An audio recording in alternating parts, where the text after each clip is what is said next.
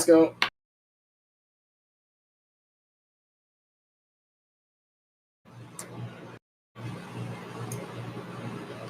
Dang, wing scuff count already.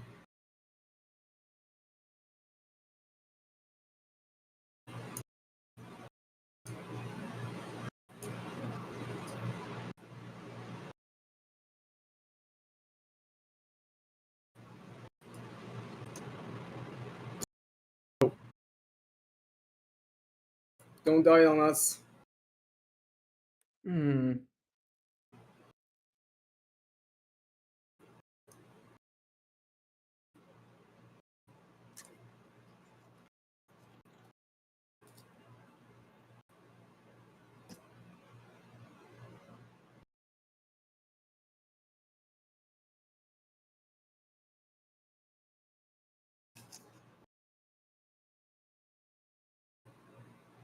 I'm sure we can also look up the stats from the mod. Oh yeah, right. We included modded jets.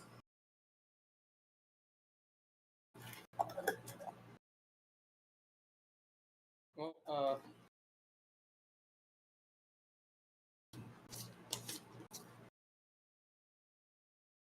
what even does your setup look like that you managed to put yourself in this?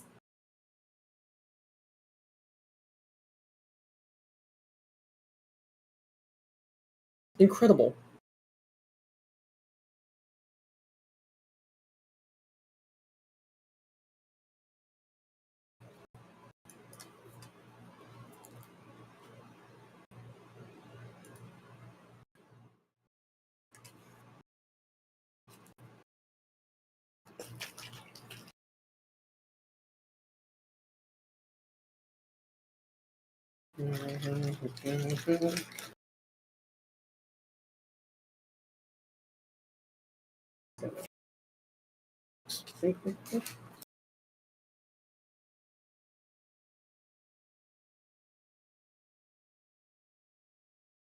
Make sure your audio input is on OBS is set.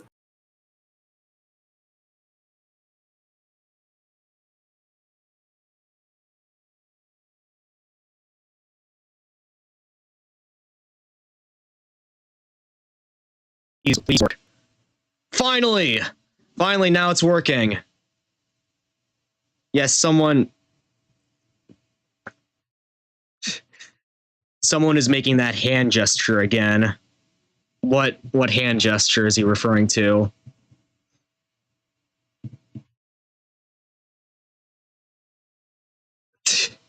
Oh, great. Oh, you're muted. That's why. It's one of your guys.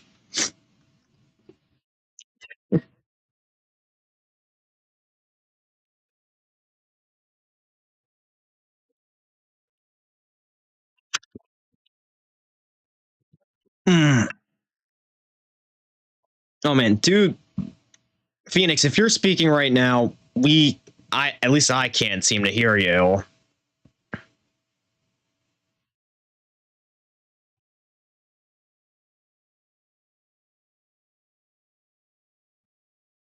Oh wait, I think I figured out why.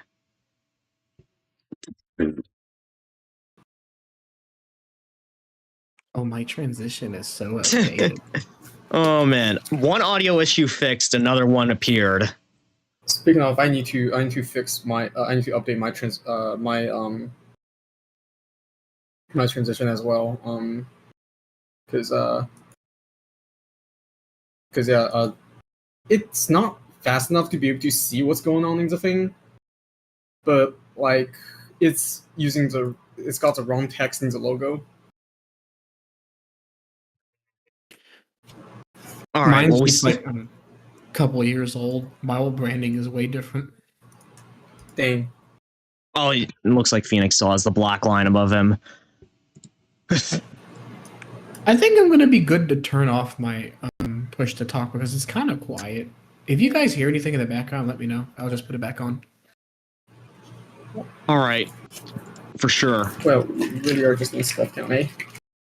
Yeah, it's just like it's never a VTuber stream without any scuff. You ain't a That's VTuber what- until you've experienced it. That's what I call a skill issue. Anyways, All right, ladies and gentlemen, after the better part of like 20 minutes that we spent setting this up, I think we are just about ready. So for those of you who don't know me, let's do introductions first, since, you know, some of our chats may not be familiar with each of us. So for those of you who don't know or have not met me, I'm Exodus. I am former pursuit agent and undercover officer turned subtly overpowered mercenary. I mostly play racing games and shooters of the first person and flight variety. I recently just finished up Ace Combat 6, so I thought, like, what better way to celebrate than to put this together?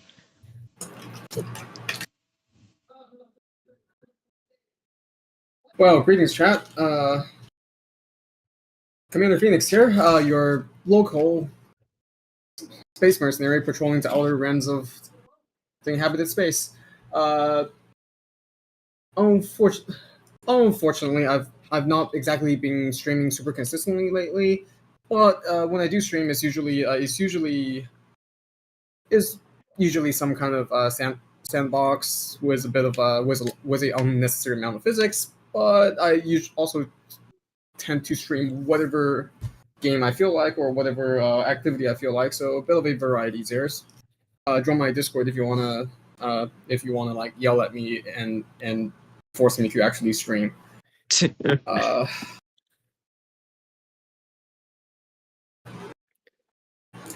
Hello. Yeah. Oh man, yeah, that was a lot there. Phoenix. Is it? All right.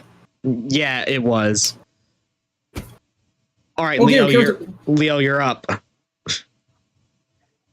Hello. My name is IKJ Leo. I'm not a cat, first off. I'm something called a kitsu synth. I'm a kitsune mixed with a robot. And earlier in the day, there was a piece of my bed came off and it had some staples and I stepped on it. So we're here today. Ouch. I'm sorry.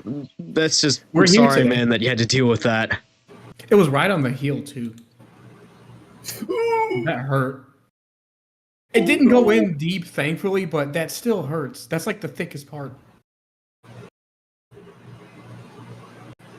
That sounds. Yeah, utterly painful. Sorry that we had to. It was pretty painful. I could still kind of feel it. Sorry you had to go through that. And sorry about all the unnecessary BS that you've been going through behind the scenes that kind of delayed this. You know, real life first. Yeah. But now it was a lot. Yeah. But now we're finally here. We're finally all together and we are ready to do this. So, gentlemen, if there's one thing that we all have in common, it is a varying degree of interest in aviation. So, I think before we go into this, do y'all want to explain how you got into this? Into, like, military aviation and or Ace Combat? You see, autism. Of course, that's always the reason behind vehicle interest. See, in my case,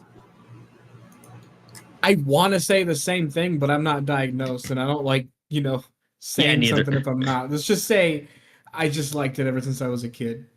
Yeah, same here. I can't say the exact same thing. I was never diagnosed either. Yeah. But yeah, thanks a lot. There goes an airplane for that badass Navy sequence that eventually led me to becoming an Ace Combat fan. Yeah. But yeah, I have really like a partial diagnosis from like when I went to get ADHD tested, and in my diagnostics, to paraphrase, the fucking guy checking for ADHD was like, "Yeah, you're autistic as fuck, man. You should probably go get that checked out." So like, I probably should like get a proper full diagnostic, but like, yeah, that's kind of the case. So yeah, just to be clear. And so, do y'all have like a favorite military jet before we go into this? Oh, that's a tough one to answer. I have quite a bit. Just give us like, if you have many, just give us like a top 5, or Okay, I'll try if top even. 5. Is it okay if some of them are experimental? Yes, go ahead. We have a few Okay. experimental jets in this as well, so. All right.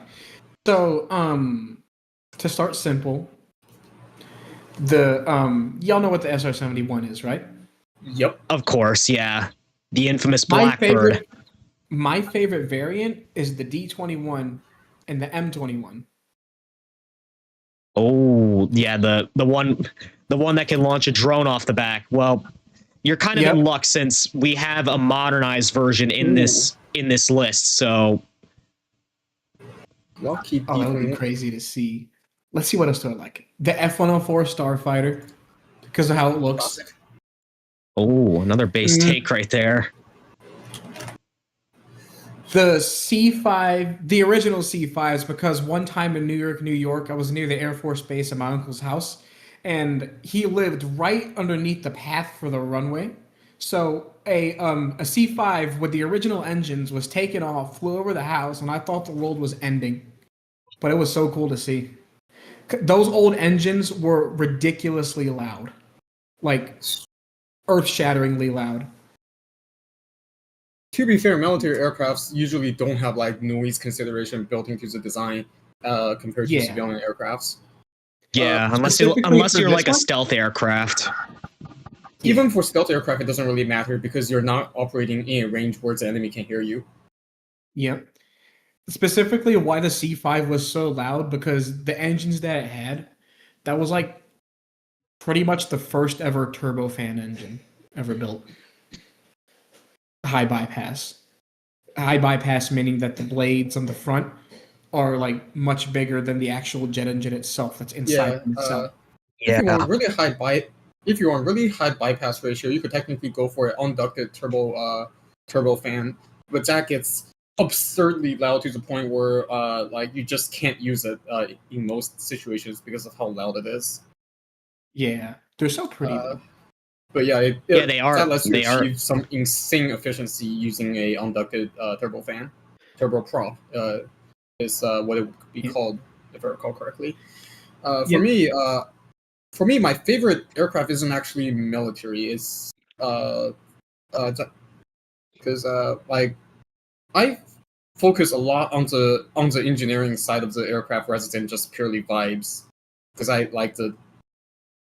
Okay, quick side note. Like my special interest is like very much on the technical side. So a lot of it is like material technologies and other things, which means that like my favorite aircraft when it comes to design and technology wise is actually the Boeing Dreamliner because of the composite material usage. Oh, that But is in terms of really military aircraft, I'd probably have to go with the F-16 because if I recall correctly, F-16 is the first first military aircraft to incorporate fly-by-wire control systems as its primary and only means of control, as well as a very interesting development on the way the flight stick was originally designed.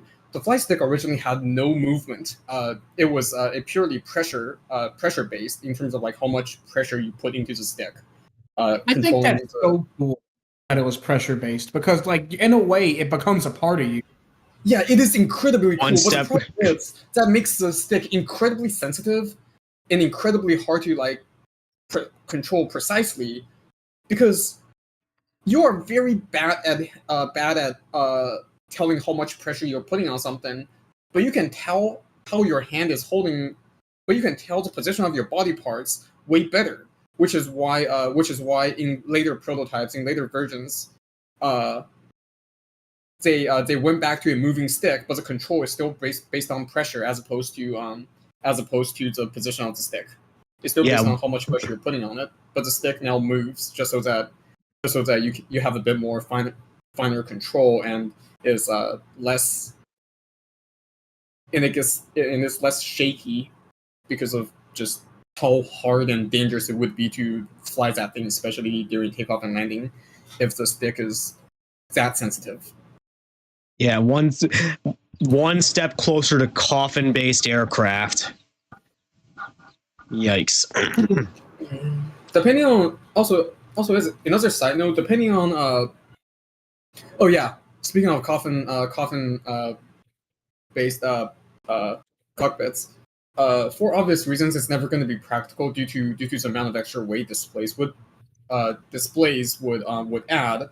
But the F-35's helmet, which is quite literally a part of the plane, already has a augmented reality view that allows you to see through the plane, and that's probably like as close to a coffin based cockpit system, a parametric cockpit display as we're realistically going to get. Yeah, it's one of the reasons why the F-35 is one of my favorite military jets, is just because, well, I mean, aside from the fact that it sucked the US budget for just like 3 different variants, that augmented reality part of it is just, that is very cool, in my opinion. And also, it's one of the few stealth VTOL aircraft in the F-35B.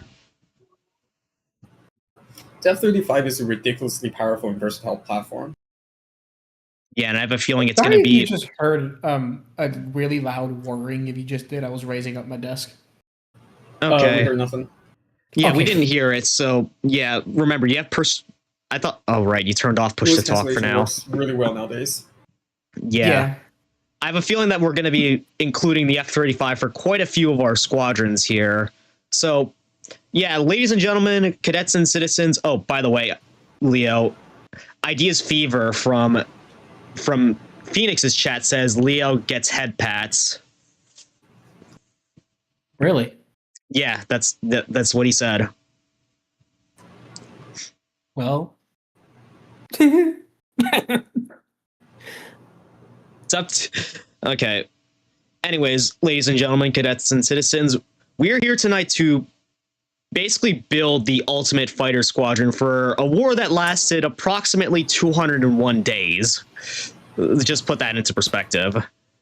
A lot of fighting happened in those days. Yeah, you had someone try to nuke the capital of Ossia. We will do it. We are not sorry. We will attempt that again. We had mass civilian casualties. We had a nation somehow take over something half the size of the fucking continent in like 2 days. We had huge giant planes. We had AI trying to like replicate pilot data to become to basically plunge the world into endless war. To become flying Skynet. Yeah, exactly. It feels like it's scarily becoming closer and closer to our strange reality. They also have fucking Kessler syndrome. Wait, what do you mean by that? Remember they try to disable the hacked satellites by shooting them down. But in the opponents, Ossia had the idea of trying to disable the hacked satellites by shooting them down, and but Arusia had the same idea to shoot down Ossia satellites, and as a result, it cascaded because the debris from one satellite hits another satellite, creates more debris, and welcome Kessler syndrome. And basically, all communication satellite just went down like that. Yeah, and that's how we ended up with probably one of the worst mission gimmicks in the entire series. Sorry to spoiler it a little bit for you, Leo, because I know you didn't exactly make it up to that point yet, but yeah, I am so sorry. I haven't like touched it in so long. Yeah, I would recommend still playing through it though, especially with 8 coming around the corner. And yeah, that's kind of why we're doing this, is like, as well, is just to like, for one, celebrate the fact that I finished all the mainline Ace Combat games, but 2, to celebrate Ace Combat 8 releasing this year. So yeah, what we're going to be doing here is basically an idea that I got from the Templin Institute to build the perfect fighter squadron based on the parameters of the Lighthouse War. So what exactly does that entail? Okay, I gotta click Okay, forward. one more detour before we get to actually building the wing. I'm surprised that the Kessler syndrome didn't cut the lighthouse cables. Because the only thing going up past the windbreak on the space elevator is just the cables, and I'm surprised that the cables didn't get cut when the Kessler syndrome happened. I didn't realize that it actually legitimately went all the way up into space. Yeah, it's a cable. That's what a space elevator is. It goes all the way up into space using some fantasy nanotech material that doesn't exist in real life, because nothing that exists right now has a tensile strength to hold its own weight up and pull something down from like outside of geosynchronous orbit to like. Speaking of orbit, I think Artemis 2 is entering the atmosphere right now. Oh yeah, Artemis 2 is on the way back as well. Nice. Yeah. All right, so here's kind of the rules that we have for this. So basically, when this unit is deployed, when this unit that we're building is deployed, it's right around the time of excuse me, allergies. Allergies suck. Don't get allergies. Would not recommend. How does one get allergies intentionally? Okay. By exposing yourself by exposing yourself to pollen. Oh, we have a bunch of that over here. Of how to actually get an allergy. Have you done that before on purpose? I've not done it before, but I know there are ways to make that happen. Okay. Well, we do have a lot of pollen here where I'm at. There's a way to give yourself red meat allergy by eating a specific. No, you can't do that. I love red meat, man. Yeah, but there's a way to like give yourself red meat allergy by like eating, if I recall correctly, like specific type of parasite that happens to like has a protein that's really similar to red meat, to stuff that's found in red meat. So like if you ingest that special protein, your immune system is gonna start recognizing red meat as a hostile object. The proteins in red meat as hostile, and now congratulations, you are now allergic to red meat. Theoretically, you can do this with any protein by ingesting a very similar protein that is a part of a viral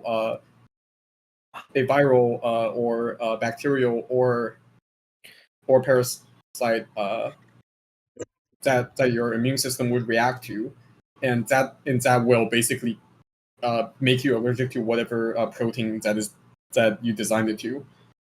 You could theoretically make that happen, though in practice, I don't think you can target things that specifically.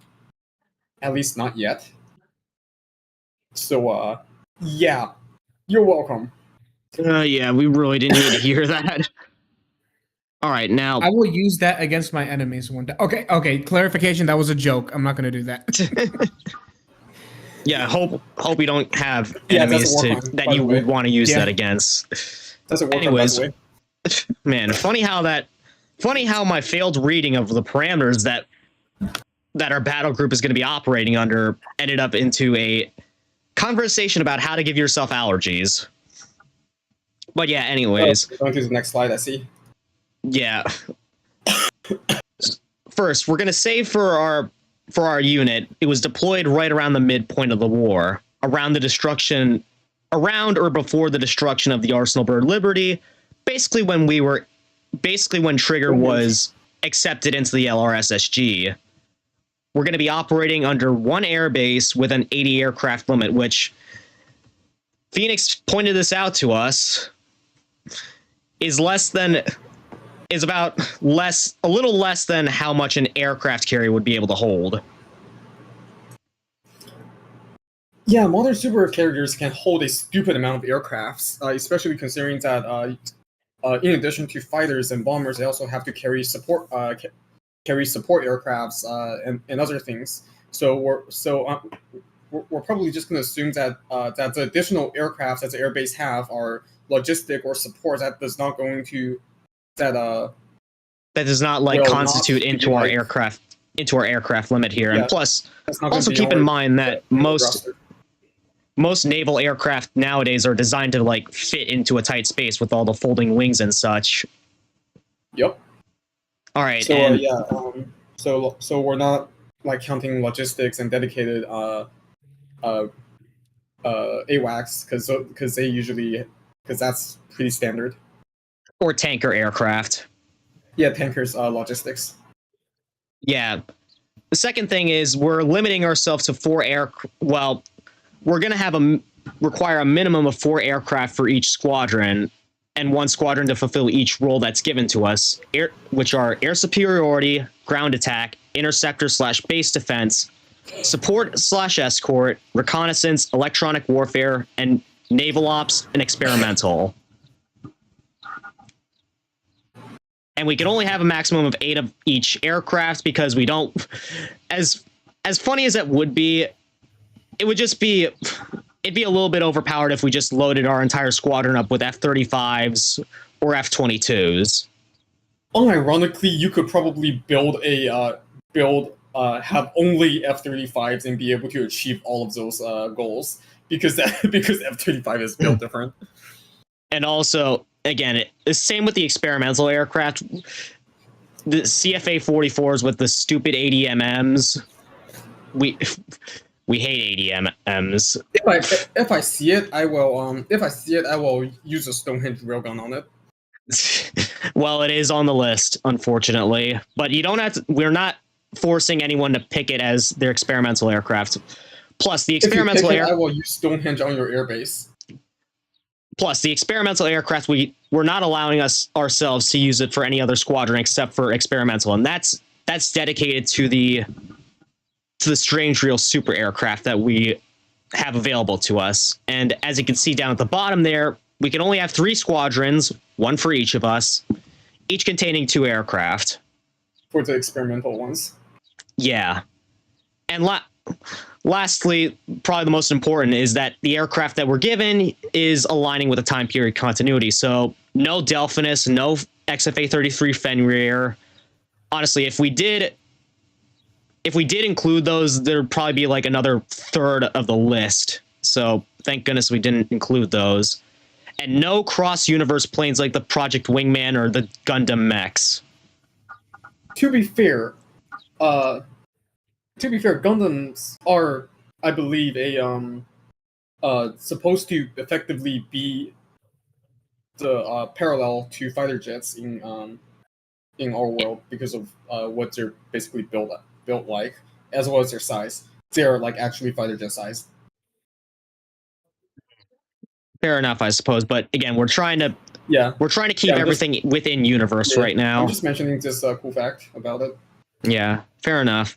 And yes, every aircraft will have magically regenerating missiles like they do in Ace Combat, but they'll be limited to the special weapons that they have in game. So, for example, the F-22 has the 8 AAMs and the small diameter bombs and the QAAMs, which we also hate those. I swear, every lobby that I go into, every multiplayer lobby I go into, there's at least one person using an F-22 and QAAMs. You want your augmented proportional navigation, Phoenix? Well, it's in the game. It's just limited to one of the most annoying special weapons in the game. I need you to understand that there's a reason why every single missile, every single air-to-air missile that exists on this planet uses augmented proportional navigation. Very well, then. Elaborate. We'll be here for a while. Okay, then maybe not. Maybe not. But yeah, it's a lot of math, so like it's literally just that you the physically like cannot miss. Like it is literally like it is almost impossible to miss with augmented proportional navigation, even if the missile is slower than the target, as long as it's launched like from in front of the target. That's how effective it is if it's implemented correctly. Ideas Fever. Fighting Falcon is my favorite. Oh, fuck. What? My number one is the Mirage. Oh, that's your favorite. I just remembered that because when Ideas said that, I remembered the this French film. It's such a beautiful film. It has insane shots of like the mirages and the. That's so beautiful. I know which one you're. Name. I know which one you're talking about. You sent it to me on my old Discord account. Yeah, I don't remember the name. Maybe you'll be able to find it someday. But yeah, all right. Last thing worth mentioning is that any aircraft can be used in any squadron and serve in multiple roles, with the exception of the naval ops planes and experimental, because naval ops, you need a tail hook to land on an aircraft carrier, contrary to what the game tells you. And experimental, a welder and some scrap metal will do. Yeah, and experimental, again, just to avoid us loading the entire airbase with CFA 44s. The aircraft, yeah, and I did put in quote-unquote best fit aircraft. Those are just recommendations based on the roles that each aircraft has in the game. So, like, for example, multi-roles would be in support and escort, air superiority would be fighters, and ground attack would be, well, attackers. Now onto the next slide, the big one. So the aircraft that we have available to us is, that first one was literally a pain for me because that was just added today. The F-15M Sea Eagle 2, which the F-15 SMTD, but with a tail hook. The A-4 Skyhawk, the A-10 Thunderbolt, the 80A-01 Adler, the 80F Falcon, the 80. Wait a minute. That should not be in there. I'm breaking my own rules right now by having that in there. Get that out of there, and get that out of there, and let's actually replace it with, okay, yeah, the other two aircraft that I meant to put in there.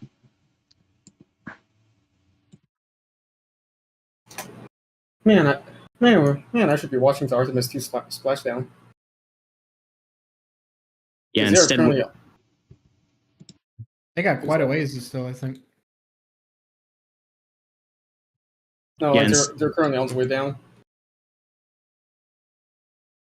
Well, we might have like a little intermission in between, just in case. Yeah. I'll tell you when they're getting really close. All right.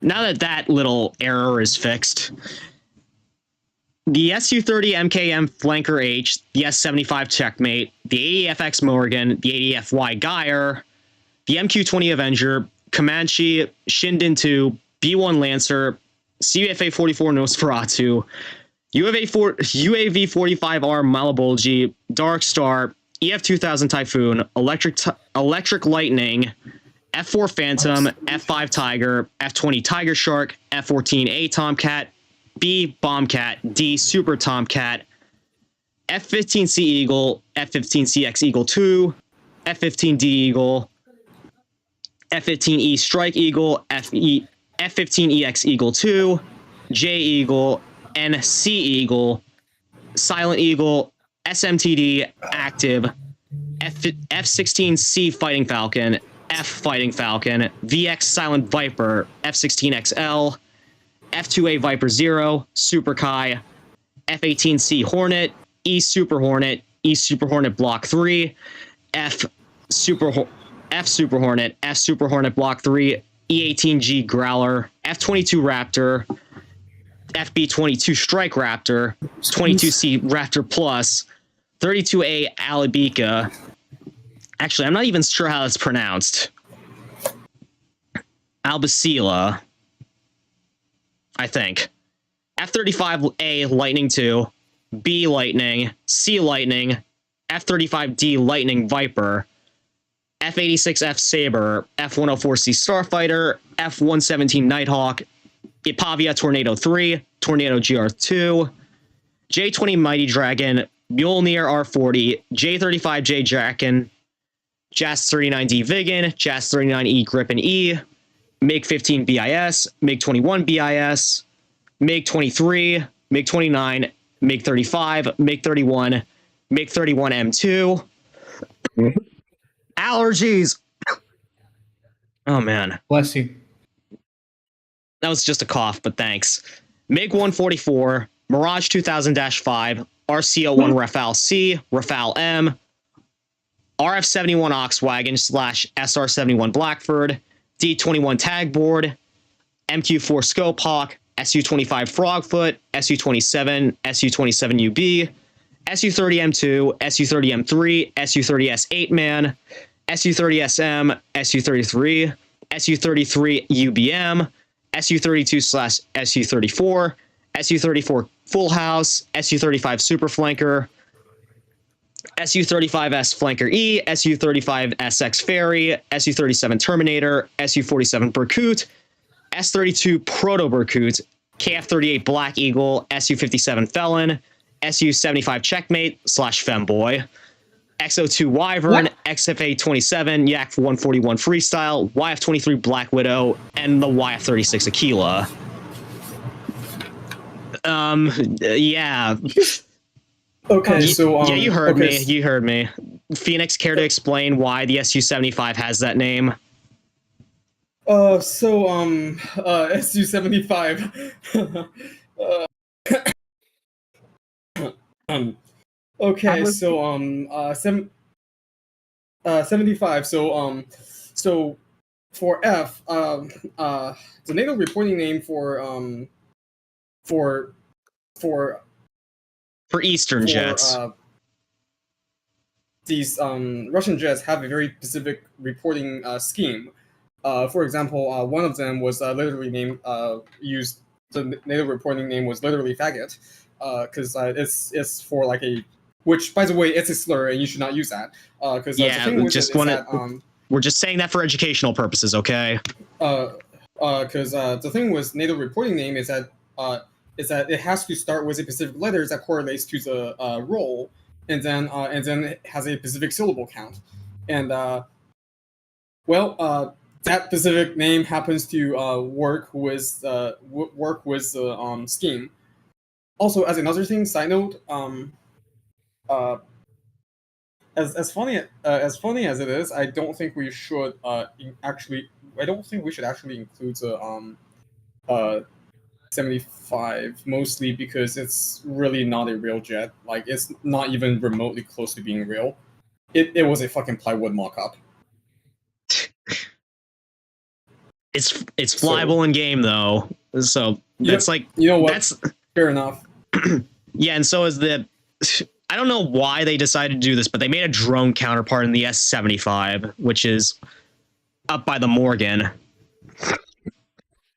That is cursed. Yeah, if we're using that one, it's definitely going to be target practice. Which, if you remember from the last collab we did have that as like an actual tier. But yeah, that's, oh man. If you just said all those aircraft names, you probably sound like a crazy person, but we have context here. That is all the aircraft that we have available to us for this. So, without further ado, ladies and gentlemen, let's get into this. Starting with... Ooh. Actually, I might want to exit out of full screen for this so that I can move the images around. Which category should we start off first with, gentlemen? Okay, so the direct next slide is air superiority, and that's going to be the easiest one. So easiest, even though it has like one of the most amount of options available. Load like eight 22s and you're done. Of course, like dead ass.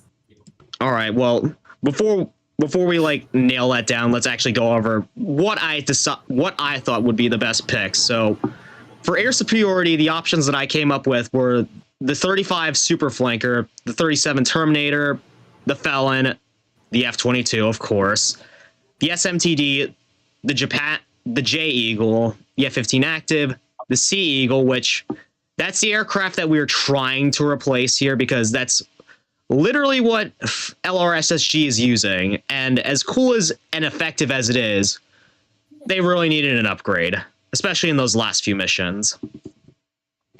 Typhoon, Eagle 2, both versions of it. The Su-27, the Su-35S, the Black Widow, the D-Eagle, the J-20, F-35A, and the MiG-144. And, well, I don't really think we need an explanation here. You said it yourself. Like for very simple reasons. Like this is going to be literally all of the 22s that exist on the within in the U.S. Arsenal, but for obvious reasons, as I said, 822s. Yeah, the thing's literally unstoppable. That's why they stopped making them, right? It's because... Actually, no, the reason why they stopped making them was budgetary reasons, and now it's too expensive to restart production because of budgetary reasons. Well, because they stopped it, now they can't start it back up again because the production lines and logistics for it no longer exist. But initially they stopped it for budgetary reasons, not necessarily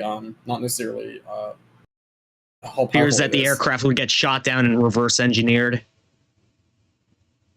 No, that's like not a concern because I don't think you'll be able to shoot it down.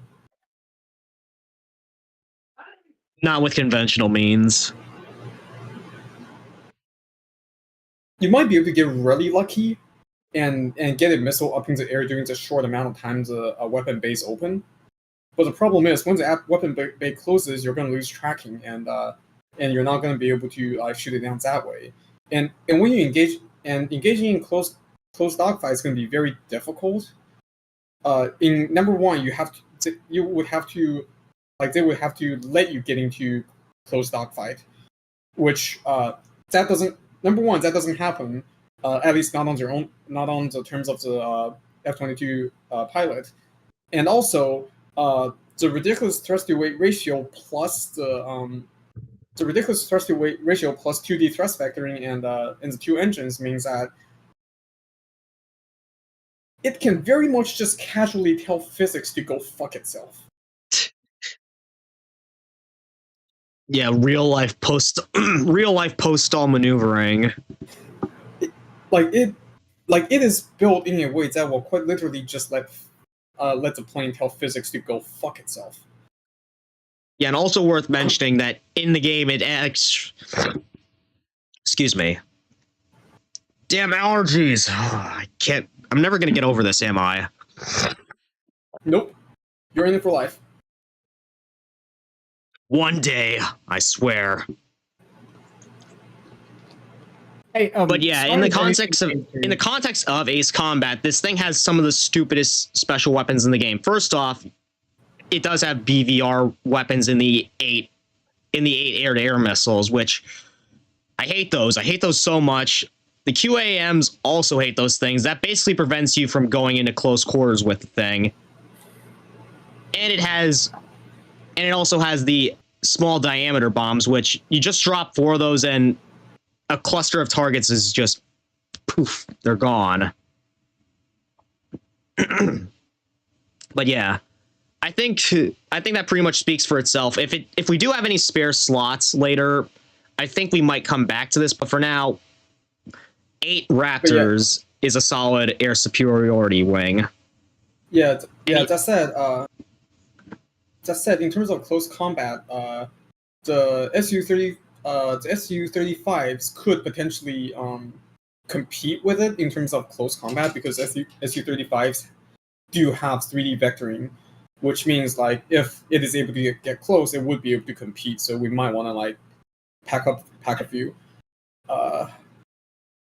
as like a backup. A few. Although I do want to. I'd say start with 4 just so that you have like some, but not like taking up too much space into available slots. That's my recommendation. I was also gonna think on the subject of like 3D thrust vectoring aircraft that are good for close range. I was also thinking of like maybe the F-15 active, because that's basically like the F-15 version of the Flanker E there.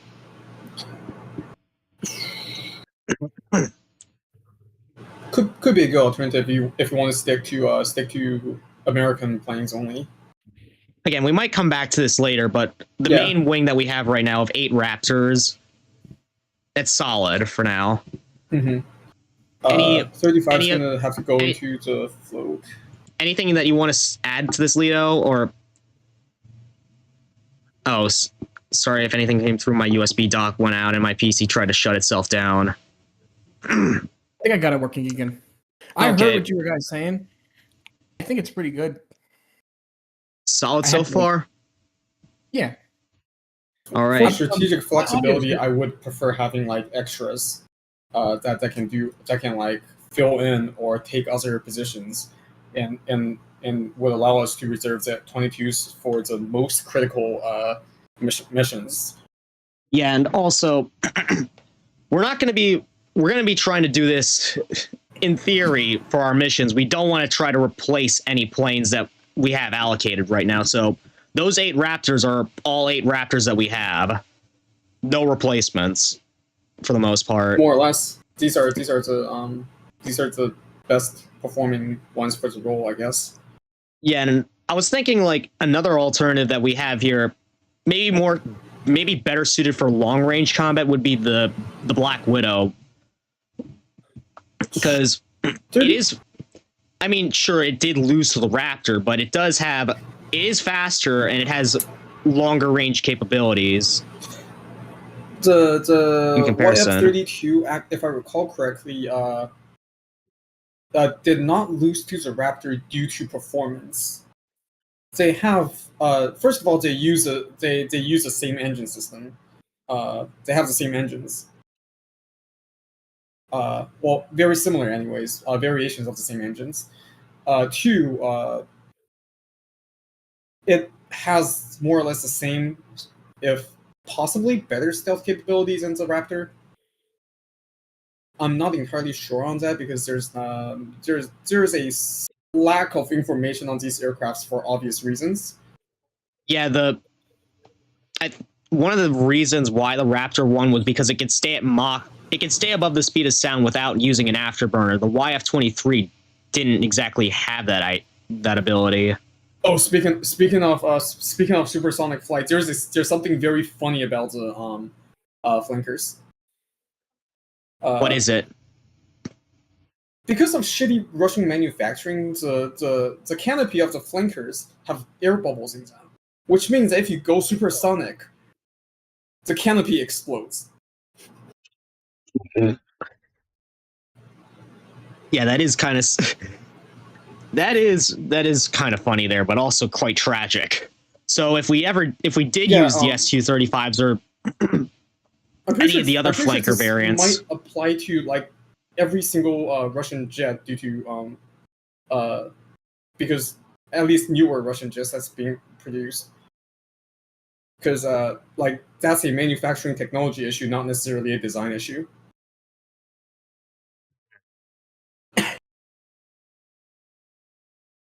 So yeah. All right.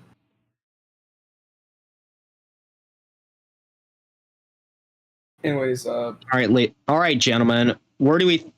So we have our main air superiority squadron set up here. Which do we tackle next? Let's just go down the slide one at a time, just so that we can like actually figure things out one at a time. Very well then. All right, our next line that we have to deal with is our ground attack aircraft. For this, I narrowed it down to, again, we could go back to the aircraft list and see what other options that we have here, but for this, I have narrowed it down to the A4 Skyhawk, the Thunderbolt, the one helicopter on the list, the Comanche, the B-1 Lancer, the Bombcat, the Tornado GR4, F-16XL, Su-25, the Strike Raptor, the Nighthawk, the Full House, and the Fullback. Night.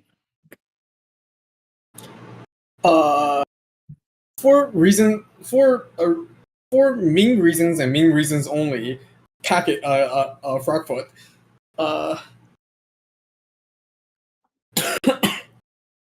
But no, in all seriousness, probably don't do Frogfoot. Frogfoot's not like the best for obvious Yeah, no, reasons. it's not. It's obviously not the best. It's I'm just gonna quick look at the game right now. Y'all could keep talk. You could keep providing information about it, but I don't believe that this thing is particularly maneuverable. Well, the thing with Frogfoot is just an old aircraft, a really old aircraft, and it's missing a lot of like technological advancements that exist in newer aircrafts. And as funny as it would be to have A10 Thunderbolt, have A10Cs, the A10 is a terrible platform. Like I don't mean that as a I don't mean that to like talk down on the plane. I mean that as in it does not have the proper avionics. It does not have the necessary avionics and like targeting systems to fully perform its role, and you're like very much restricted to visibility to like using Mark 1 eyeballs a lot of times, especially like So with ground attacks. So you're saying not even the could save it? As funny as that would be, if your main target is your allies, yes. Oh It man. is very easy to shoot your own allies with an A10 because of how hard it is to actually figure out who's who while you're up there because of the lack of avionics, like modern avionics in the A10. The A10 has its advantages, such as being relatively easy to repair due to being designed primarily out of designed to primarily use off-the-shelf components to make it logistically simpler. It is able to carry a lot of weapons because of the fixed wing and turbo fan engine. I was gonna ask about maintenance and like how much its hard points can carry. And like as well as just general durability towards like regular weapon fire, ballistic weapon fire, due to the construction, as well as all the redundant subsystems.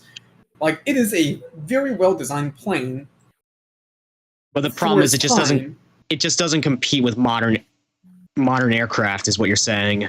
Ground attack requirements have changed since the days when the A10 was designed. The A10 was designed to mow down Russian tank columns that has absolutely zero air defense. Air defense? Yeah. Because that thing will not be able to take a air-to-air, ground-to-air missile. It will not be able to take an air-to-air missile. Nothing can take a missile and shrug it off. Damn. So yeah, A10, as funny as it is, it was a well-designed plane for its time. But It has been aged out because developments in technologies and changes in requirements. So yeah, that pretty much dismisses one of our options. It's kind of ironic considering where we placed it last year on our tier list as like an A-tier aircraft. It is an A-tier aircraft because it is a very iconic plane. It is a very well-designed plane for its time. It's just, it is your time to go. Were you a good plane? No. Yes. No, you killed so many British. You were supposed to shoot the British. They're our allies. Okay, yeah, that's another. When I see the A10, it reminds me of this like one smaller, like I think it was a ground attack plane. It was like what was it? It was like double tailed. I don't remember what it was called. Oh shit. Bronco. The what? OV10 Bronco. I just remembered what that was. OV10 Bronco? It's like I've heard it compared to the A10 in firepower ways, but I don't know what the actual purpose of it was. All right, so Bronco plane. Let's see. Oh, I see. The North American Rockwell OV10 Bronco. Is that the one? Yeah. I gotta search this up. I saw a video of one getting shot down. let's see. I mean, that's how I discovered it. What it was. Oh, yeah, that is It's very quite an funky interesting looking. plane. But the problem is, it's only a prop-driven aircraft, not exactly ideal for what we're. No, for ground attacks, prop driven is fine because you don't need speed. You're You relying need on survivability. you need you need mobility, payload capacity, and most of your defenses are going to be based off of number one, picking your targets properly with the help of AWAC. Two, active countermeasures. Those are going to be your main defenses anyway. Yeah. Very popular. So I'm like, guessing the A10 is not very good at either of those. Well, maybe payload capacity, but not so much with like, active countermeasures and such like stuff like that. it is a very dated dated plane. All right, so the A10 and the Su-25 are out for this, unfortunately. That leaves us with, quite a few other planes. I want to dismiss another plane real quick, and that would be the Skyhawk. I mean, it's funny that it could carry 12 air to ground. It could carry 12 unguided bombs, but really, its main purpose as, a standoff weapon, it's like it could carry a first strike nuke on it. I get it, but it can't do that in the game, and it's not at all practical because now it's going to paint this large ass target on our airbase. So the thing was Nighthawk. Okay, I agree with the elimination the Skyhawk. The Skyhawk. Yeah, that's the A4 Skyhawk. A4. Okay, yeah. Okay. Never mind. I don't know enough about it to like tell you the specifics of it. A4. I'm kind of I've been kind of eyeing the Nighthawk because like I'm kind of surprised. I didn't even know it was a ground attack fighter or ground attack plane.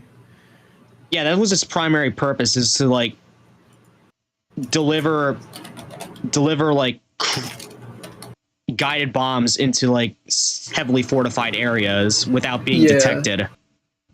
Yeah, the purpose of Nighthawk is seed missions, suppression of enemy anti-air assets. And as the name implies, it did most of this stuff at night, right? Well, first of all, it's a stealth aircraft, and you have to like deliver the payload from like a certain altitude where you could be from like certain altitudes. So, having both a low radar and visual visibility will help with that. The Nighthawk is also, if I recall correctly, one of the first stealth aircrafts. Indeed, it was. Ever, but because of the actual functional performance of it, like I kind of have to, unfortunately, dismiss it as well because it's unfortunately outdated.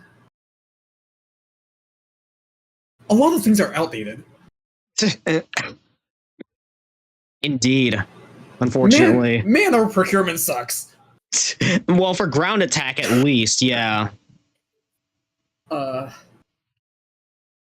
we're probably gonna have to let F-35s fill in a lot of this when we get to the final bits, because well, those are I have all three versions in the support roles, so they could probably cover it for us there. Yeah, so but I would I would still like to have at least one dedicated squadron here, and so far that's three options off the table for us right now.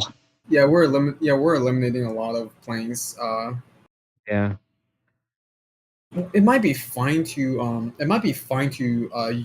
should be fine to keep the helicopters, since the helicopters are still going to be useful in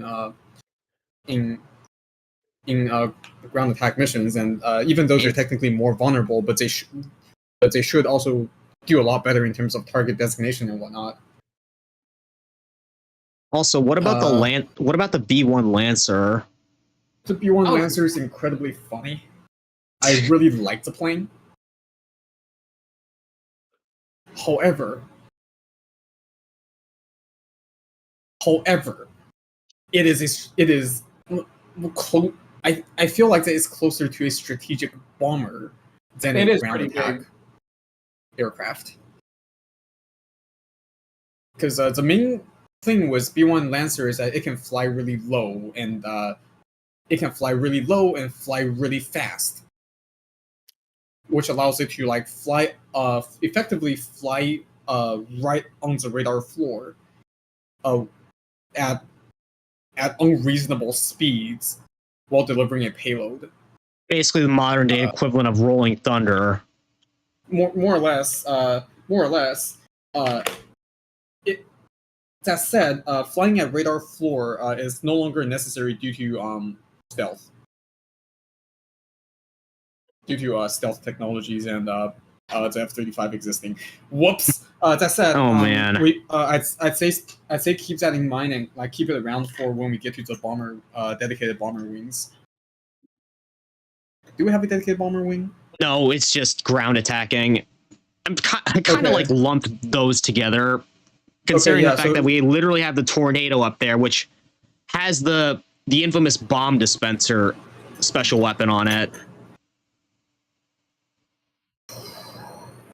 Okay, so if this is supposed to also cover bomber rules, then we do want the B1 Lancer. Yeah, I'm thinking we cap it out at 2 for them though, because let's be real, those things are massive and they carry a lot of munitions. So yeah, we want to try to keep the costs on them down for a little bit. Yeah, they're your strategic bombers.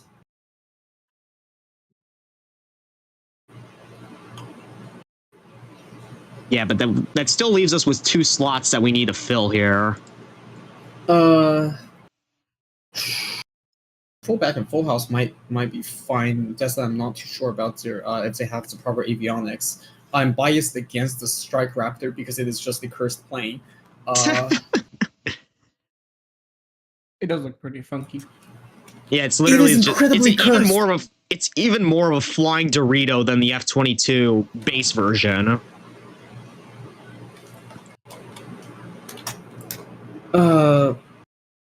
F-14, the F-14B might be good. That could also help cover our naval wing as well. Yeah, that'll branch into other roles here. So we could probably like get let's get 4 of them just for fun. Yeah, for now. We'll probably get a lot more Tomcats involved in this later once we get into the naval portion of this.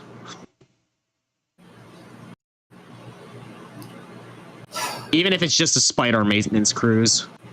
But yeah, there we go. Oh god. Oh What? god, now I have to sleep. No, I have to sleep with someone posted at the door in case maintenance guy tries to clock me while I'm asleep. Oh no! Oh, yeah, no. We're just doing this. Yeah, I know we're doing this to spite the maintenance crews as well. That's literally what we. That's what we said during our like our tier list rating. But yeah, I think we'll keep. Yeah, those. like one of the leading edge control surfaces usually gets like welded shut by maintenance because it's just not worth fixing. Yeah. All right, but before we carry on, I think it's worth at least bringing up, even though we didn't talk about it. But what about the F-16XL? Is it like this? too? Because I've been eyeing it all night. Or like the what? The XL. Yeah, the F-16 flying Dorito. It also has a ridiculous payload capacity, if I remember correctly. Like, let me see if I can. XL might be good because it looks like that you combine ground attack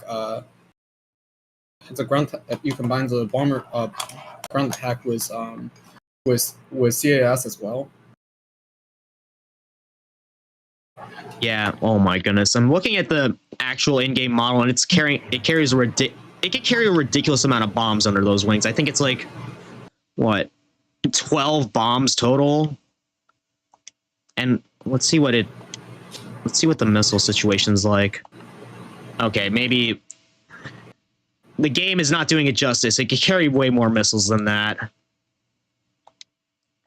And yeah, it does look solid in terms of like its payload capacity. We may be biased against Russian planes. I just noticed. Yeah, I know. But The then again, the subreddit is biased against them as well. It feels like. to be fair, Russian, like actual Russian planes are like in a very interesting situation of like they're kind of paper tigers when matched up against their supposed counterparts. Yeah, they kind of. And a lot of times it's not necessarily the fault of the design itself. It's just that the bureaucracy surrounding Russian aircraft makes it impossible for them to get actually good manufacturing on the thing. Well, yeah, if we come back to this though, if we have some spare slots left, I might consider either the Tornado or the XL as like as like an extra 2 that we could add. Definitely. All right, next up is interceptor base defense. So basically, the concept behind this is like cheap aircraft that we can launch quickly, that are fast, and could basically intercept a bomber wing before it ever reaches our air base.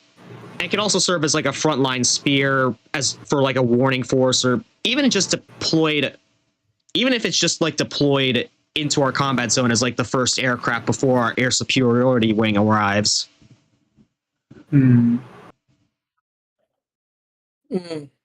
So yeah, we have the Phantom, the Mirage, the other version of the Tornado, the other 2 Tomcats, the Flogger, the Draken, both versions of the Foxhound, the Tiger Shark, the Fishbed, and the Starfighter. I'm gonna start by eliminating the Phantom. Fair the enough. Phantom is the iconic plane. It is historical. It is it has a lot of value in a museum. The Phantom is still back into ages where mechanical backup systems are the entire thing with control surfaces. If I recall correctly, one major flaw of the F4 Phantom is that it has very limited pitch authority due to the way the mechanical controls works for the specific plane, which makes it a bit hazardous to fly, especially when in the context of when it was deployed. It was a very easy target. Yeah, it's like, even not considering that, it will not be able to beat any hostile planes in a dogfight because of the limited pitch authority due to the mechanical design flaws. Yeah, I think that also got carried into the game as well. I mean, besides having it only really has one good special weapon in the game, and that's the explosive, what was it? I forgot. The burst missiles, not the multi-purpose burst missiles, the short range air suppression missiles that explode once they're near a target. Yeah, it's like the only good thing that it has. The other 2 are kind of not that good at all. Yep. So yeah. Phantom is F4 sadly Phantom, as iconic as you are. You're not. Yeah, great plane, iconic, great value in the museum. Yeah, sorry, we're gonna have to keep that one out for now. What about our other options here? What do you think about the guys? Starfighter? Because I'm conflicted on it. Hey, just a quick intermission. Artemis is currently on his way down. Okay, yeah, we could do that right now. All right, everyone. Yeah, Artemis is on its way down. So take a moment right now. We're going to be taking a little bit of a break. Feel free to stretch, get yourself a drink, snack, whatever, and we'll be back momentarily. Artemis is currently on its way down, and it is into a communication blackout phase.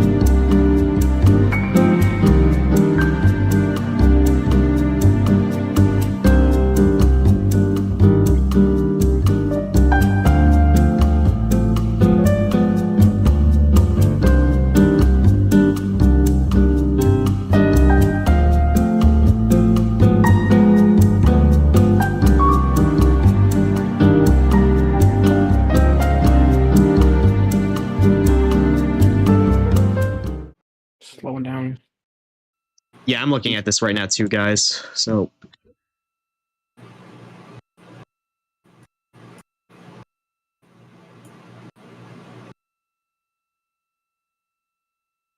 So yeah, for those of you who are not aware of what I'm talking about with the communication blackout, so the thing with orbital reentry is that you generate a lot of heat from air resistance friction, and this heat heats up the air enough that it enters a plasma state, and when you have a very electrically conductive plasma surrounding something, it kind of forms a Faraday cage sort of situation where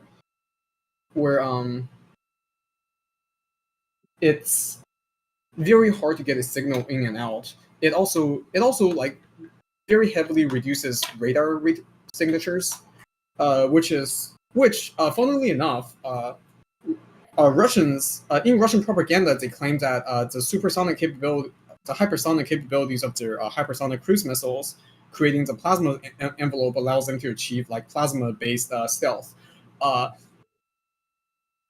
Counterpoint: thermal imaging.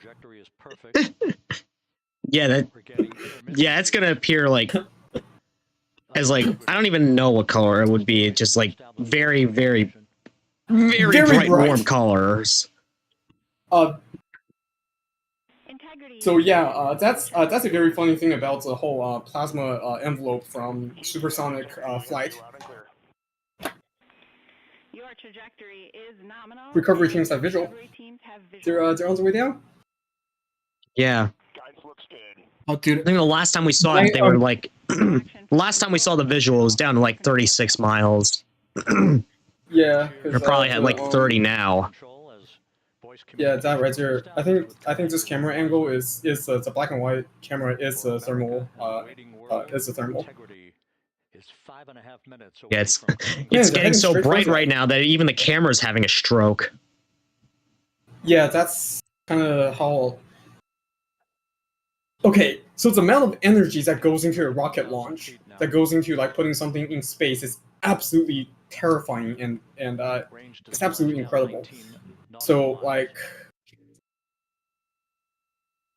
the Artemis launch, the launch of the SLS, as well as anything that can put stuff into orbit, is bright enough that it's like comparable to like a second sunrise. And when you're coming down, you're expanding all that energy in the form of like having it bled off into the kinetics.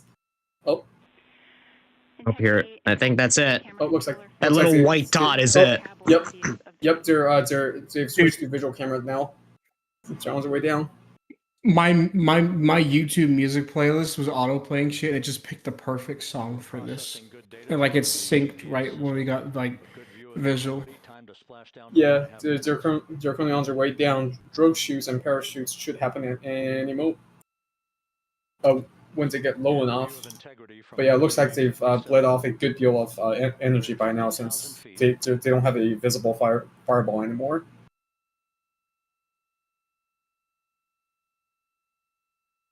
Off gassing on the side. I think they might be getting ready to deploy chute. Was that the drogue chute? Might have been. Okay, yeah, they're adjusting altitude with the maneuvering thrusters.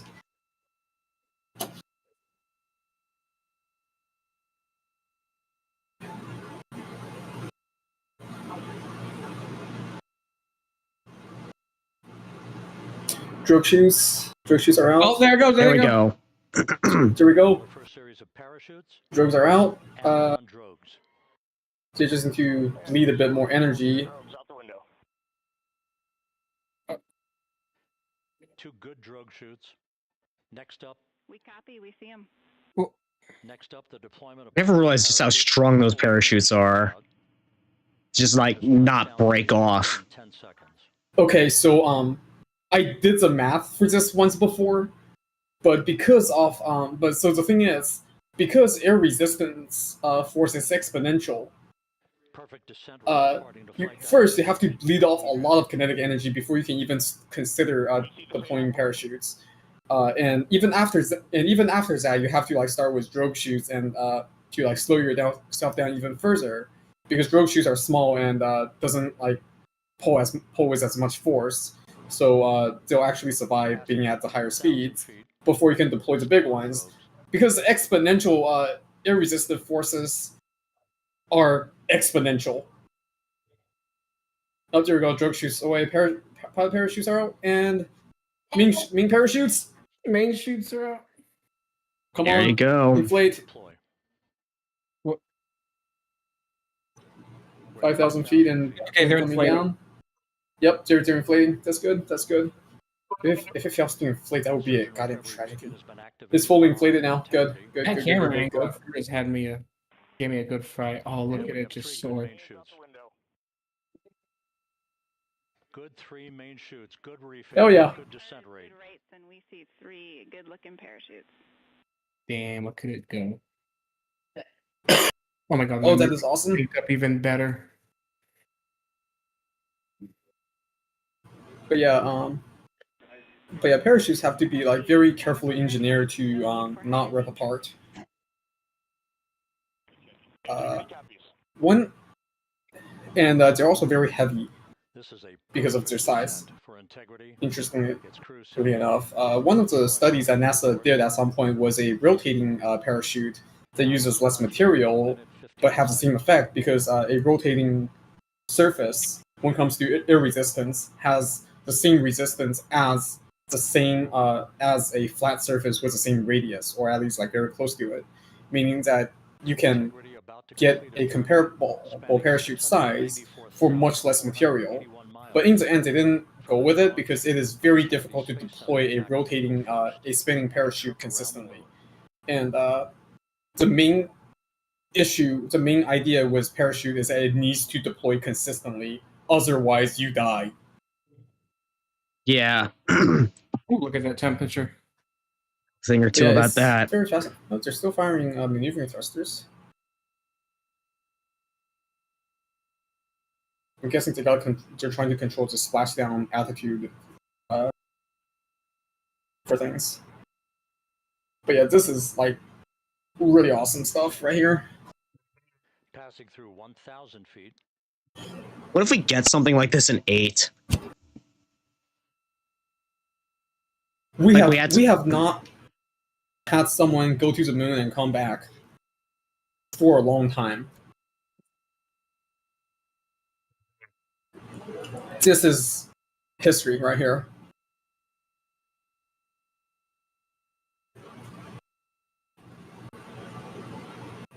Dude, it is a shame that I wasn't able to record this VOD, because like I'm listening to this song called Halcyon by a group called Orbital, and it's like the perfect fucking soundtrack for it. And it's synced up so well, like unintentionally. There we go. Holy touchdown! There we go. During the soup. Copy splashdown. Waiting on Welcome you. home. Yeah, right, because it's not the drink, because it's not fresh water. I remember what you during the told soup. me. Yeah, for stuff coming down from orbit, you more or less have to aim it in the ocean. For like these control situations, you can pick and choose where you want to drop it. For less controlled situations where you don't, where recovery. Okay, good. They're still on the surface. They're still floating. For situations where recovery is less of a concern, such as just the orbiting dead satellites that needs to be moved out from, that needs to be removed from orbit for safety, you drop it at the Nemo point, or at least try to aim it at the Nemo point, which is a region in the ocean where there is like very little things. The furthest point from any major landmass. But in this case, they have a controlled descent, and the capsule and the crew needs to be recovered. So I think they have a controlled. I think they have a controlled landing position. The unofficial Let me look You know, up we had to where, 7:07 and Mhm. 47 seconds p.m. You know, in Ace Combat 4, we had a mission where we had to defend a rocket launch. What if in 8 we actually have a mission where we had to defend someone coming down from space, basically like the opposite of what happened in 4? Because it seems like we're visiting a few other locations that were in 4. I don't know. I don't know. It just seems like a cool idea. Like, there's a lot of mission ideas that, you know, I'm surprised haven't been done yet. trying to at 7:07 and 47 seconds gonna p.m. snooze ads. Snooze ad if you got one going. Keep an eye on that. Oh yeah, that's 'Cause, probably me. So the thing was, whatchamacall, We have you the same. We'll meet you over in post landing. oh, I abhor to think about the logistical problems with trying to defend a rocket launch or a recovery. Because unless the enemy also wants the payload, Copies all. but in that they want to take control of the payload, you can't really stop someone from shooting down a rocket after it leaves your air defense perimeters. That's what that means. So stable 1, upright. And if it's on the way down, Being deployed, the 5 airbags being inflated. again, it is very difficult to stop a missile from just obliterating someone. Obliterating a spacecraft that's on the way down with no means of like maneuvering or countermeasure, which is incredibly unfortunate. So yeah, it would be cool, but don't. Yeah.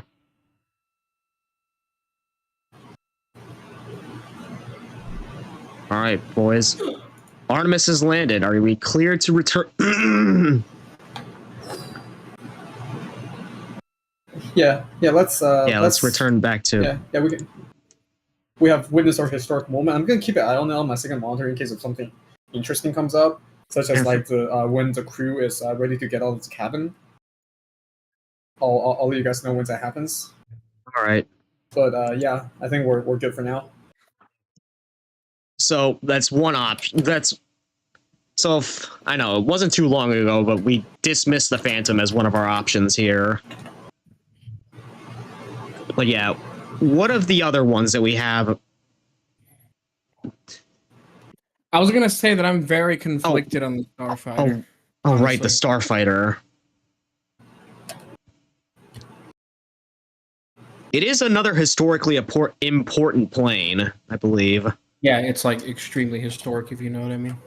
It is very important. Once again, in a museum. They don't do that thing.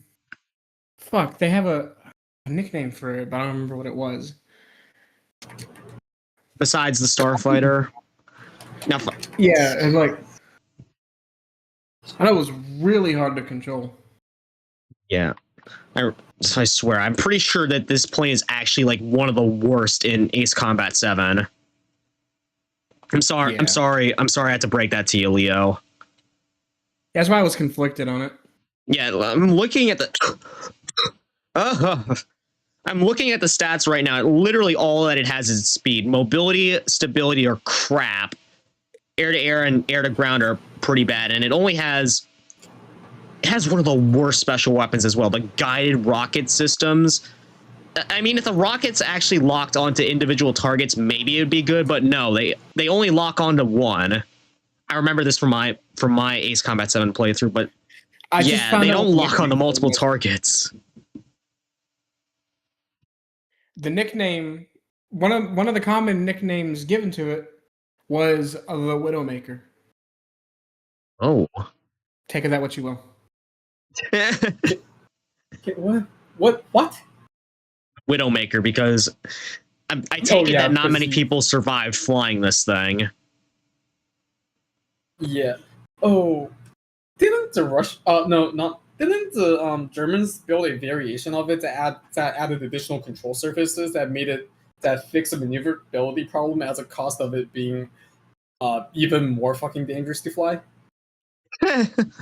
Oh man. Because I distinctively remember that being a thing.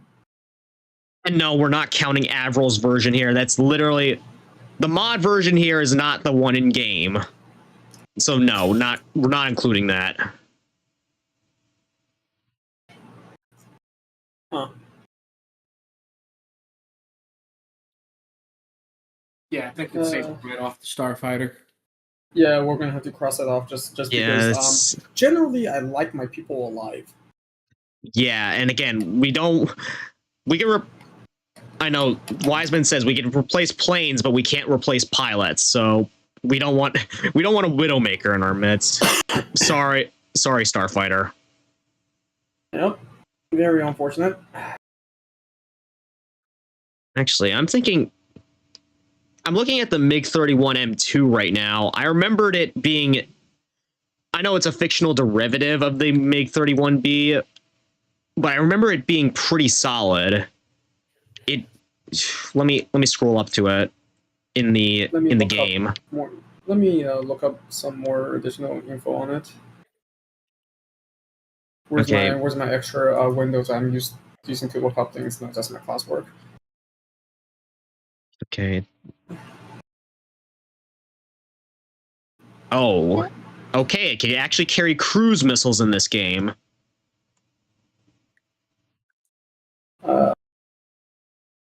And it has machine guns. It could carry cruise missiles in the game. Cruise missiles and machine guns, very fascinating. Yeah, and it can also PSM, as if it wasn't already ridiculous enough. What?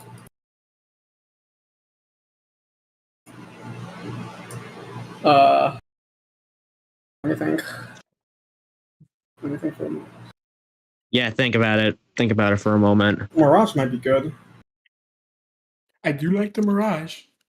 Yeah, you did say it was your favorite aircraft. It is. I remember the name of that film. It was called Vos Blancs. It's fucking beautiful. It's all right. Yeah, put 30 minutes. Put that in the group chat. Let me find the link. Yeah, I need to find time to watch movies. I need to watch like multiple movies. Project Hail Mary's ones I need to watch. This one's like a documentary, but it's professionally filmed like a film. It has some incredible. Okay. Yeah. This thing has wingtip electronic pods, so it can also act as.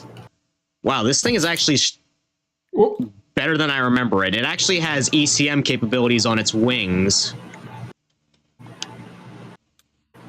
Huh.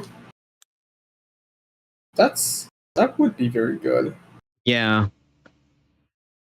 Might be a solid fighter, but even better as like an interceptor. Yeah, let's get like maybe like I'd say let's get maybe 2 for now, just in case we have any other options that we want to use at the moment. Because you did both bring up the Mirage, like just in case. Mirage is good. I would really like to get Mirage in on this because once again, it's a good plane. Yeah, it's a solid plane. Plus, remember it does have the funny nuke on it. Mm-hmm. Yeah. There's also the thing that you could technically also use the regular air superiority wings for defensive situations, since air superiority aircrafts are performant enough to do the same things. Yeah, fair enough, but the main purpose of the interceptor wing is to be a defense force that's quick to deploy without having to use our more expensive forces. And if we do need them, they sort of act as like a front spearhead / warning force to buy enough time before the air superiority wing shows up.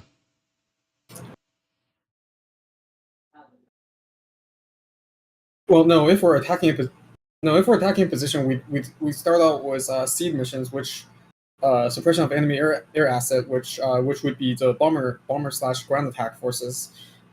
Starting off with those, and and the fighter would be directly behind, we wouldn't use the interceptors for that purpose.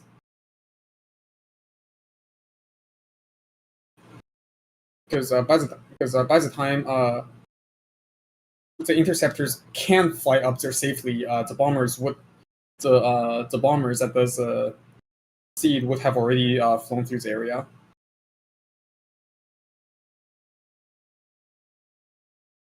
Because that's a prerequisite. So, no, not as a advanced force. You can't do that. Not safely anyway. Fair enough. Gonna be dependent. So yeah, probably just a Mirage and MiG-31s should be fine. Yeah. How we split? Are we doing 2 and 2 or like 2 and 4? We have some flexibility here. 2 and 4, we have like 80 planes of allotment, and we're only at. We only used up like what? 8. I'm trying to think. We had our 8 F-22s, our 2 Lancers, 4 Bombcats. 8 plus 2 plus 4 plus 2 plus 4. Yeah, we are like only at 20 planes. We are at 1/4 of the capacity. All right. Okay. The next one is going to be. I feel like it's going to make up the majority of our forces. The support escort wing. Okay, before we get to the support escort wing, I think. Hold on. I think. Oh yeah, I think they're getting Dingy out to the capsule now for Artemis. All right, then Yeah, they're. I think it's worth that we look over there and look at it. Oh, and sorry if what. I closed it out. My Artemis stream. Yeah, so did I, but I'm going right back to it. All right, we're back. And yeah, The by boat's getting to the thing. While y'all are waiting, just get this beautiful image of the. While my stream was waiting, they're getting this beautiful image of the MiG-31M2. Away. Things. I need to get something to chomp on sometime soon. Integrity, Houston. Yeah, it might have been a good idea. I had to leave lunch, so I didn't get dinner. Good idea, standing by. And Jackie, yes, we are pushing. Yeah, they're out of the capsule now. Are they? I believe. Well, maybe. I couldn't tell what the boat. I couldn't tell if the boat out there had them in it or not. They're getting close to it. Looks like. Okay. Yeah. And just to confirm, you are seeing that you're touchdown plus 3030 for power, correct? That's affirmative.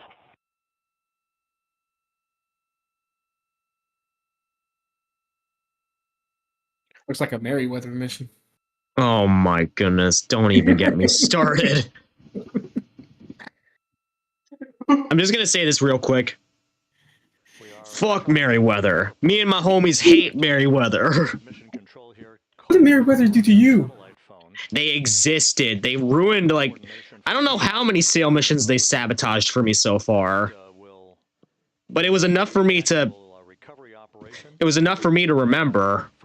Boats with the Navy divers on board are standing I used to do a lot of my sales in like invite-only lobbies, to begin the process of like erecting the real big ones, like sizable ones that I could risk a loss on. I did in public because, like, I don't know. I think it's fun trying to dodge all the people trying to shoot me down. I'm actually part of a crew now, so I'm able to sell in a crew session and still get the high demand bonus without anyone besides NPCs shooting at me. Huh. If you want me to, I can send you the link to their Discord server, and you know, they do weekly purges though, so keep that in mind if you want to like stay in there consistently. You have to join in manually every Thursday, I believe. Dang. I don't even think I have GTA installed right now. Yeah, I've not been playing like dedicated like arcade fighters, fighter games. A lot. I've been doing a lot of Space Engineers. I've been like doing making. I've been role playing as Lockheed Martin to put it simply. Space Raytheon Technologies. Man, the only games that I've been playing in the past 2 months are like they're very specific. It's a ROM hack of Super Mario Brothers 64 called B3313, and an old game from like the 2000s called Uplink, where it's like a hacking simulator, but it's really fucking fun. I'm gonna It's movie hacking, like exactly what you would see in a movie, but in a game. Dang. I'm gonna post some edited posters of some of my recent projects in Spengy in the group chat so you guys can see what kind of fucking Lockheed Martin level Stuff that you've been cooking up. Do do do do do do.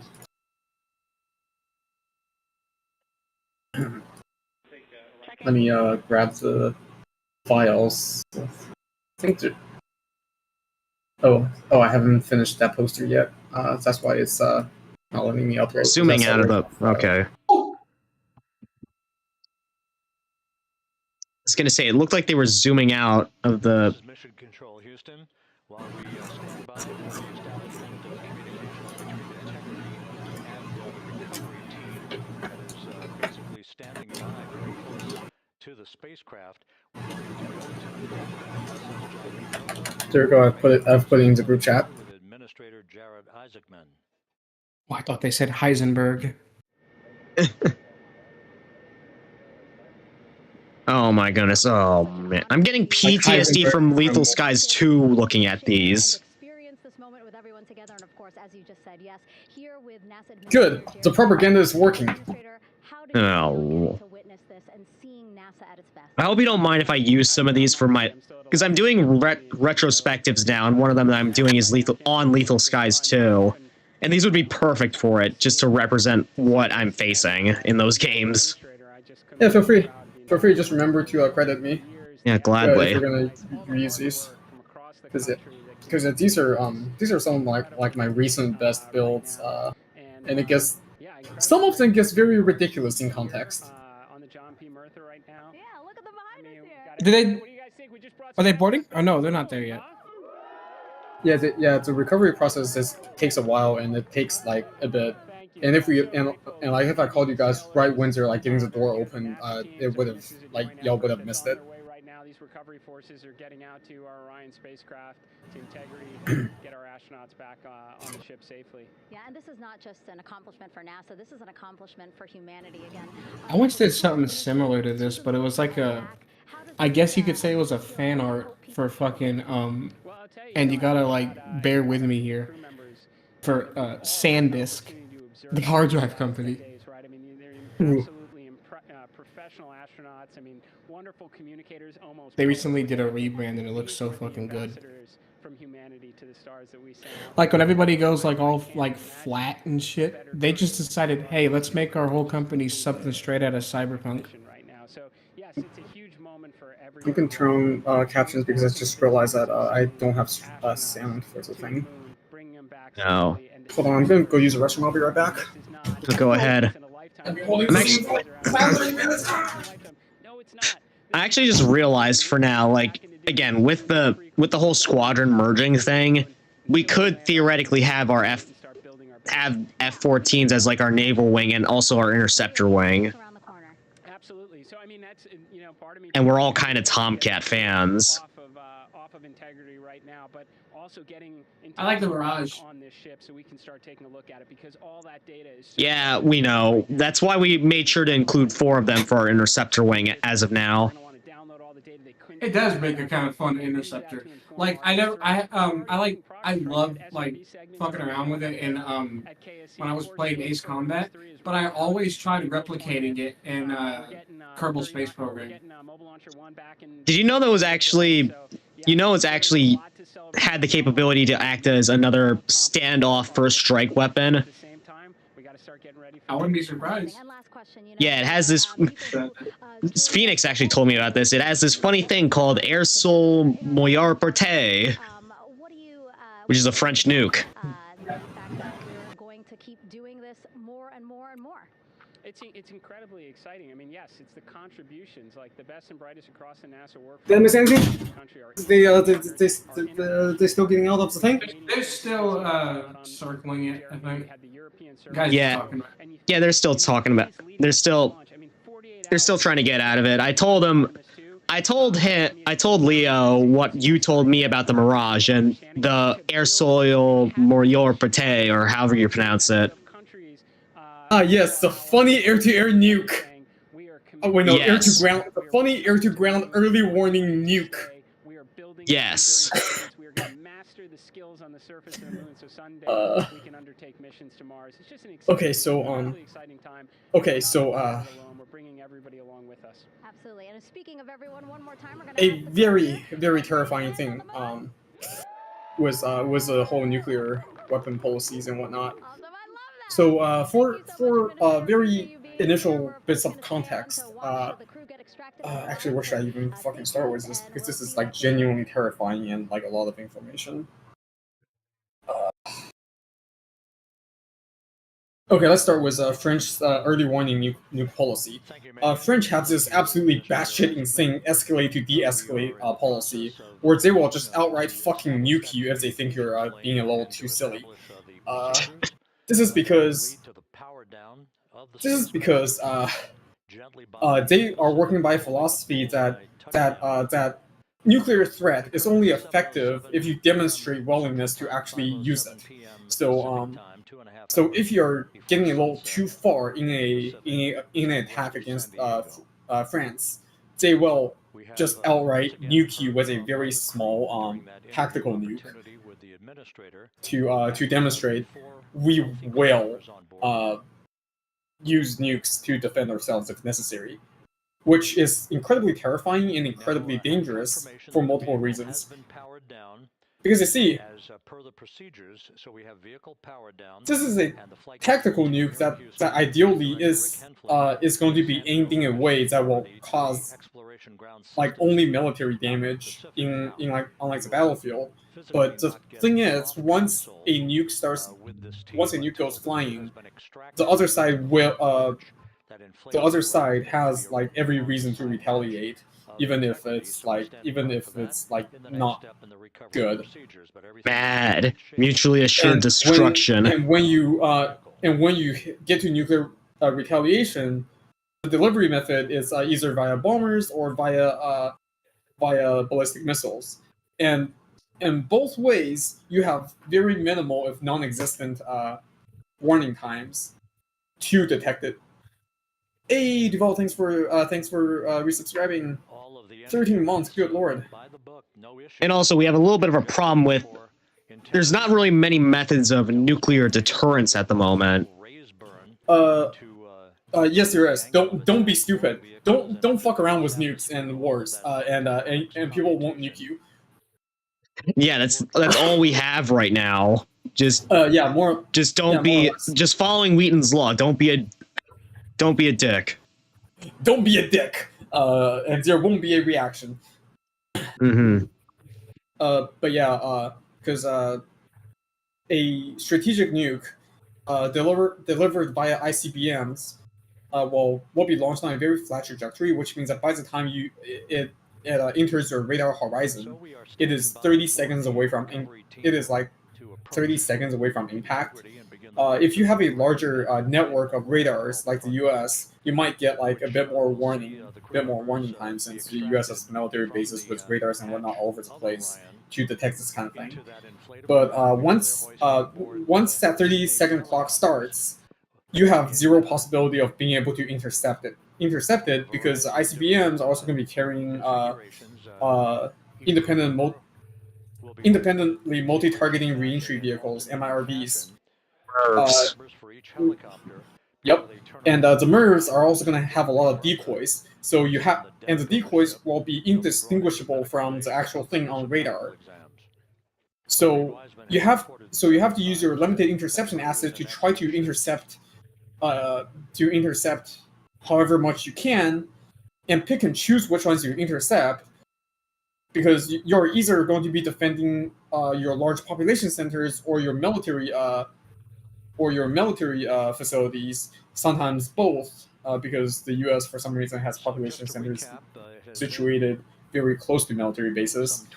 And however you choose, it's going to turn out very poorly for you, because once again, it is very hard to intercept something that is coming down from orbit. Should have learned. We should have learned from Belka. Like it is Central very Time, hard to intercept something that's coming down from orbit. Also, side note: French nuclear policy is literally Belka's fucking nuking itself policy. Yeah. after a bit of a tussle to try to I also made a meme about this a while back. It's just like, you know, strange real abandoned nuclear warfare, thus, like, because of all the Belka bullshit. No, like And then, but like the conventional weapons that they use are like, if employed correctly, they have the same effect as a nuke. And don't even get me started on the stupid, like, what's it called? The Hypersthene missiles that the Synfaxi, Rimfaxi, and the 8801 use. Those are literal V2 missiles there, it feels like. Yeah. Okay, I have a bone to pick with this kind of philosophy, because actually with popular media in general, in terms of like nukes, because like with popular media, they think nuke's scary because it's got the word nuke in it, but no, nuke's scary for entirely different reasons that I just described to you. It is impossible to stop once it gets up into the air, and once it's on the way down. Chris Kazat did a very great video on what happens after a nuke hits the ground. You can go watch that on your own, but the TLDR is that imagine every single natural disaster rolling one on demand wherever you want. Yeah, basically all the the vegetation, when it gets hit by a nuclear blast, it turns into carbon soot that gets into the atmosphere, and thus creating the nuclear winter scenario. That's kind of. I'm even talking about like global scale situation, because well, it takes a lot more than one nuke to cause nuclear winter, but when one nuke starts flying, every other nuke will also start flying, so effectively nuclear winter immediately. But like no, again, even on the scale of just one city getting nuked, and nothing else, it is a terrifying situation, because it's like getting hit by like hurricane level winds on even out to like towards the extremes, like extreme edges of the range, and that's like incredible, terrifying amounts of destruction.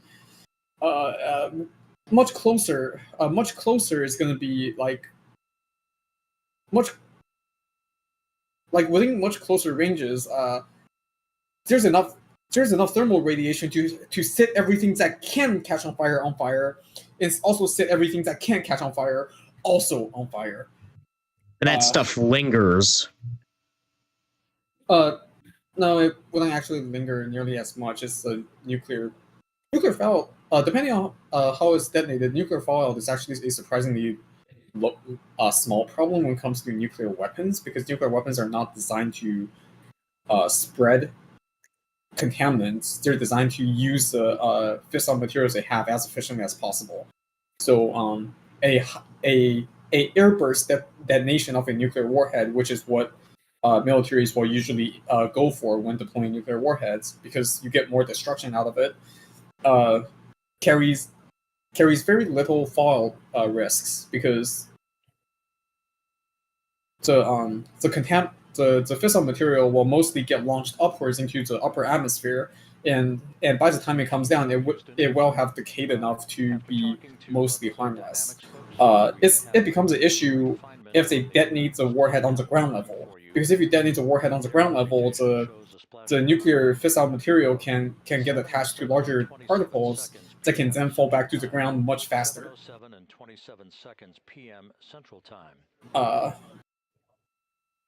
Like much faster before they can decay to a safer degree. but no, the main issue is the fact that first of all you have like hurricane level winds. Imagine the strongest hurricane that humanity have ever seen, but more, covering a massive radius, even beyond what is generally considered just straight up the direct blast radius. Everything within everything within within miles instantly set on fire. If you're in direct view of the nuke, guess what? You are now a silhouette on the wall. The silhouette on the wall is quite literally the shadow you cast, because everything else around you, everything else that wasn't in your shadow, is instantly charred and burned. Reports from the Pacific indicate The blast induces effectively earthquake-like effects, causing gas lines and whatever to rupture, meaning that your city is now in rubbles, on fire, has no working road and utility infrastructure. Emergency services will be completely paralyzed because of the sheer scale of the situation. There is like, if a nuclear warhead hits the ground, there is no recovering from it. Like, it is terrifying. I hope such hypotheticals will never be a thing to even consider. Will never be a thing to even get close to happening. But like, again, no issue. the genie's out of the bottle when the first nukes, when the Manhattan Project succeeded. Let's not talk about this anymore. Yeah. Funny, I just bring up the fact that the Mirage has the funny nuke, and yet it just ends up in this massive discussion about the hypothetical consequences of what would happen if a nuke hit the ground. Yeah, just anyways, TLDR, nukes don't. Any weapons of mass destruction don't. Because if you have the technology to cause that kind of thing, this is the result. Remember Belka. Do not WMD. That is bad. WMD bad. No, never. Don't WMD. It's also, but yeah, on a more positive note, the technology developed for delivering missiles can also deliver people to space, deliver us to new horizons. So new horizons beyond our own world. So that's that's great. That's a positive. Looks like they're getting ready to exit the pod. Oh shit! There they go. Yep, they're right there. They're the dinghy's right next to it now. Where is the hatch? Are we looking at the hatch right now, or is it on the other side? I think it's on the other side. I could have sworn it was on the other side, because that's the side that the dinghy was on. Yeah, that's the Are they still using? Are they using blow-up panels, or is this just a regular hatch that can be opened? Because I remember that in the past they used explosive bolts to explode the hatch out of the thing, because sometimes the reentry and whatnot can warp the metal just slightly, but enough to make the airtight and effectively the airtight seal stuck.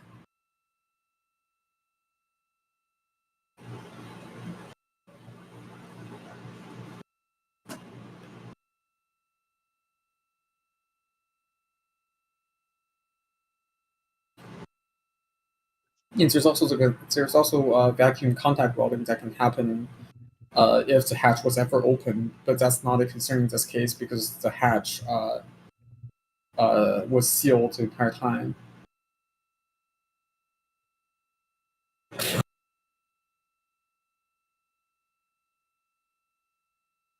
What part of the ocean are they in?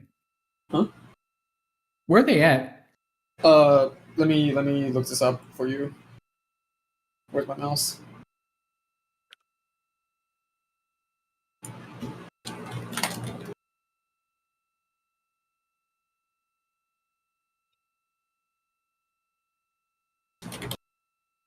Splashdown location they are splashing down in the Pacific Ocean off the, let's see, This is Mission Control Houston. Let's see, where's okay, they are about 2,000 miles southwest of Sandy. Okay, okay, they are they enter the atmosphere 2,000 miles off to the southwest, moving northeast, landing just off the coast of San Diego.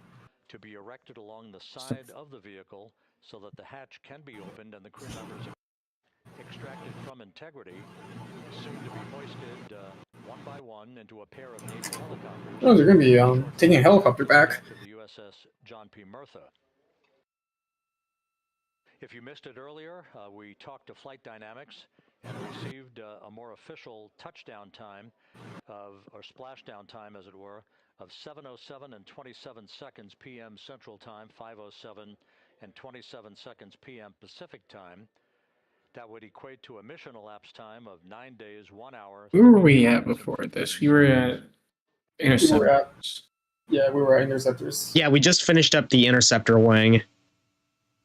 Yeah. Next, we're going on to probably the most packed of like Support our wings escort. that we're gonna have. Support escort wings, aka our multi roles.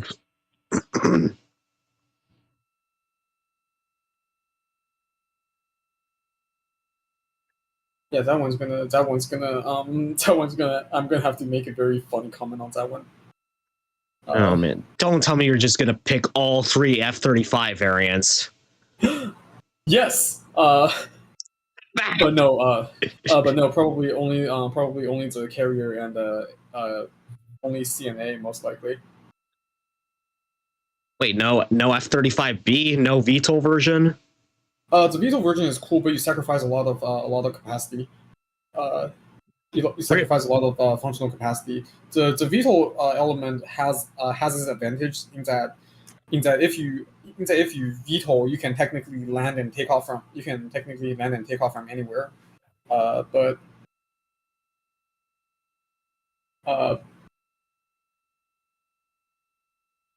it doesn't.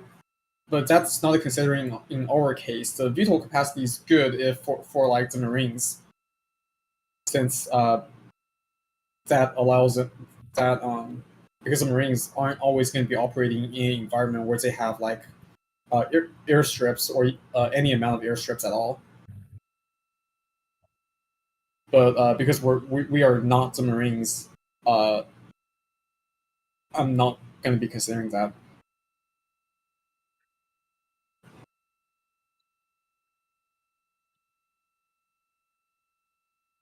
Wait, do the C and the A versions also have the beast mode capability, or nah?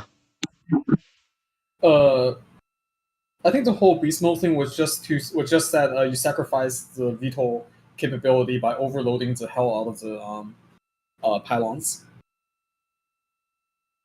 And I'm also pretty sure that the beast mode was a joke.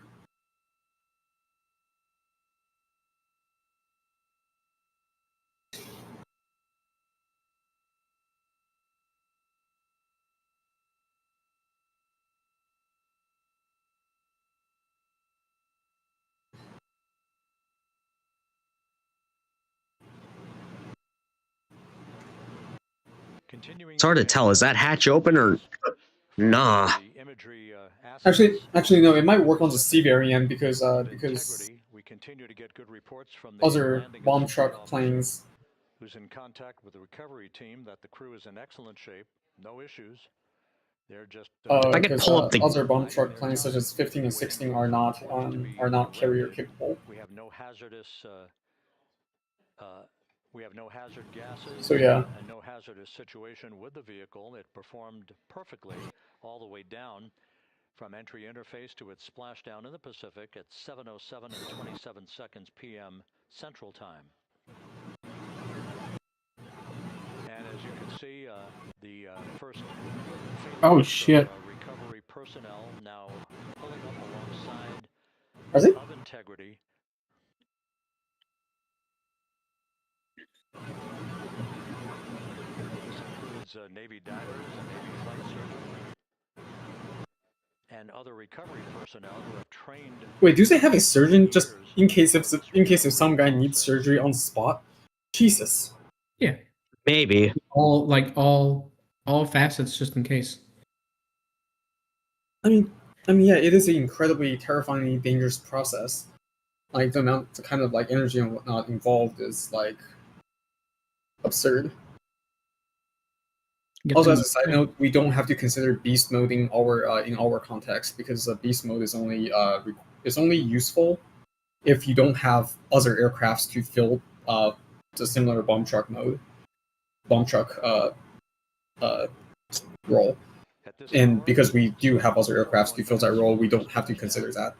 the vehicle has been powered down. There's no hazardous gas emanating from the vehicle. That's why the I'm guessing by that idea as well, we're going to be disregarding the F-35D Lightning Viper, which is basically F-35 with a thrust vectoring engine, and it somehow has MiG-29 wings, and it also has like a stupid payload capacity to boot as well.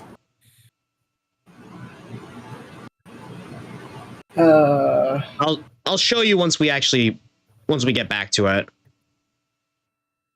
Yeah, that's definitely something you gotta move to the side. Yes.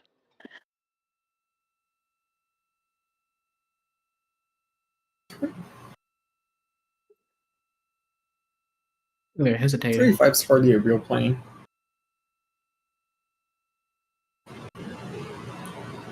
Well, 35D is hardly a real like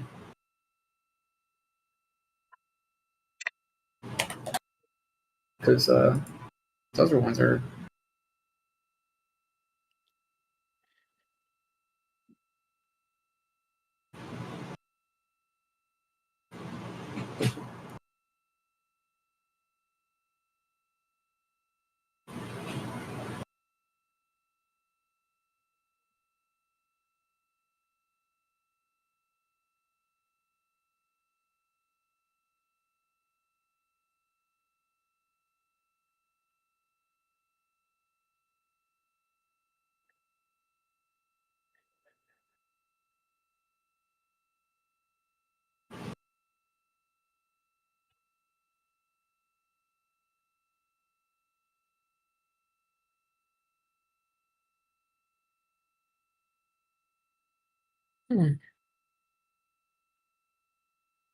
This is Mission Control Houston, continuing to watch the initiation of the recovery of Integrity's astronauts. One by one, they'll be brought out of the spacecraft onto a large inflatable raft just a short time from now. In the meantime, we can go back to the USS John P. Murtha, where my colleague Megan Cruz is standing by to provide her situation report. Megan, can you? So are they trying to like avoid waves and stuff? Yeah, because if I recall correctly, one of the things that happened to one of the capsule one time was that it took on water and started sinking, and they had to abandon recovering the capsule. There is a lot of like valuable scientific data that is a part of the capsule that you can't like pull remotely because like the science is in physically analyzing the capsule's hardware after you get it back. As Rob has been saying, in those recovery boats, NASA and Navy personnel specifically. Like you have to be very careful about like not letting it take on water and not having it sink.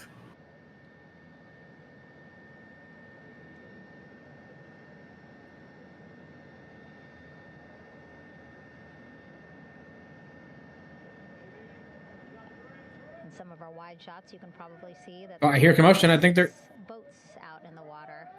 I heard a lot of yelling. I see the first. Is that the first body coming out? Out in the water right now. I don't think so. I just heard like a bunch of like cheering or something. I don't think they got the hatch open. Do they? The little visibility floaters up top. I wonder if there's a reason why the floaters are deployed up there instead of like closer to the bottom. Huh. Probably easier to see. I guess. It's just for visibility. Maybe. Let me see. Then again, they have the strobe. Well, not necessarily strobe lights. The flashing lights First order of on the business side.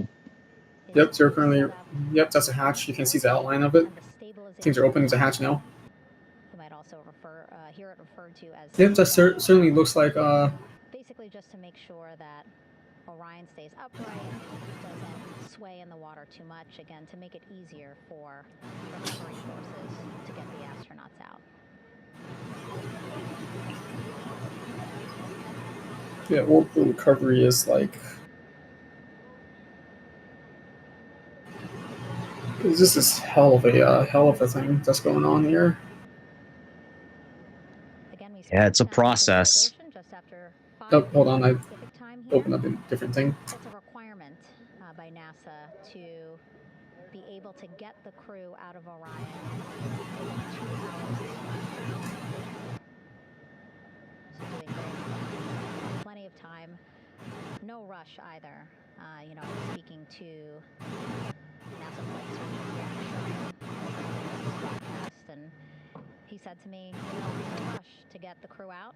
Just want to make sure that they're feeling good, and whenever they're ready to take their step out of Orion and onto that front porch, folks will be ready.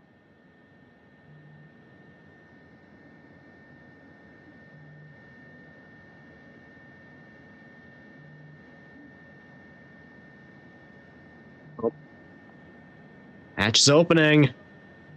Oh, there they go. Hey, hatch open.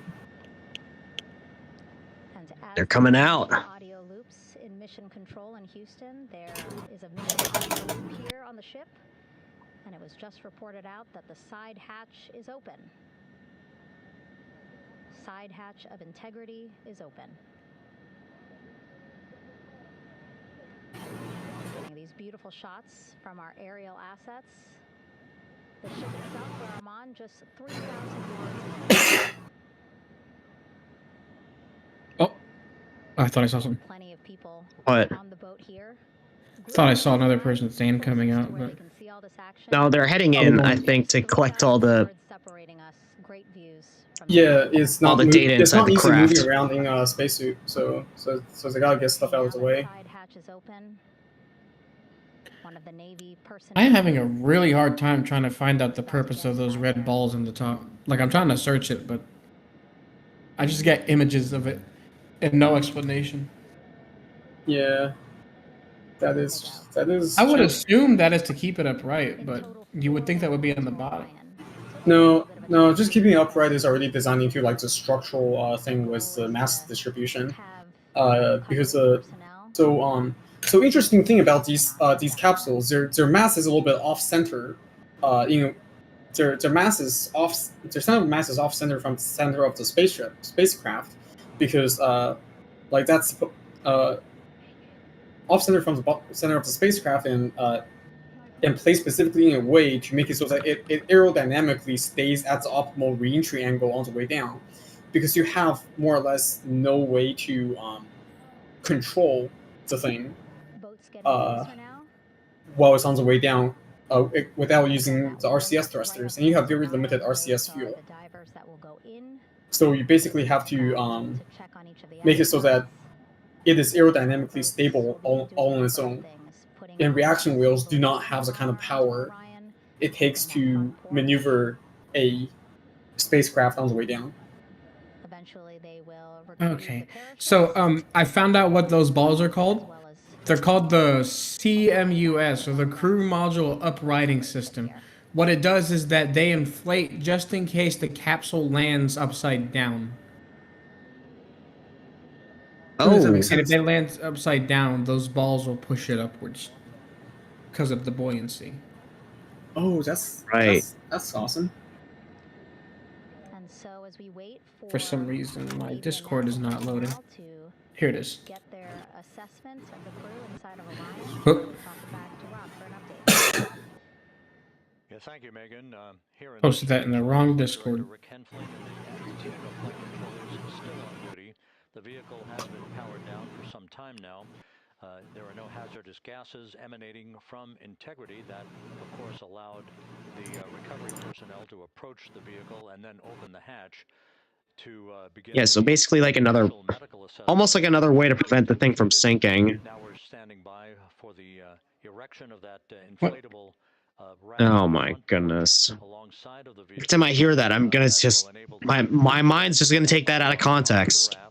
Have a moment or two to get their land legs back before they're hoisted into two hovering Navy helicopters. God damn it. 2 crew members for each helicopter for a short flight back to the deck of the U.S. Oh, shit. What? Because my dock went out, my control surface that I used to control my OBS stopped working. And I can't, the only way I can get it to work is to restart OBS, so I can't exactly do that right now. I'll just have to, like, use my mouse. Sorry, I had, like, a bit of an abdominal pain there. You know, it might be a good idea for me to... I know we said that we'd be looking at the Canva thing for the actual making our fighter wing, but I will still share the screen for Ace Combat 7 just in case we... Again, in case we need any information on the other aircraft. Just in case.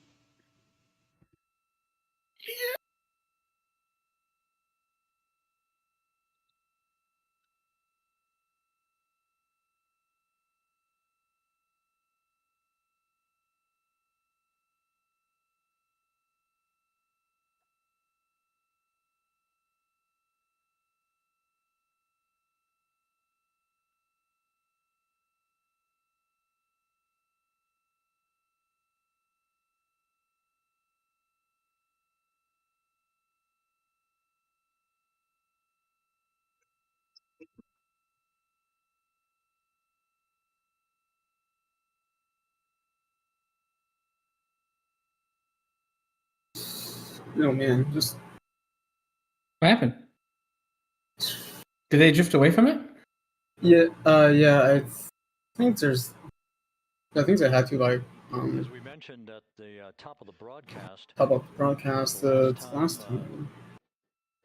That the Apollo program saw a splash down in the Pacific was Apollo 17 back on December 19, 1972. And so, for the first time... 54 years. 54 years. 54 years since we had someone come back from... have reenacted that with the Come to moon. arrival of Integrity's astronauts as they flew around the moon in that historic... It's a hell of a long time. That began with a Yeah, it's incredible. Are they towing it? I think they're towing it. Earth orbit following 24 hours of a high Earth orbit trajectory. Yeah, they're towing the capsule. Trajectory enabled flight controllers here. Are they? To have a full 24 Yeah, there's. Oh no, never mind. There's No, nothing. that's the parachute, I think. Integrity and the condition of the crew before they would commit to flying Oh, is it to a... the moon. That may be one of the divers. Oh, that's a ladder, I think. Is it? Yeah, it looks like it. I give him my mind.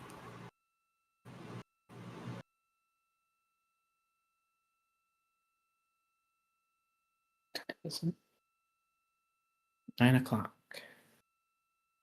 Yeah, we still have quite a bit of time.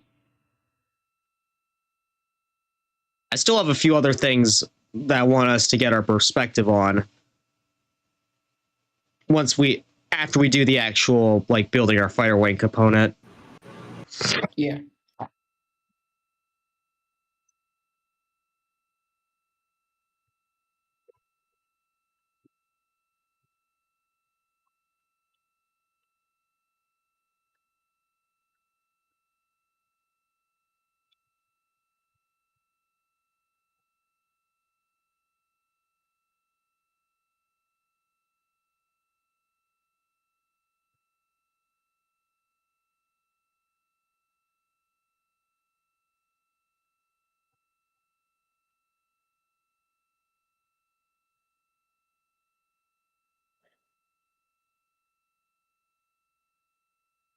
Hold on a minute.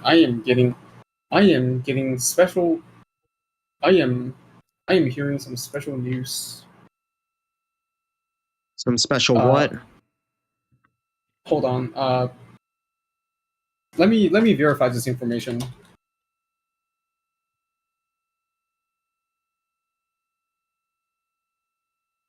Okay, breaking news from 4 hours ago per IGN. Disney extraction shooter reportedly in development at Epic's Games. Man, can't wait to gun down Donald Duck for common loot. Bruh. Disney extraction shooter? Okay, extraction shooters basically a multiplayer PvPvE game where you go into a map at random places, kind of like Fortnite. You have to like try to kill other people, but you don't necessarily have to kill everyone. You just have to get your loot and get out. Yeah, I know what an extraction shooter is. Disney? Yeah. Don't Like- worry about it. Don't worry about it, huh? That just sounds so out of pocket. But yeah, man, can't fucking wait to shoot gun down Donald Duck for for common loot and watch fucking Tinkerbell shove a shotgun down Captain Hook's throat or some shit. Man, who was the genius who came up with that one? I have no fucking idea, but Disney and extraction shooter should not have been the same fucking sentence. Maybe it's probably something like Chex Quest. That's what like a game where they just took Doom and completely converted it into something like kid friendly. Instead of killing demons, you're like shooting these living things as snot with like a weapon that just sends them back to their home planet. Yeah. Possibly, it's also possible that they might be like doing it just for like for one of their IPs that does allow for violence, like either Star Wars or Marvel. But with Marvel, that's going to be interesting because Marvel is very much a hero-oriented franchise, so most likely Star Wars.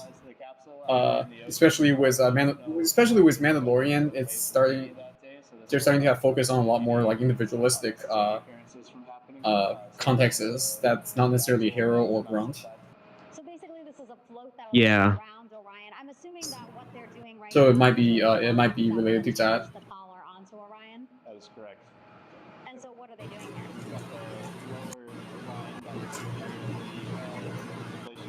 Before we inflate it, that gives us the go-ahead that it's secure in its space, and then we'll inflate it. And then Extraction shooter featuring Disney characters. and get this orange line Fucking- tied in the same. And this is like verified, legit. And this will be secured IGN, Bloomberg report states currently a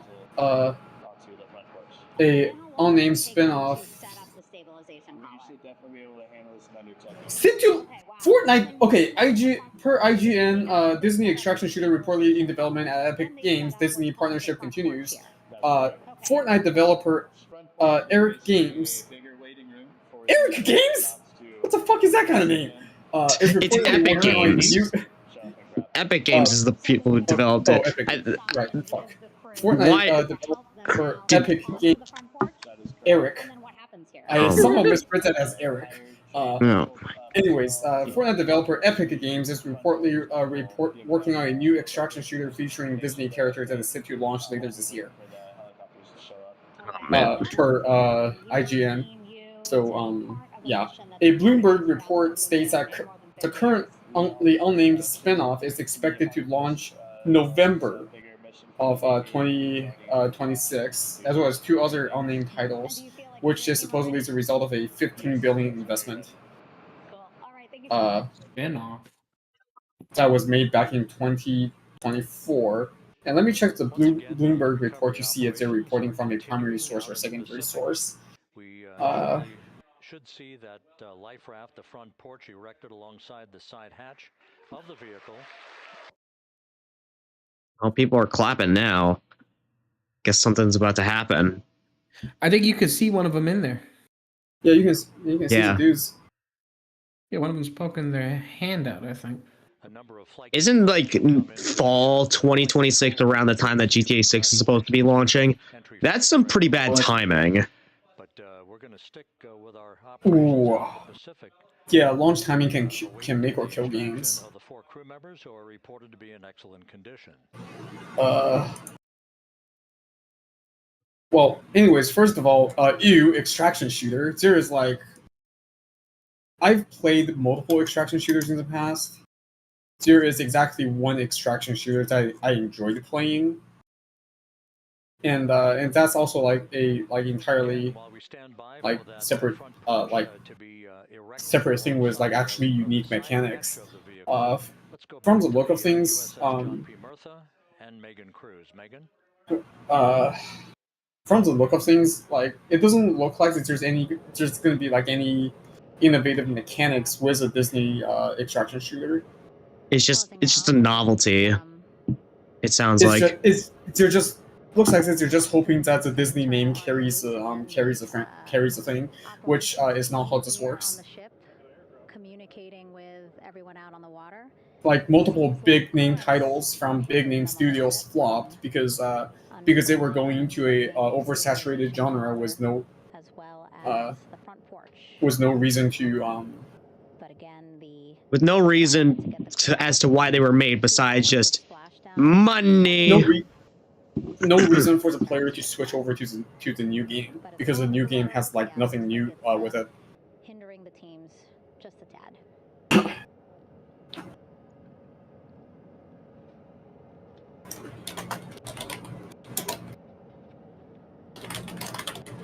You can see I would say you could make that.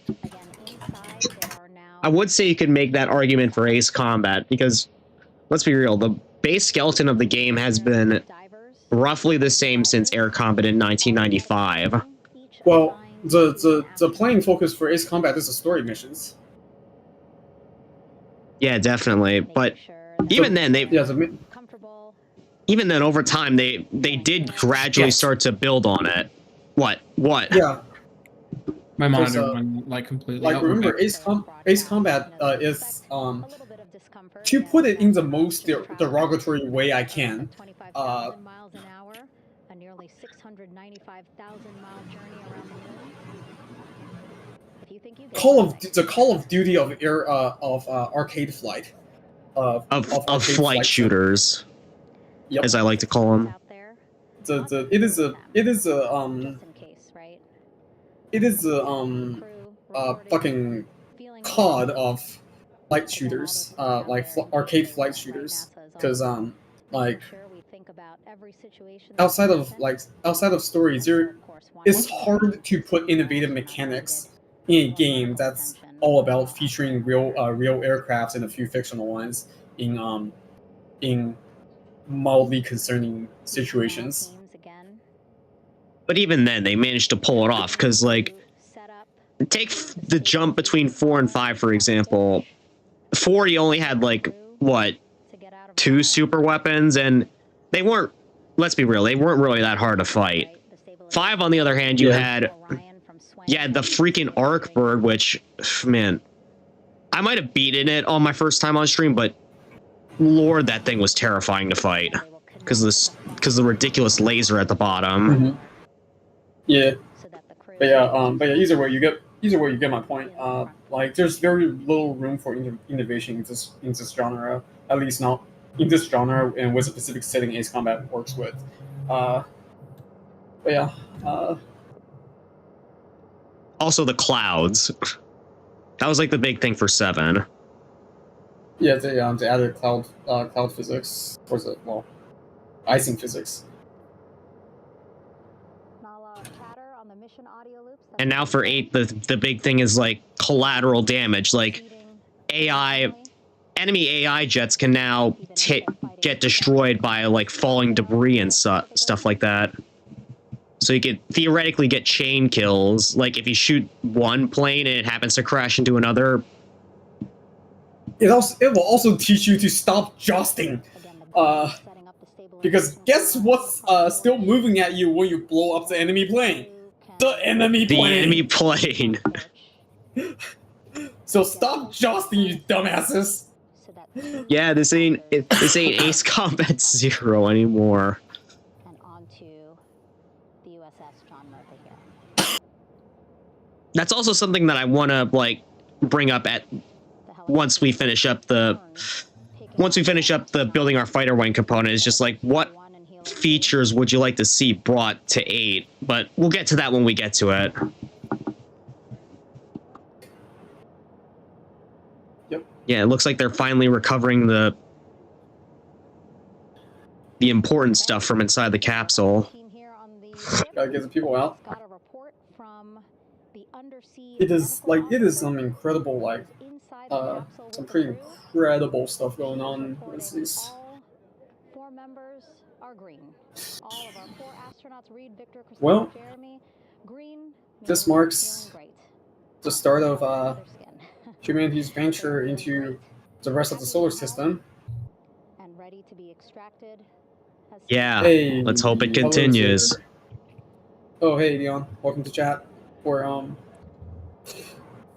Oh my god, he's taking my pixels already. Helicopters circling Who? the activity you're seeing on the water right Someone now. in chat.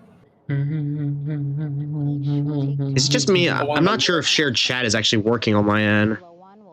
Shared chat should be working, but I don't think Redeem shows up through shared chat. Oh. Okay, yeah, that makes sense. Had to rearrange all my windows. I currently have 3 screens right now. I don't have a 4th, but if I did, I would be putting stuff onto the 4th because of just the sheer number of windows I have. I just realized that the pixelation is not showing up on your streams. Let me fix that. Let me fix that I so have you can two. see. I also have like a drawing monitor, but Better pixels. I just don't really have the room for it anymore.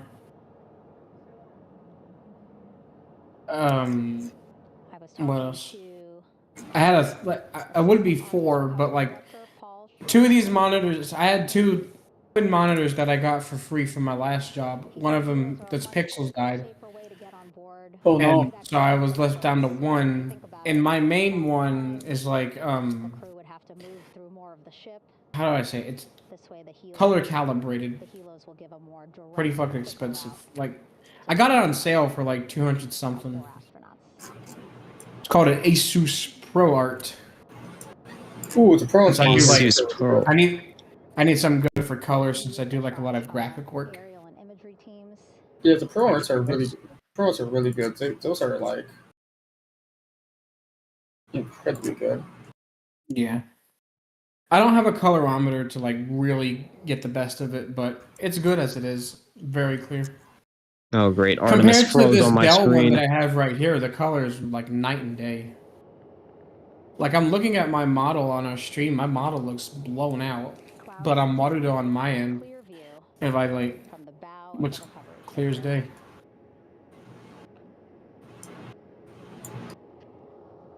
It's 2K. I didn't have enough for the 4K.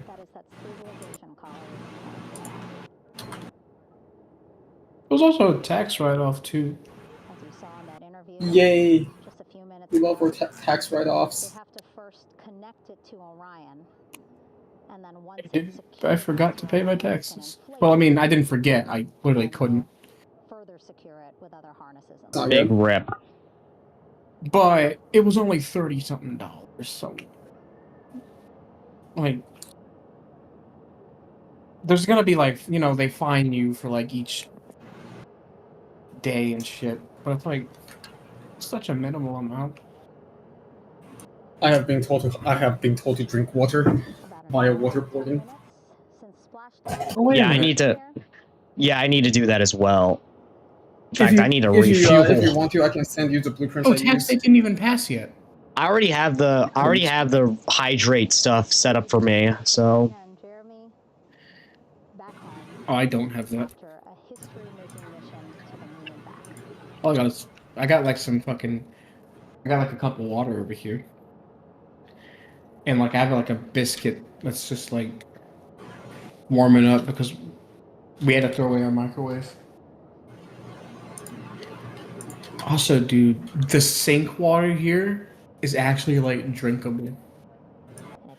It's not like hard water or anything nasty it's tap like that. water, but it's like way better. our last house was like nasty as fuck, and like Here we go. Now might the have had lead in it. now it's a pixelate. Now it's a pixelation is now synced across all the important cameras. Looks like they are beginning to inflate it. Help! I'm being compressed. Yeah, I can kind of see it. Starting to unfold the front porch. And I hope to get that into the water here shortly and inflate that as well. I'm being compressed. Anyways. Oh, cracking open a fresh water bottle. In the water right now. Hydration. Those Navy and NASA personnel have been in the water for now about 4 hours.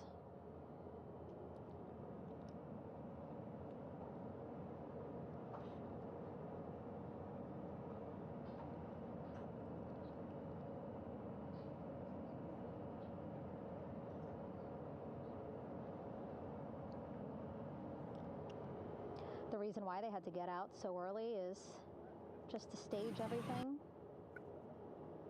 And actually here on the ship, when there are flight Are those just the divers, or are those the actual astronauts that are out now? Those are divers. Okay. Yeah, It's hard to tell. they're securing extra flotation devices to the planes coming and going from the ship. to the thing that to create. I think they're doing that to create stepping surfaces. And there's a raft for the astronauts, I think. Yeah, that looks like it. Yeah, I mean that certainly does look like a raft. And the same crew here out in the water. We will stay out in the water for a number of hours after we recover the crew and get them back on the ship, because then they have to recover Orion.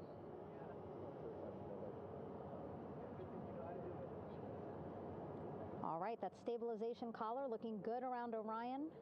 We're now seeing some recovery personnel getting on to that collar.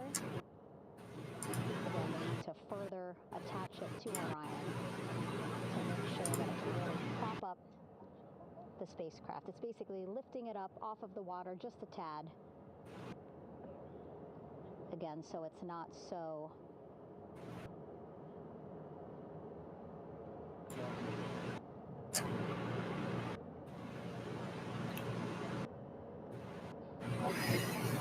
it doesn't sway so much in the water there.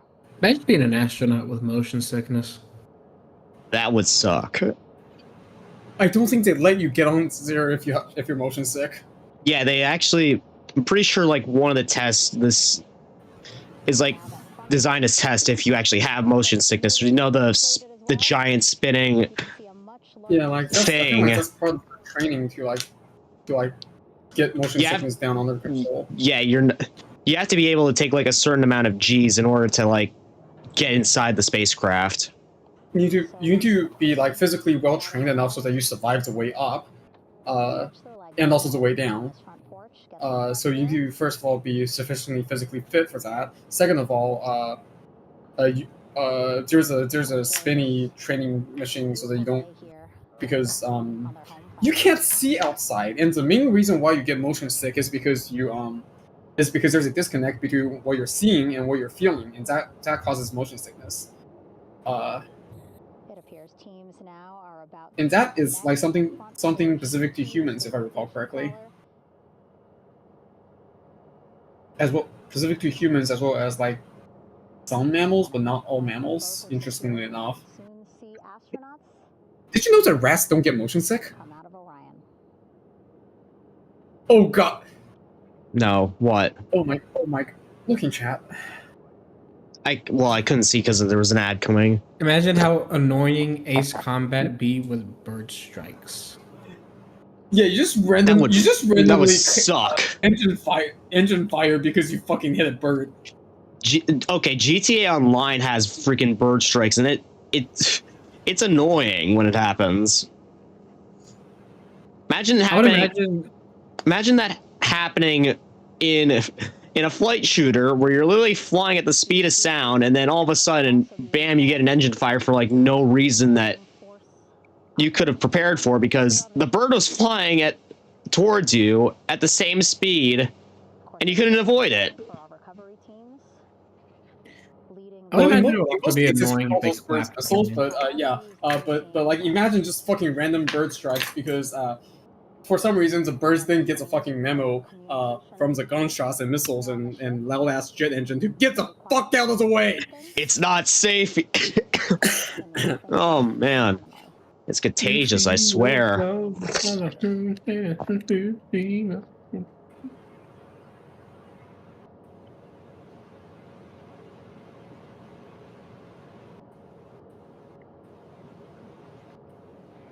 But like,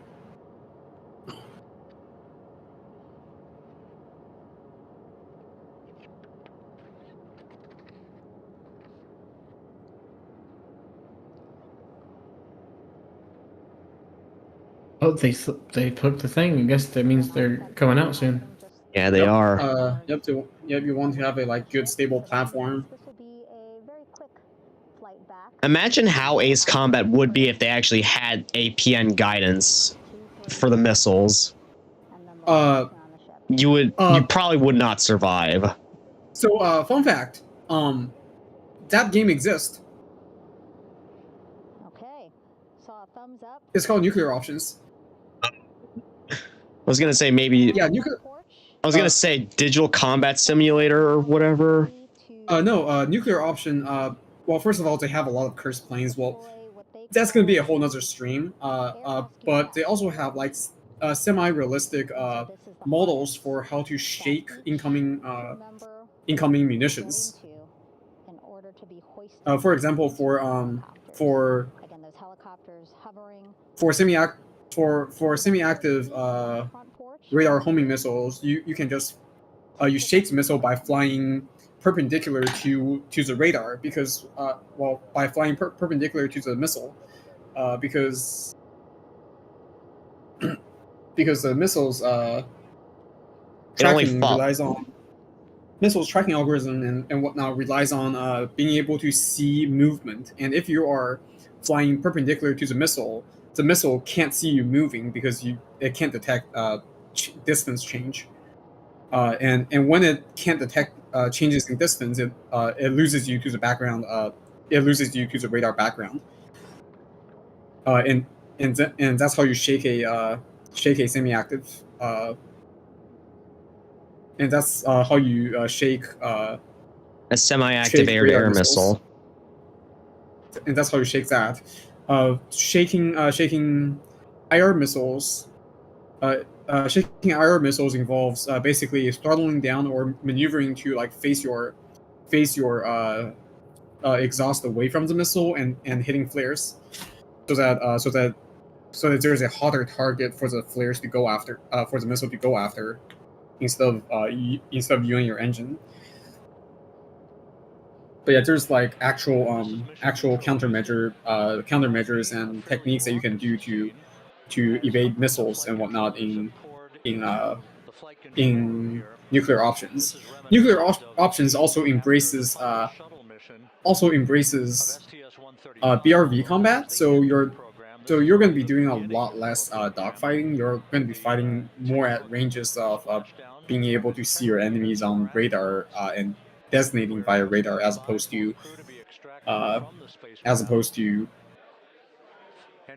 dogfighting. And you also have a lot of ground targets that you have to go after, because that's how you win the game. So yeah, that's like a full-on like simulator.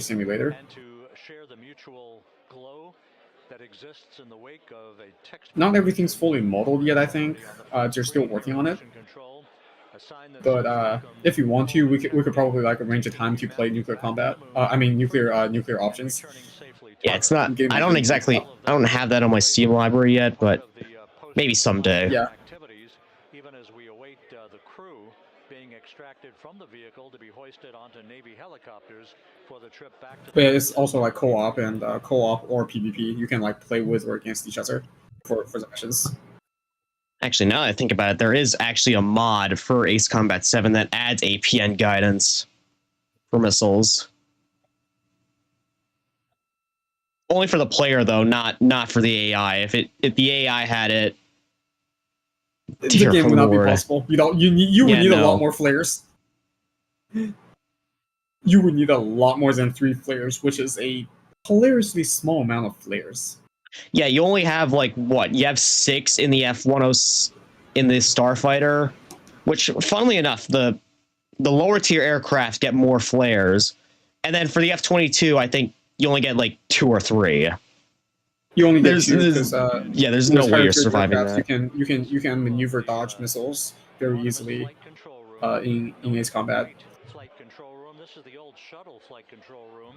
And Oh, everybody's piling in. Artemis missions to the moon and beyond.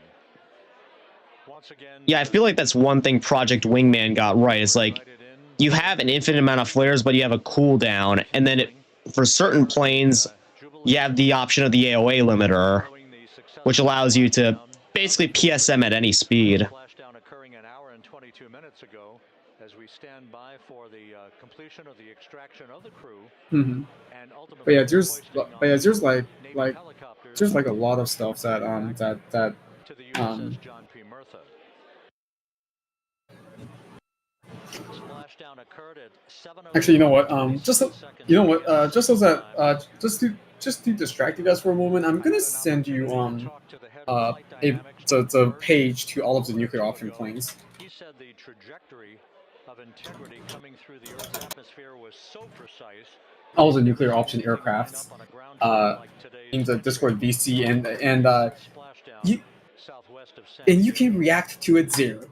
These are some incredibly fucking cursed planes.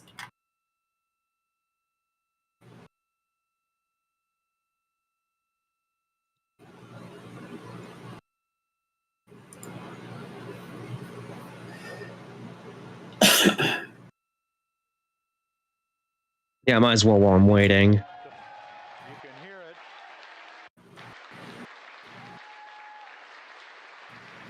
it. Hey, look at that! I think they're getting people out of the capsule. They got him. They got him. He's coming out. They're coming out.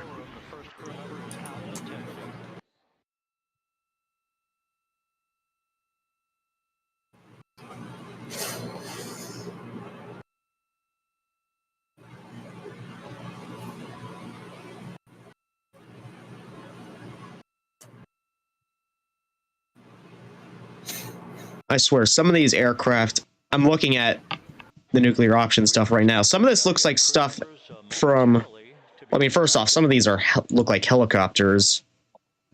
Some of them are helicopters. You can click on them to look at your pictures. You can click on the text to like go to your page and look at the actual picture of the plane. Yeah, some of these planes look like something out of another game that I used to play a lot when I was younger, called Starblast.io.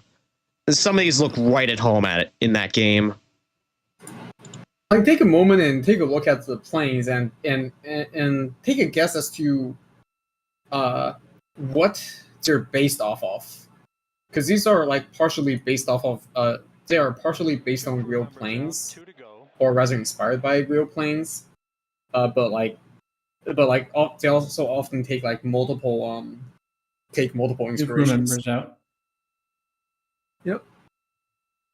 Okay, I'm looking at this KR-67 right now. I could eat that one's got to be F-35 plus YF-23. KR-67 Ifrit. Yeah. It's heavily based off of YF-30 YF-23 from the wing design. It was more so the tail that gave it away. Yeah.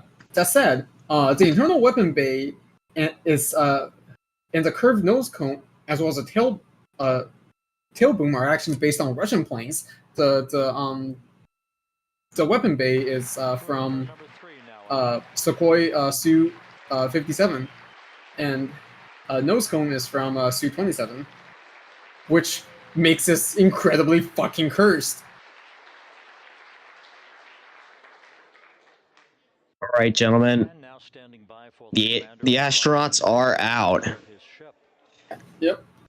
I hope we're not planning on probably. watching the capsule recovery as well, because if Yeah, so, we'd probably be here until like, I don't know, like 6 o'clock in the morning. During its journey from launch to splashdown. Probably not, because yeah, that's gonna take a good bit. I'm gonna leave it in the background, so like if it starts going while we're still there, we'll take a peek at it. But if not, we'll just finish off. Imagine how bad Ace Combat would be if you had air-to-air nukes where you could not just shake the missile. That's literally Ace Combat 5 and 0 right there, because you know the damn Hypersthene burst missiles and the MPBMs.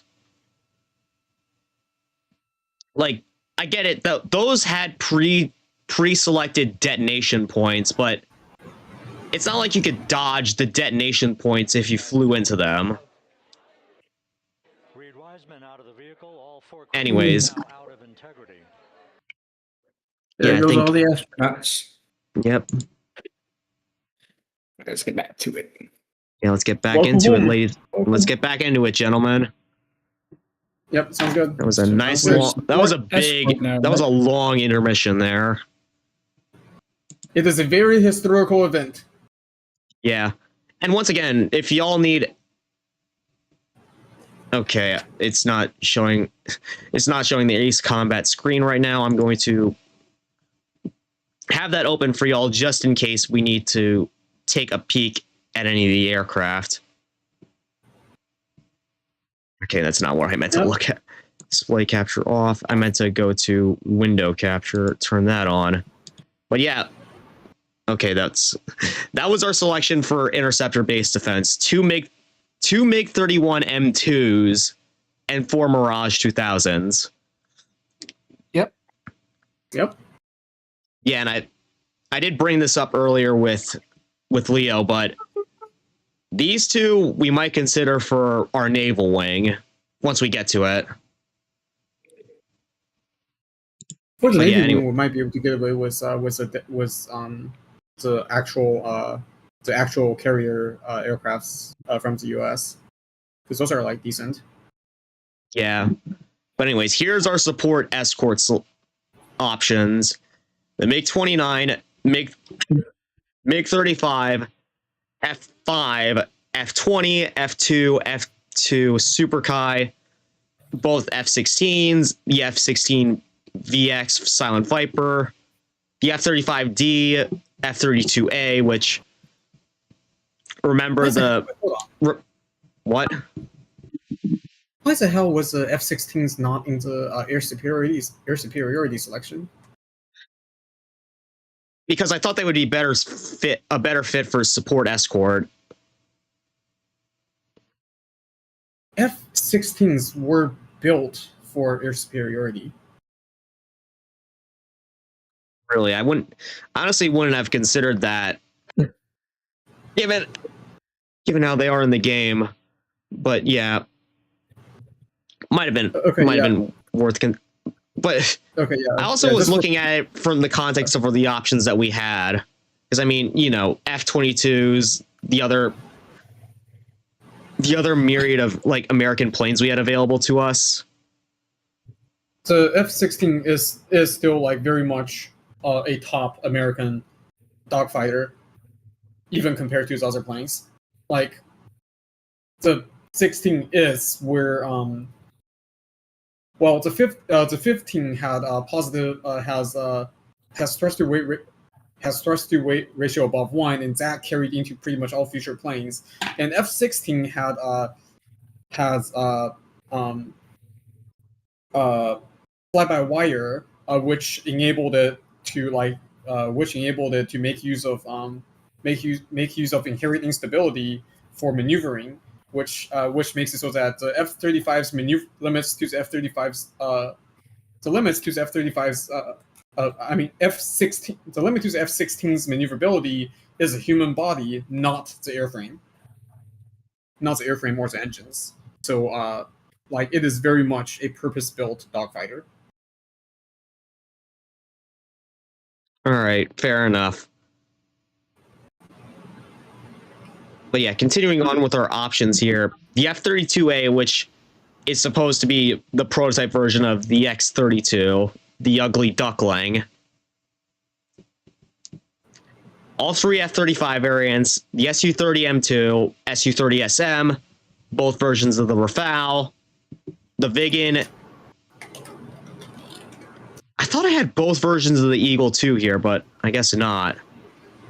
The Gripen E, the Berkut, the Strike Eagle, Silent Eagle, Flanker C, and all the Hornet variants besides the Growler.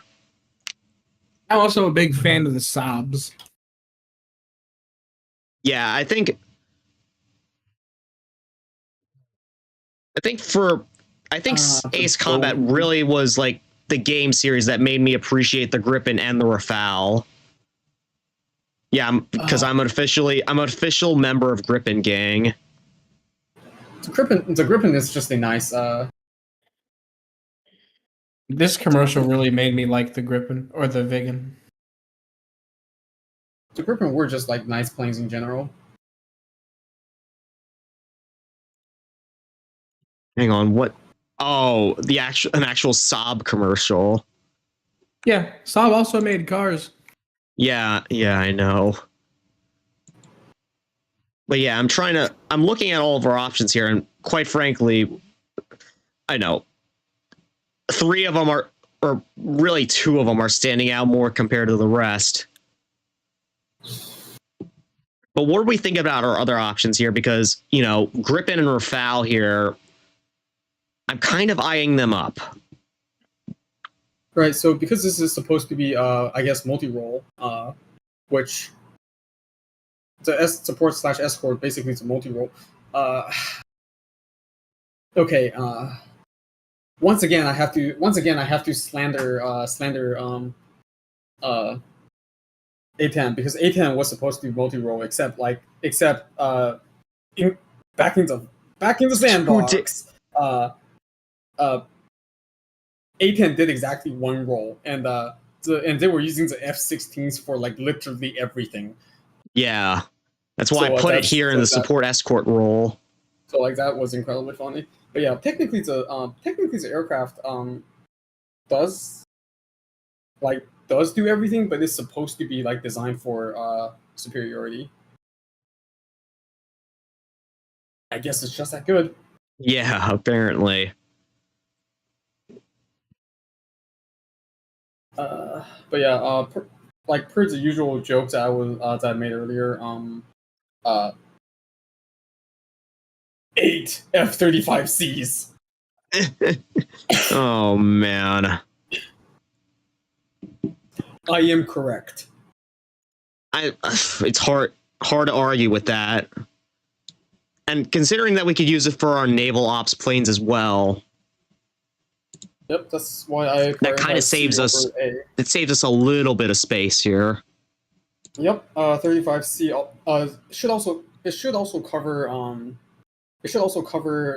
fighter air superiority section, even though it doesn't really compare with F-22 in terms of direct capabilities, direct dogfighting capabilities. It actually has slightly better stealth and other subsystems that makes it very effective in taking down enemy aircrafts. So yeah, yeah, we did already discuss about like the augmented reality helmets that are standard issue for F-35 Lightnings nowadays. It is literally a part of the plane. But yeah, 35 would just carry into everything. But since it does everything, I would actually prefer to have a second or third plane, feeling like the more dedicated escort roles. Yeah, probably 16s, but 16s don't have carrier capability, so that's going to limit their usefulness. 18s does 18s have carrier compatibility? Yeah, they're literally Navy jets. So okay, yeah, in that case, I will probably want 18s on this. again, we're kind of filling out both our support escort and our Navy roles right now. Yes. Leo, anything? This is a great strategy. Yeah. It lets us do more, and there's less planes. Which version of the Super Hornet though? Because we have 5 different flavors to choose from. Okay, so first thing first, unless we want more than 8, we can cross out Super Hornet and Super Hornet Block 2. Why do we have 2? They're Block 3 because Right. one's Okay. one's the F and one's the E version. Okay, right. We can cross out both of the regular E and F because the Block 3s are just straight upgrades. Yeah, fair enough. Is Raphael's carrier compatible? I don't think they even. No. Yeah, I don't think the navies. I don't think that the countries that field them even have carriers. Wait, which one were you talking about? Those like Raphaels and Griffins. Oh no, the Gripen and the Rafale C aren't carrier capable. The Rafale M though is a carrier jet. Okay. Raphael M is probably going to be pretty high on the considerations. Yeah, again, Ace Combat really made me appreciate this plane more as I went through the games, especially since it's like one of the few non-meta jets that is competitive in multiplayer nowadays. And plus, like, look at it; it has the funny nuke underneath it as well. Yes. Let me just quickly check.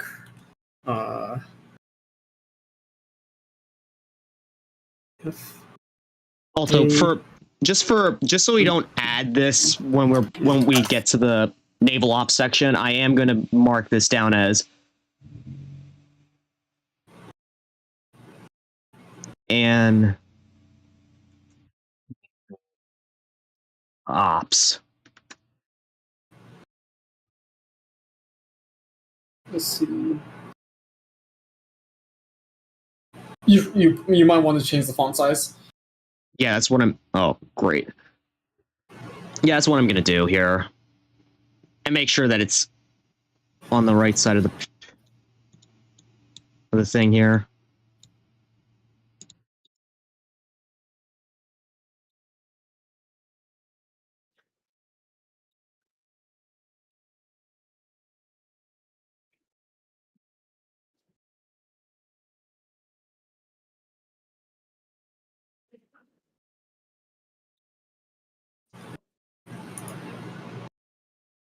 Just to make sure that we're not counting these twice when we get to the naval ops section. Yeah. Let's see. Okay, so What exactly are you doing right now? Trying to compare the Rafale and the Super Hornets right now? I'm comparing the F and E variants of Super Hornet just to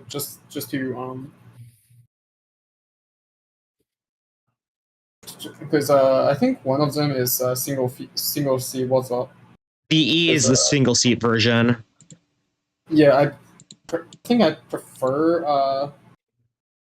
Yeah, I think I prefer F because the second seat gives you lets you have a additional flight officer to take over other tactical workloads. And I think up till now, let me check our other plane picks, because I think like that's something that we our other planes can't really do at the moment. The only one that we have, the only other one that we have so far is with the MiG-31 M2s. Those also have a Wizzo seat in them. Yeah, the only other planes that we have picked so far that has a second seat is I think the F-14B.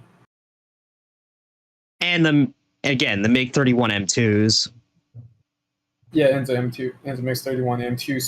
So planes that can. So the planes that can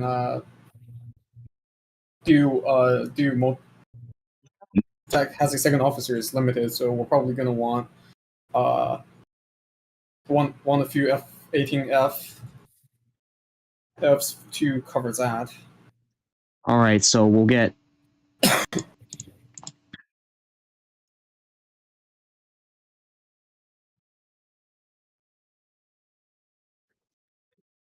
I say we stick to 2 for now, and again, if we have any extra slots available, we will fill them accordingly.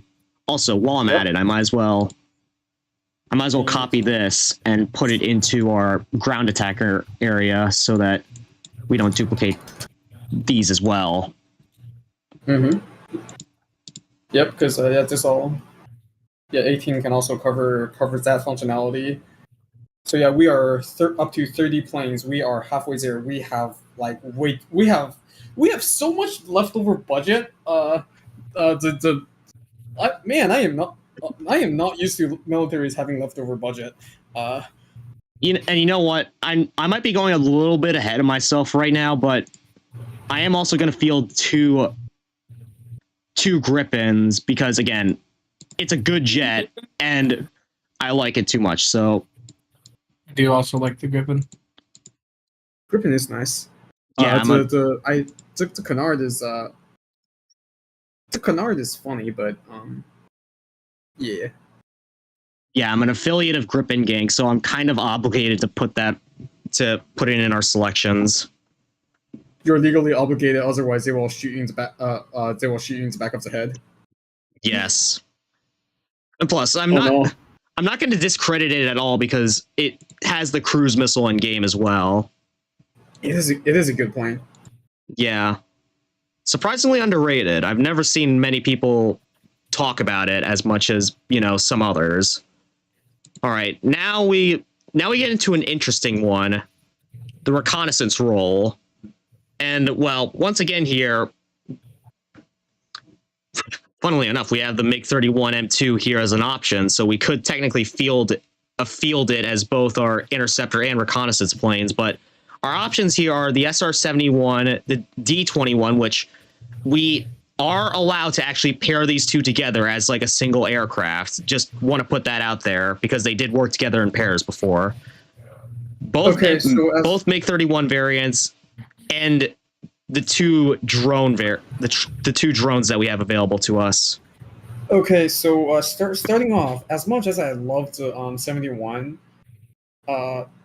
for its various engineering reasons. Oh, I should have listed that as one of my favorite planes because of the absolute absurd engineering that went into it, like incredible engineering and designs that went into it.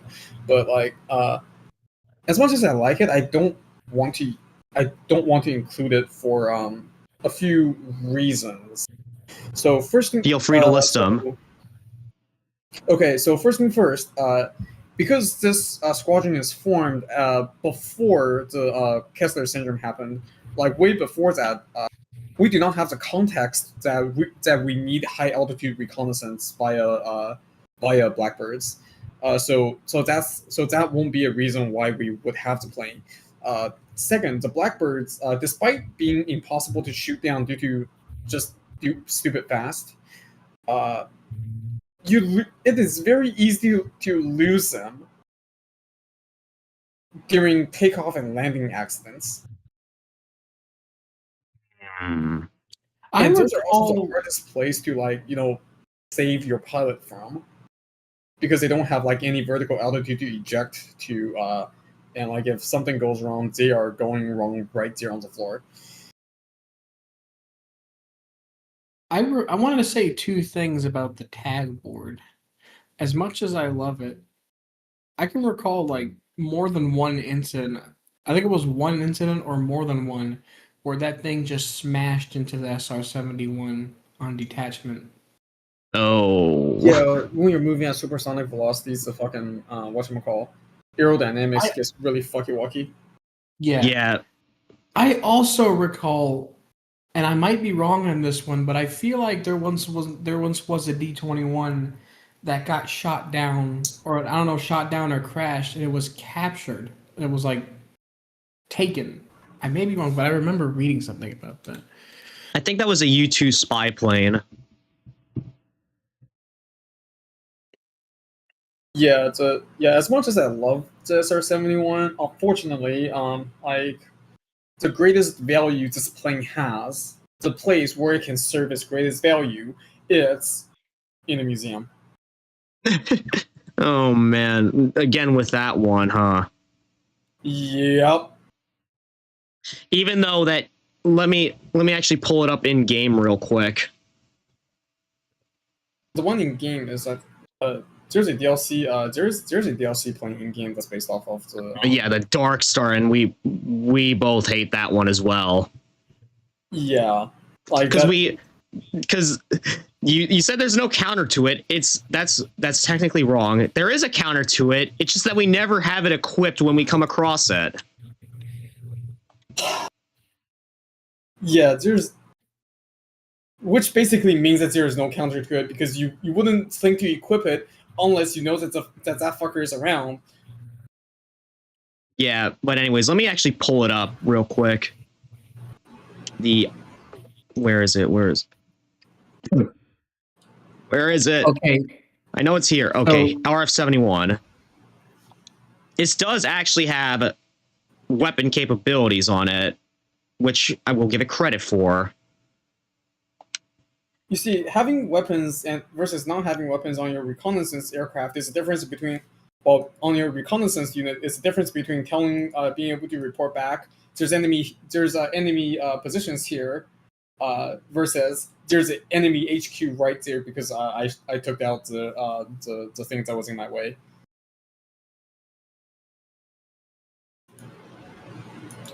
So What I was talking about before, China got their hands on some wreckage of a D-21. Oh, okay. They did. It's currently on display in an exhibition area. Of course, they would put it on display. Of course. Fucking course.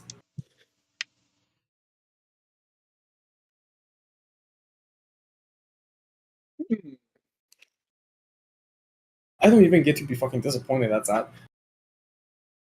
Yeah, but if y'all are gonna,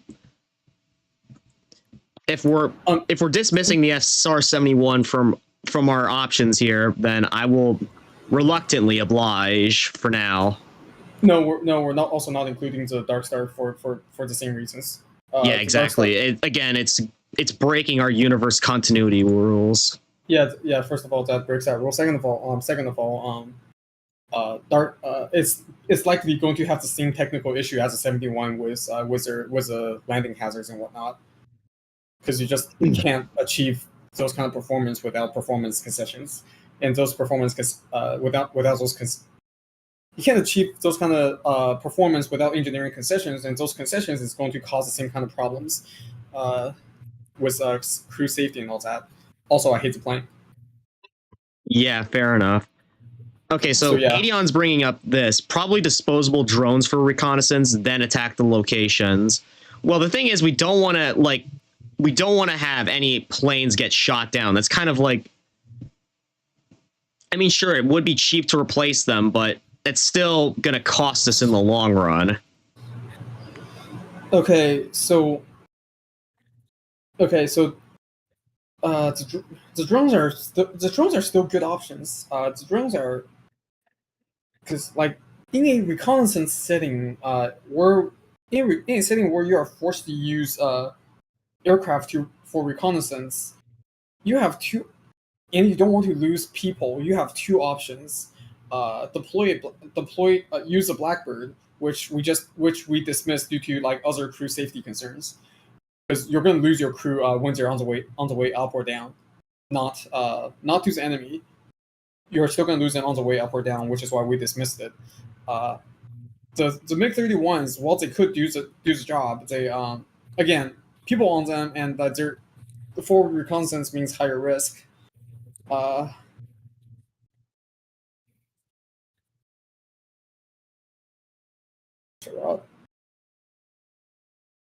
right, then. Are we seriously considering the fucking? Yes. Are you serious? Yes, it was I put that there. I put the Phantom on here because it did have like a proposed variant that had reconnaissance equipment on it. No. Look in chat. Oh, Okay. Gerard. It's a fucking Iranian drone. Oh my god. What? Hang on. I gotta. Chat's acting up on me right now. Uh, The slash. Oh, ads. Okay, give me a moment. I gotta look at this. my chat just suggested Slashed Gerard. best cost saving. Honestly, Yeah, if yeah. you're looking at what Adion said. Yep. Sawhead best cost saving option. Honestly, It's a fucking Iranian loitering munition drone. yeah. If that was a thing in the game, I would have considered it, but it's not. Unfortunately. And also, I don't think it has reconnaissance capabilities. It's a weapon delivery platform.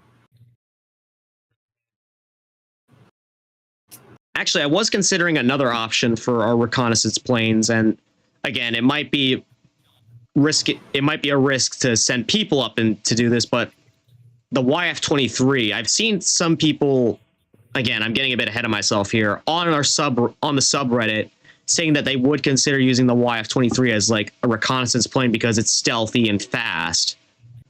Actually, yes, that is a good option. That is a good option. Does it have the proper avionics for it? That's a good question. Let me search that up. Because like the YF-23 and the 22 are meant to fill the same role, which means that the 22 being air superiority does not really have reconnaissance avionics. So does not have like the avionics that's good for doing reconnaissance, and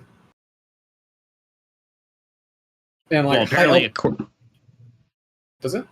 well, apparently, according to AI overview, it could have, in theory, it could have. Its technical specifications were highly suited to reconnaissance, intelligence, and interdiction missions. So, what I guess they're getting at here is you could swap out some of the avionics equipment modifications. Yeah, you could modify it to have a reconnaissance suite inside of it. So yeah, so I'm going to take some take that. I'm going to grab that and accompany it with some of the UAVs.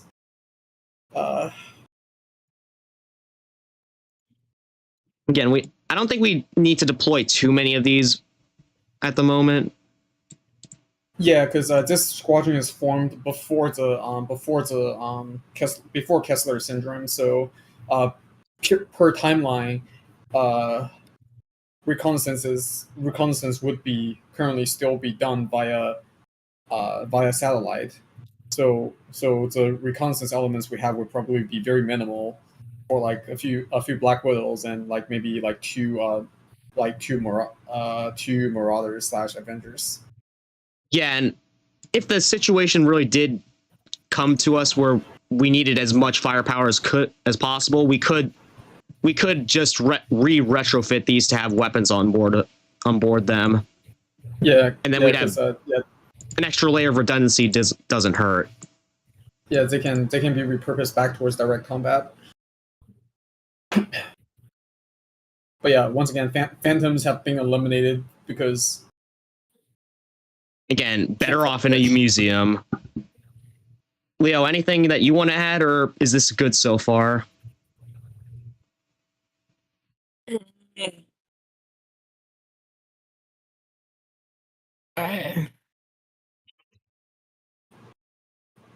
Just stretching right now. Those two drones, like, I don't know. So 2 Black Widows and 2 Marauder. That looks good. Yeah, right, Marauders for when we're fine with just throwing away a few aircrafts. Black Widows for when we can't. Yeah. Our selection is limited because per timeline we would have no reason to get high altitude reconnaissance via Blackbird. So we're not getting any more. Any more is metagaming. All right. Now this is what I thought would be the easiest one, electronic warfare. I basically just went with all the planes. Okay, they didn't actually have many planes in Ace Combat 7 in the base roster that had electronic warfare capabilities. The only real one that came to mind was the F2 Super Kai here. So that really just leaves us with this and 3 mod jets. I'm gonna have say to permute? do like just a quick little rundown on what exactly is electronic warfare. It's my first time hearing of it. Okay, electronic warfare. This is where things gets very fun. Like EMPs and stuff? The main purpose of electronic warfare is to disrupt enemy munitions, disrupt radar, while simultaneously enhancing our own abilities. Yeah, so E-War, you are effectively deny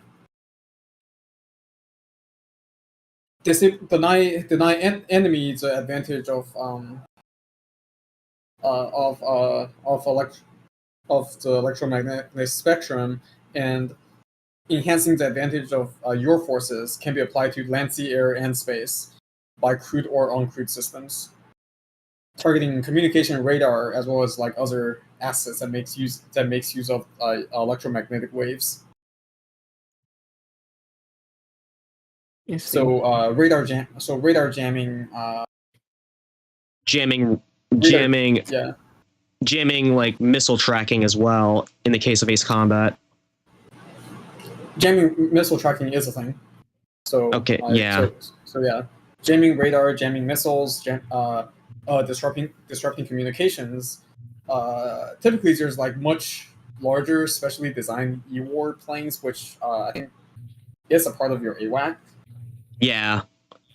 But we don't. But like that's something that we assume that we have, and it's just not specified here. And again, an extra layer of redundancy doesn't really hurt. Yeah. Well, I already made the 8 of the same plane, max out the same plane joke twice now. Someone else can make that joke now. I was gonna say the Prowler is like the Prowler, the Growler. Like, Prowler. That's like shit. I mean, I don't know if it's like I'm not saying it's shit, but like, isn't it like really old? Well, yeah, it dates back to the Vietnam War, kind of similar to the Phantom, but it was basically like a built-off version of the A6 intruder, but designed to carry electronic warfare suites inside of it, and it lasted pretty well into the late 2000s. Okay, so first, and actually, probably worth mentioning that the A6 actually is supposed to come back in Ace Combat 8. So yeah, not entirely dead yet. Okay, so first thing first, for very ironic reasons, ironically, I would like to eliminate the F-35 here. Yeah, and why is that? So the main advantage of the F-35 is stealth, correct? Yes. Do you want to know what you stop being the moment you turn on a radar jammer? You start to become a big target for the enemy to shoot at. So okay, so first thing first, do you know what a radar jammer is? Elaborate. How it works. A radar jammer is literally just a radar emitter. It is like radar jamming and radars works off of the exact same technology. It's just that with a jammer, you're broadcasting radar frequencies in a way that disrupts the operations of the enemy radar by making it hard for them to see like what they're trying to read. That's how a radar jammer works. So when you turn on a radar jammer, whoa, harm upon ye.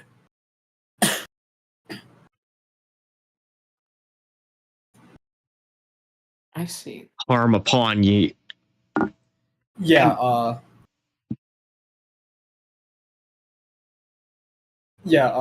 anti-radiation missiles be upon you. Oh, yeah. And for a stealth Yeah. aircraft, that probably wouldn't be the best idea. Unless it somehow For- has... Unless it has, like, the stupid... What was it? The Morganite system that the Morgan has, where it just deflects... Where it literally just deflects munitions that shoot at its behind. Which in this case, it doesn't. No, Edion, going F-35s for everything will not result in more of the same parts going around. The Especially F-35 since- platform. Especially since this version of the F-35, which is a fictional derivative, it has, like, MiG tails and a thrust vectoring engine. That and also because the only similarity between all the real F-35 variant is outer shell. The internals are completely different. In fact, the wings are different across all three variant too. Like it's got more or less completely unique interiors everywhere on all three planes. So F-35 for everything will not make things easier to will not make maintenance easier because the F-35 planes themselves are different. Unless you're thinking of doing F-35s. Unless you're thinking of fielding 80 F-35Cs. Yeah, in which case we already stated in the rules that we're not doing that. But that would be so fucking funny. I have a question.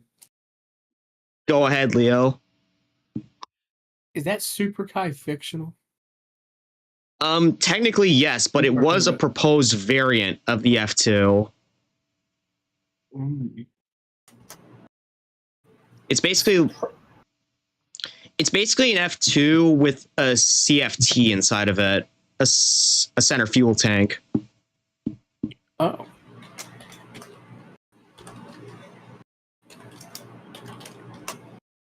It's a Grumman EA6B. Growler. Might be good. That one looks loaded. Which one? The Growler, from what I can see and research. It's just dated. It's How old is it? He's looking at the he's looking at the Prowler right now. Yeah, it's a Prowler. Oh, I'm talking about the Growler. Yeah, I know it gets confusing real quickly. Oh yeah. Yeah. So let's refer to them by their designation. So the E6 and the E18. Yeah. Yeah, the E6 could be interesting since it's got 3 seats. Isn't it 4? It says a pilot seat and 3 officer seats. Okay, yeah. Yeah. So it's a very heavily crewed plane in comparison to everything else so far. Yeah,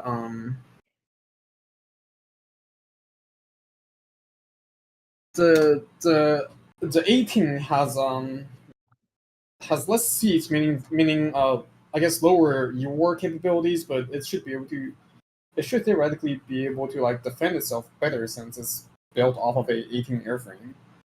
Yeah, in the context of in the game, the E6, it has more air to ground capabilities, and the E18 here is more of a multi-role, similar to the F-18s. Yeah. Yeah. So Yeah, Adion's bringing up a point right now. Pilots and personnel ain't cheap. Yeah. 18 might be better for the purpose of it being able to defend itself a little bit better and getting out of hairy situations where you might lose a plane and pilot. Whereas Prowler might just work better for the purpose of being able to get more done. But then again, its manufacturing ended in 1991, so it's probably very outdated in terms of technologies. again, keep in mind that it is actually coming back. Well, at least the A6 is coming back for Ace Combat 8. Might be getting a bit ahead of myself here, but I thought it'd be worth mentioning. We'll definitely have to. We'll definitely have to think about that. But currently, I think 18 looks more attractive to me. Yeah, that's what Yeah, I was agree with thinking. that. I was originally going to think of like splitting it between the 6 and the 18, but if we're going to go with 4 18s, then I will not. If anything, split it between the 18 and F2A. Oh. Okay, then. Would you like to hear my reasoning? Please, go ahead. Do you know what the F2 is? It's it's basically like Japan's licensed version of the F-16, but it has like it has individual differences that differentiate it from the original F-16. Yep. For all intents and purposes, it has like very similar performance to the F-16. So it has like very good flight characteristics, very powerful flight characteristics. Now, because the F-16 airframe that it is based off, as well as the F-2 airframe itself, are relatively small. It's not gonna. I'm not sure if you'd be able to fit extras. Hold on. F-16 is single seated, right? Or is it? There's two different. The F-16D is a 2-seater. I don't think the C and the F versions that are in game they're single seaters. Does a Super Kai have 2 seats? No, I believe it's also a single seater.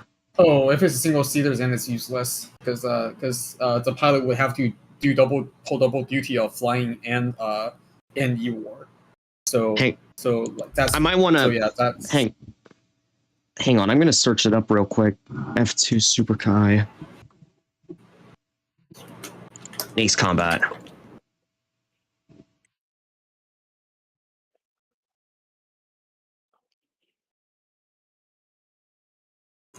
Yeah, no, it's a single seater. Yeah, then it's useless. Well, not useless, but less capable. There's more of a workload on the pilot. Yeah, it puts more workload on the pilot. It makes it more dangerous for the pilot because now they're no longer now they can't put nearly as much attention into situational awareness.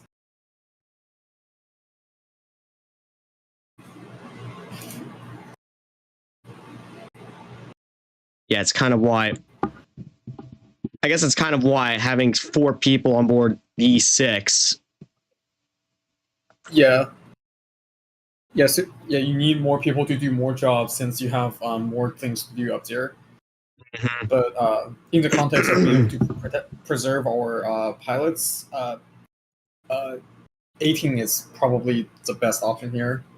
All right, then. We'll go with a full squadron of them, then. All right, let's see. How many planes we got? We only have 2 more sections to go through, and then we're basically free to fill in the remaining slots that we have available. With as many F-35s as we can. Oh my goodness. I did remember there's an 8 aircraft cap for each of the aircraft that I know, each aircraft available, but again. All right. Now naval ops. I feel like this is going to be filled with a lot of duplicate planes here. Yeah. I might want to shrink these so that we can actually fit everything that we have available to us. But yeah, basically, let's go back. Here's what we already have for our naval ops. The 2 bombcats, well, 4 bombcats.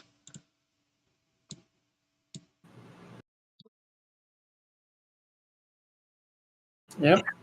4 bombcats as well as 8 unreasonable alpha. An unreasonable amount of F-35s.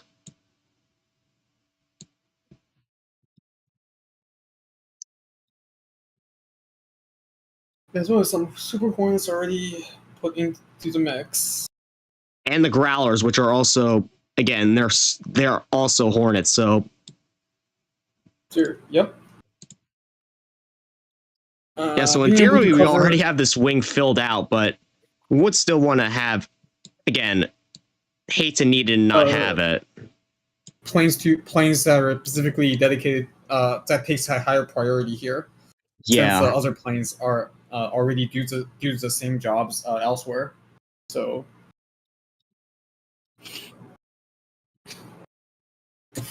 the fuck is up with a one that looks like a fuck? What? 18 in the Navy. Oh no, not that. FCK. Yeah, the FCK1C EIDF.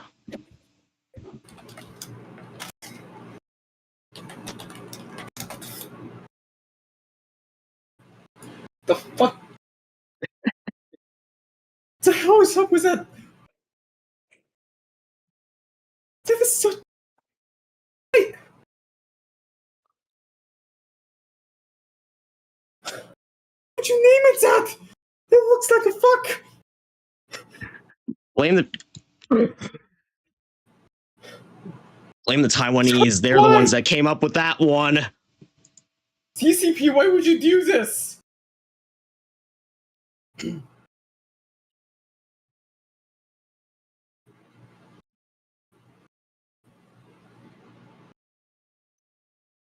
Just off the name alone. Just off the name alone. Whoa, I hate this. Yeah. Just off the name alone, I think we should keep it out.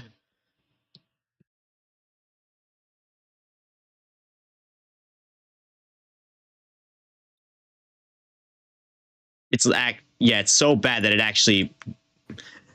actually making my allergies worse. That's not even medically possible.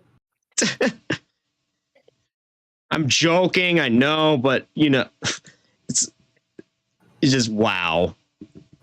But yeah, who was responsible? Who in the Taiwanese Air Force? Oh, I'm sorry, the Taiwanese Navy thought that was a good designation for it. Wait, that designation was named by. It's a Taiwanese plane. It's just that, yeah. Okay, like, why would Taiwan do this? Why would you do this? Oh my god. Oh my god. Oh my god. Okay, moving forward from there. The fuck is eliminated. Yeah, let's just keep that out of here again. It's out of our considerations for now. Okay. Kind of like the sea tiger, even though like it's not the sea tiger. Sea eagle. Fuck, sea eagle. Which version of the sea eagle? The M or the N?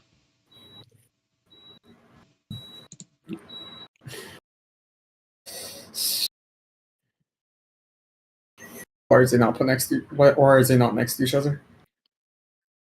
It's because I added the F-15M before I started all this. Okay. Okay, fine. Okay.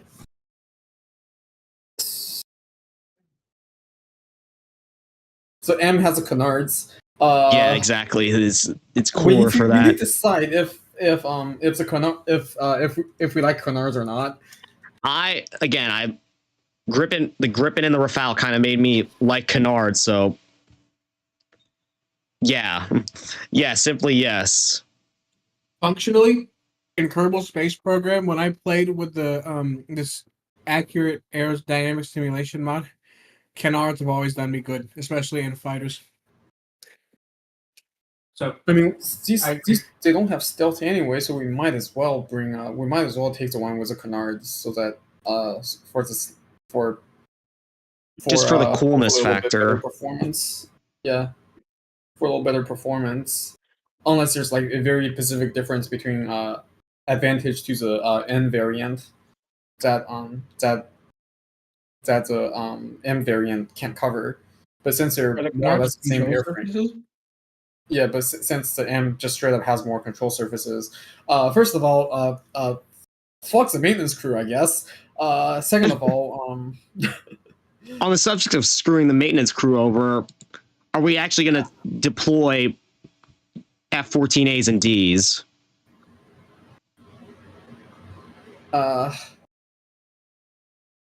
If we're deploying more F-14s, we're probably not gonna bother with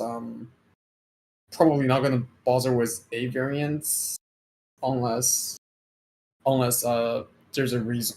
Because if I recall correctly, F-14D should be a straight upgrade. Yeah, they are. I'm pretty sure they even have the same special weapons in 7.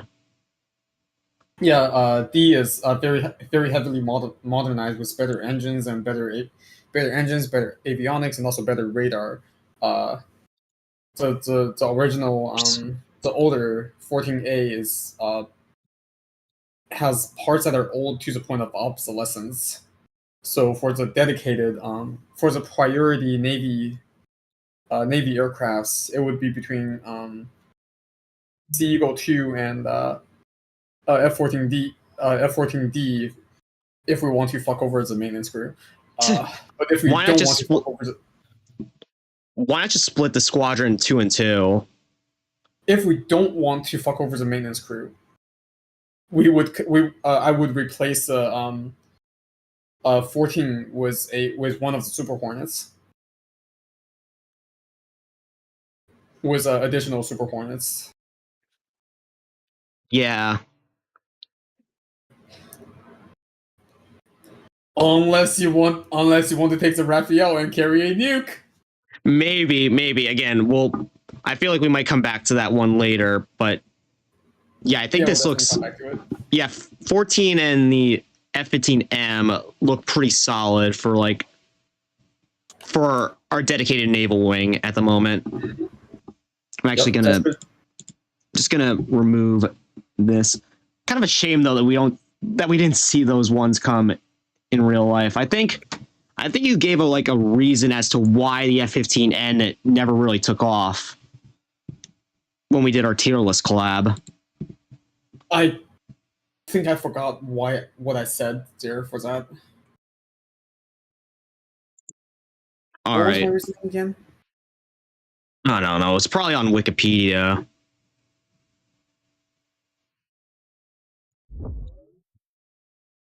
I'll look through it again. F-15N Sea Eagle. If I recall correctly, wasn't it just that the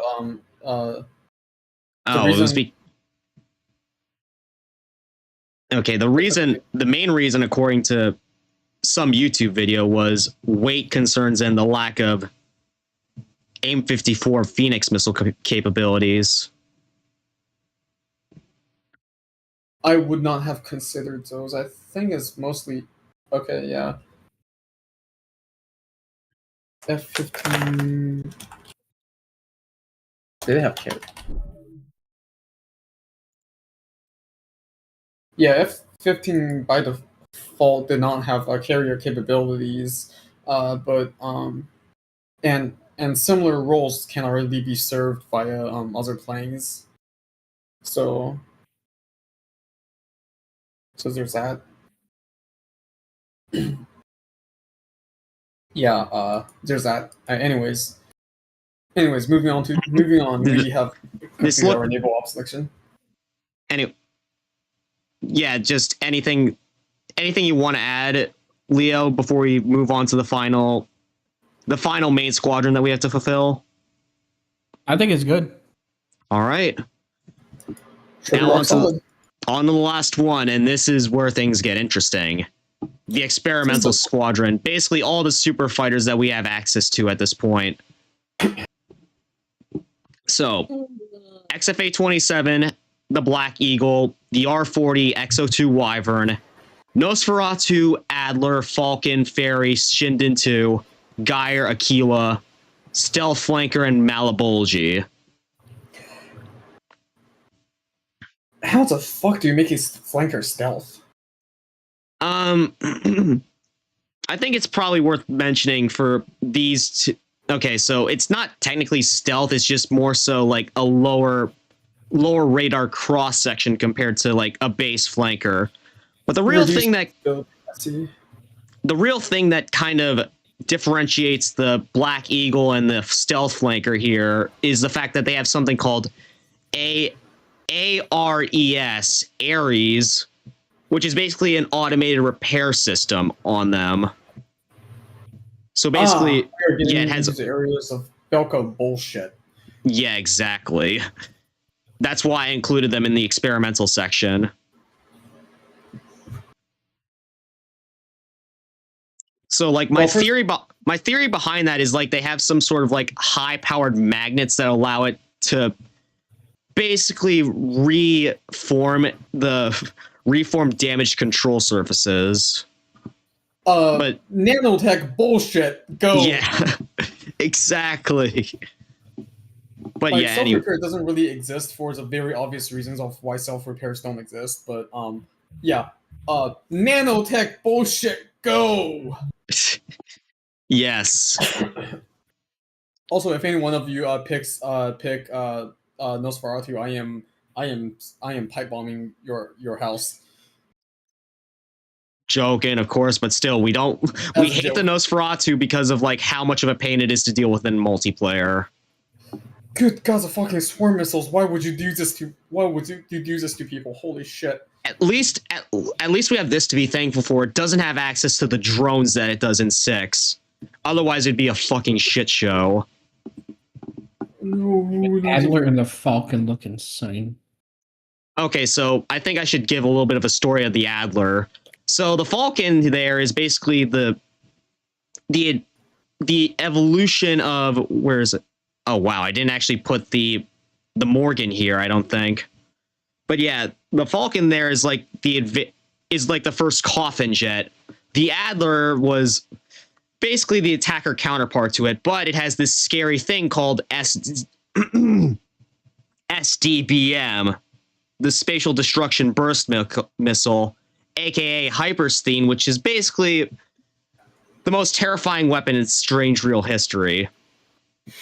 Which, once again, is invalidated because it is basically a nuke. No, not even that. It's like an aerially carried version of a V2 rocket. Yeah, basically a nuke, but worse. Therefore, a nuke. Like, so for context, for the purpose of like strategic considerations, once you get to a point of weapon of mass destruction, you treat it with the same level of seriousness, no matter what you're calling it. Yeah, fair enough. So like ballistic missiles, doesn't matter what the actual payload is. If they're launching a ballistic missile, assumes it's nukes. If they deploy a very big fucking warhead that is, if they're deploying something that is nuke capable and they don't have any other reason to, it's a fucking nuke. Assume it is a nuke because that's just what you have to do for the purpose of like strategic decisions. That said, I really want to try to avoid the Adler because as cool as it is to have a plane with that destructive capability, it also paints a massive target on our base once again. Because let me add this about the SDBM. It has an extremely complex containment system because it's just that damn volatile. Understandable, so like but if you carry it, so like if you handle it incorrectly, it's basically just going to prematurely detonate and destroy all of us. Yep. So yeah, but there is the B version to consider, which basically it doesn't have the SCBM. It just has a multi-purpose burst missile inside of it, which slightly less destructive. Still want to try to avoid it though. Yeah, it's not necessarily easy to distinguish the difference between the two from satellite imaging, and that alone could give the enemy a reason to nuke us. That said, counterpoint. In group chat. Okay, what is it now? I'm posting this purely to be fun. No, not this again. It's not even. Is that even the Yes. I was trying to think whether or not that was like the Adler or the Advanced Raven. Red. Adler. Not gonna lie, I thought that was Evangelion at first. It looked like an Eva character. Yeah. Also, Just do that. Anyway, also the whole thing with coffin. Also, I think it's worth mentioning with coffin jets in particular. There's no confirmed method of like an ejection seat or anything like that, except for like the ADF. Aside from the ADF 11, which is that even an ejection seat? It's just like another plane that you mount on the thing. Oh yeah, speaking of, I kept making this joke during the tier list. I've done it before, but I'm gonna do it here again. Yeah, just I do it, see mate. your coffin jet. Can your coffin jet do this? Wait, that's the wrong button. You just go flying off into oblivion. Where's shit? Where's my? You lost track of it. Damn. Do this. Yeah, you just explode and then go off into like East Bumhell or whatever.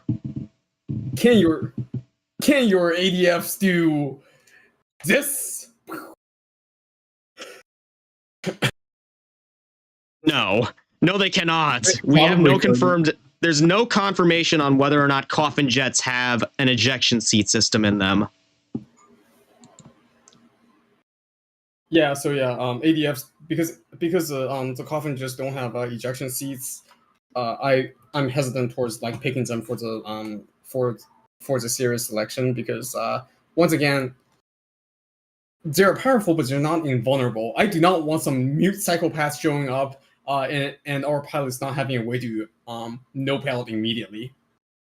Yeah, thank goodness I didn't include all the Ace Combat X and Ace Combat 3 planes here because, oh man, you'd be making that joke so many times because all of them have coffin. Well, I think the Apollos and the XR302 don't have it, but still, it's like another third of planes that have a coffin system in them. That said, there's like even though they have no ejection system lore-wise, there's no reason for them to not have ejection system since for the ejection system to work, you have to eject the canopy anyway. And obviously, you have to have a way of getting into the thing, so you could absolutely just use explosive bolts to blast the entire top of the cockpit off before ejecting anyway. We can't so, confirm that. No reason. The Falcon does, it has the door on top that you have to actually open again inside the thing. So but like, there's no way to the seat. The way that you look at it, it just doesn't look like it has that same oomph to it. Well, either way, my point is that like engineering wise, there's no reason why they couldn't have made it possible, but I guess they just hate. I guess Belka just hates pilots. I don't have any other reasons as to why they're doing this. Except for like freaking the Greymen pilots. Speaking of Belkin superplanes, I can't believe I forgot to put this here. Get the Morgan back in the experimental tab.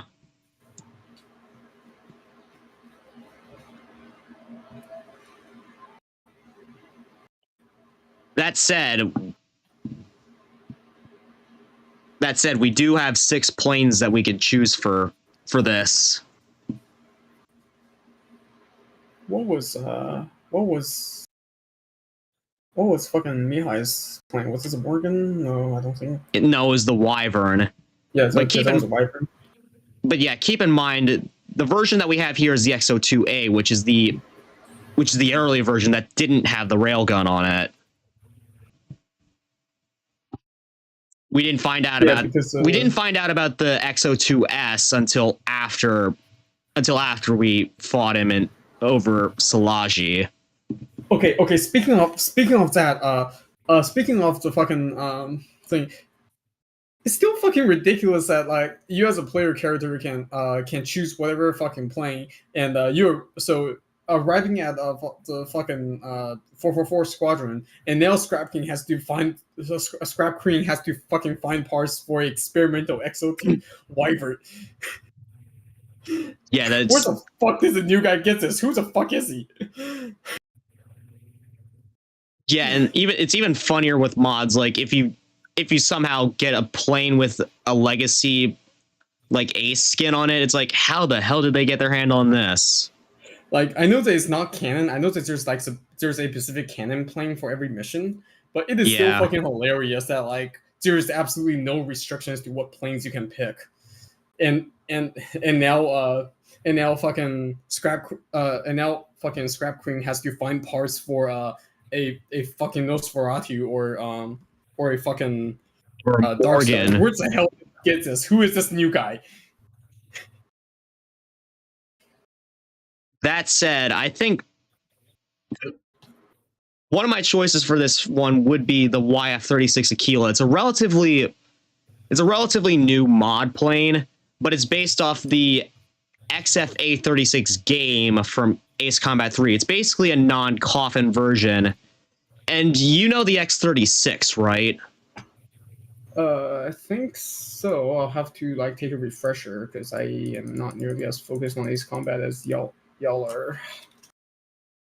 I mean, like, Uh, I'm not that like knowledgeable on it either because like X, the experimentals are like new because I haven't gotten this far yet. which plane did you say it was X30?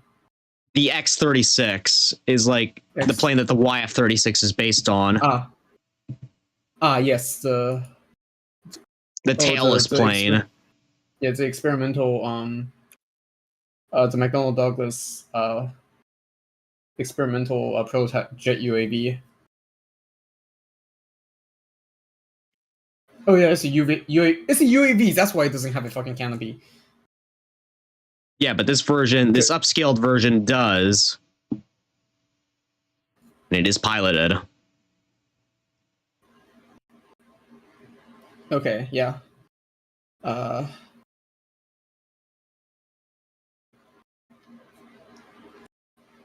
Thing has no rudders. Does it? No, It doesn't have Technically, rudders. It's thrust vectoring engines that it uses to steer.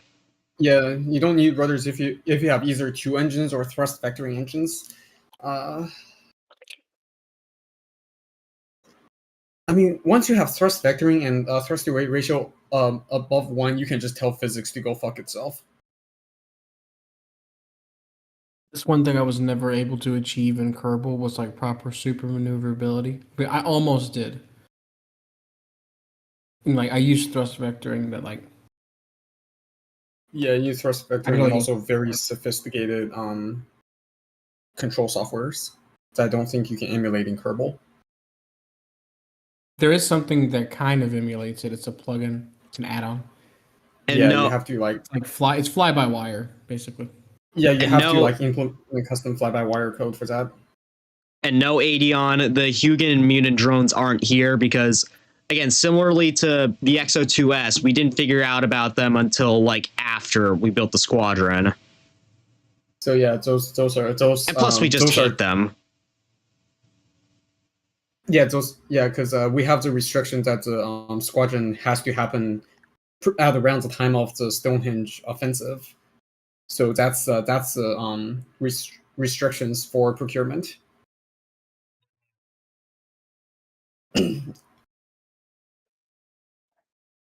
But yeah, I think even though according to canon, there's only one of these YF-36s, I think we could at least be selected as a test squadron for it. So I'm going to add it just as like one of my 2 test planes.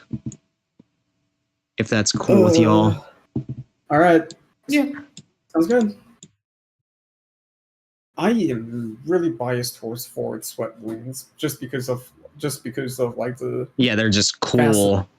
number ones are just cool. Number two, they have like very fascinating like engineering backgrounds as to why they're used and why they ended up like just not existing anymore, not being a thing anymore.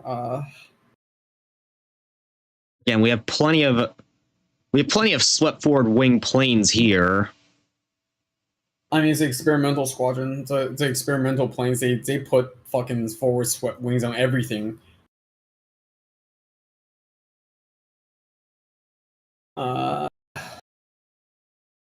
What's the XFA 27? I can't get a good look on it. Can see a good picture.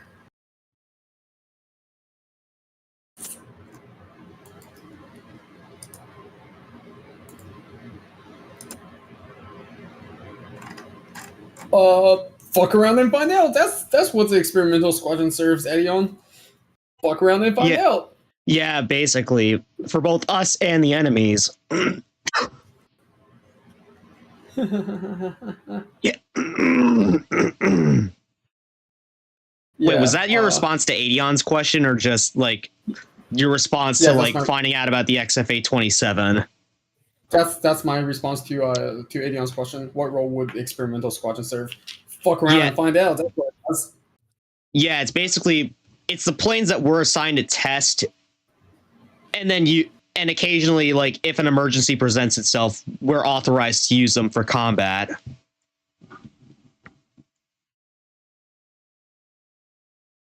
So yeah, for this, let's I want to get my hands on a 27, since 27 has 27 has the worst version of the shitty version of 35's AR cockpit. Yeah, it has the freaking half. What's it? The half coffin system inside of it. Yeah. The half coffin system. It is the shitty version of what F-35 has. I have a question. What I'm guessing the Malibulge. The Malibulge. That's a drone, right? Yeah, it's a drone that's meant to be launched from a Nosferatu.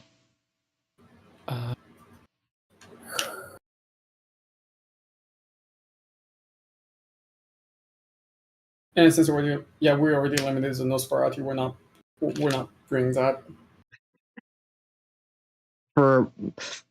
Kind of for Phoenix's own sanity. For railgun lasers are. Oh god, I fucking wish practical laser weapons exist. Well, technically they do, just not at the scale that they do in Ace Combat. Just not as a scale just not as a scale where it's useful in offensive context. So yeah, experimental squadron will still be guns and missiles.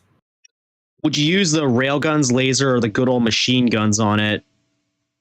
That's what I'm answering. Yeah. So it would still be like missiles and machine guns. The railguns, if we can get our hands on it, I guess. Actually, I need to see what I want to. I'm gonna pull up the game real quick. I'm sorry if my computer starts to slow down a bit, but I'm pretty sure the XFA 27 does not. It's a more standard aircraft in comparison to some of these others. It doesn't exactly have the railgun. Actually, it does have electronic warfare capabilities. Huh. Fun. Love that. But yeah, nothing crazy compared to like it doesn't have railguns or pulse lasers or anything like that. Lovely. Oh, I've got caught in an ad. Big oof. The secret to not getting caught in an ad is to have all streams open and switch between them whenever an ad pops up. Yes, exactly. All right, game, please actually work on me. I need to pull this up and see what each of the planes have available to them.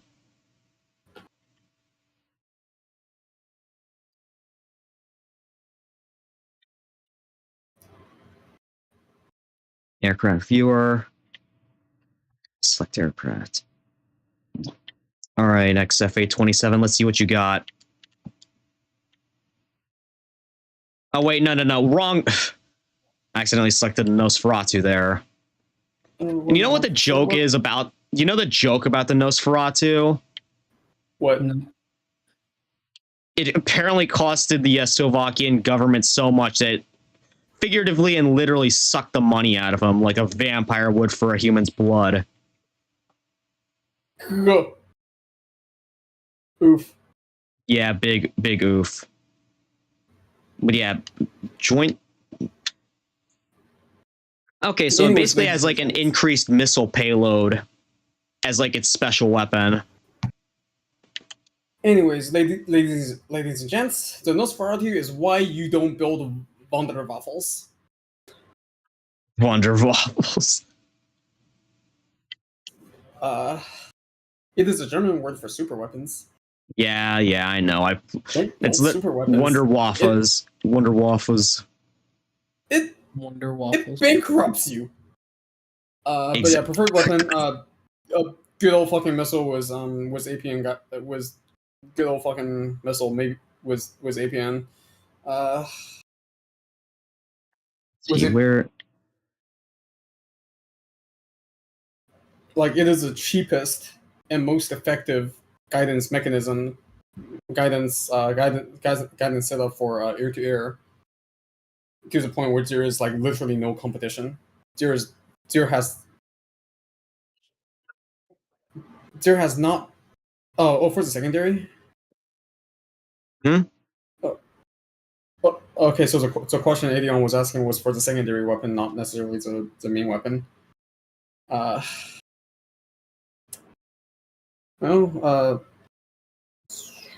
The secondary non-missile weapon. Well, all the planes already comes with a gun, and in Ace Combat comes with a fixed gun, fixed machine gun. So that's like something you already have. So in terms of the special weapons in between variants, once again,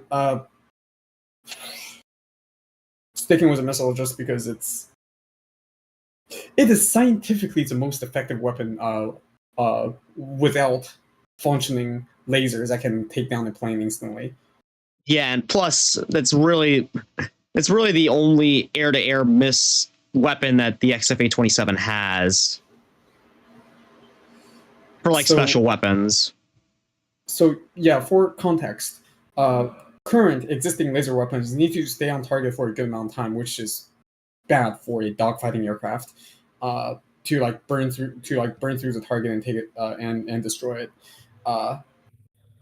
Futuristic, higher powered laser weapons, microsecond pulse lasers, can have the same kind of effect as just clocking someone with a have the same kind of effect as just absolutely clocking someone with a APF SDS. Because with lasers, higher powered lasers, kind of just have that effect due to the physics of hypervelocity impacts being pressure based as opposed to velocity and energy based. If we're assuming Ace Combat level weapons lasers, straight up lasers, like point click dead. Why not?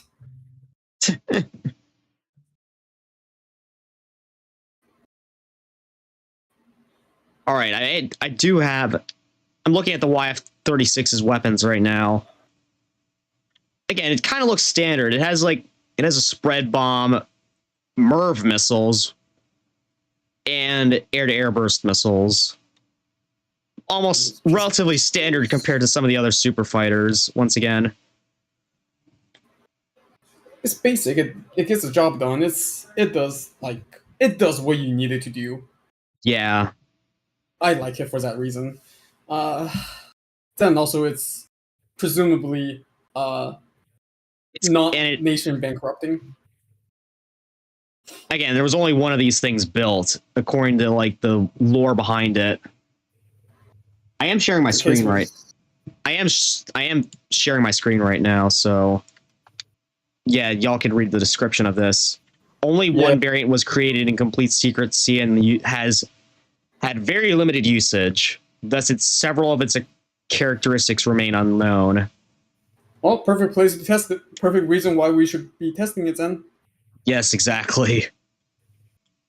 Sounds like we found a reason to increase our budget. Hmm. I Just am so that totally general not slicing resource this could plane. crank these things out later. I am totally not planning to use this plane as an excuse to crank up our budget so that I can install ice cream machines into self-serve soft serve ice cream machines into cafeteria. Yeah. This is totally not a ploy to misappropriate funds. No siree. Yeah, not at all. Put it on the plane.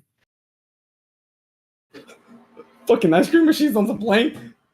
Oh god. Well, remember how they used to churn ice cream in bombers?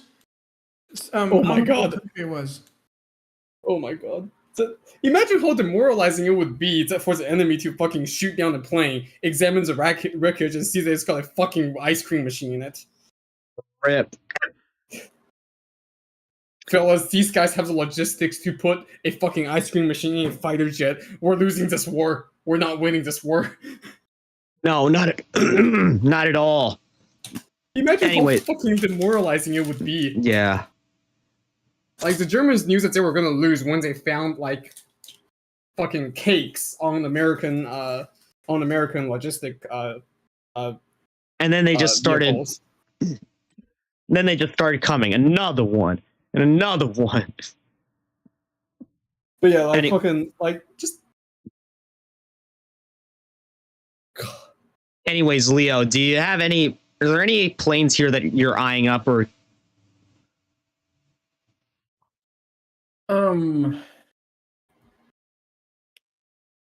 I do aesthetically, I do really like the Black Eagle, but what goes into it? Let's find this out. Well, first off, it has the Belkin bullshit self-repair system inside of it. Belkin. I used to have an internet adapter made from Belkin as a kid for connecting. Oh to no! early Wi-Fi. Yeah, my college is littered with those things. Dude, it was like back in the Windows XP days for me. That shit never hardly ever worked. Okay, so fairly standard arsenal except for cluster missiles, apparently. And the damn what's it, self-repair system inside of it. Also, I think it's worth asking, Phoenix, did you want 2 of those XFA-27s or just the one for now? We're testing it. We're only doing, for the experimental squadron, we're only doing aircraft testing. I don't see any reason why we would be given 2. Well, like, I mean, just- again, it's just like in an emergency, we have authorization to use them in combat. Like, say, for example, like the final Arsenal bird attack, or who knows? Again, the damn drones. I mean, when it gets to it, when it gets to a situation bad enough, we'd be evacuating base.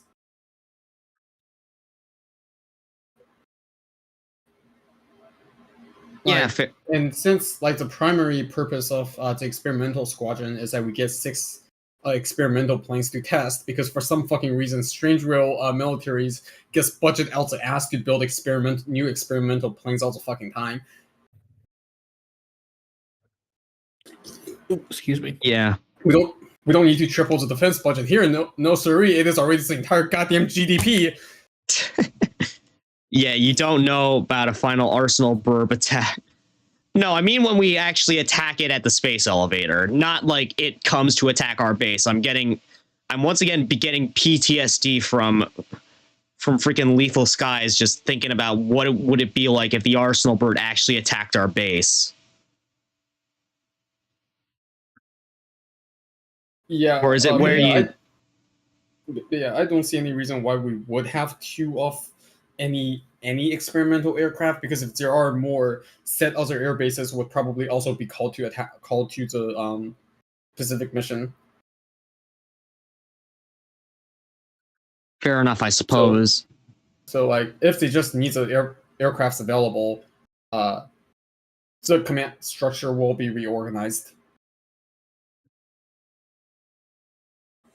whether Yeah, we all like right. it or not.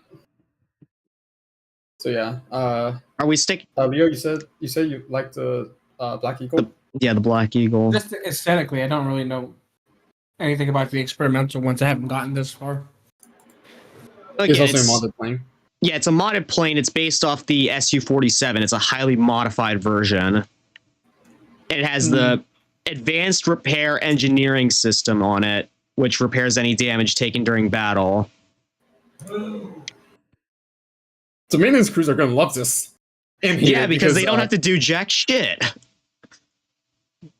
And they don't have to do jack shit on the regular system because it fixes itself.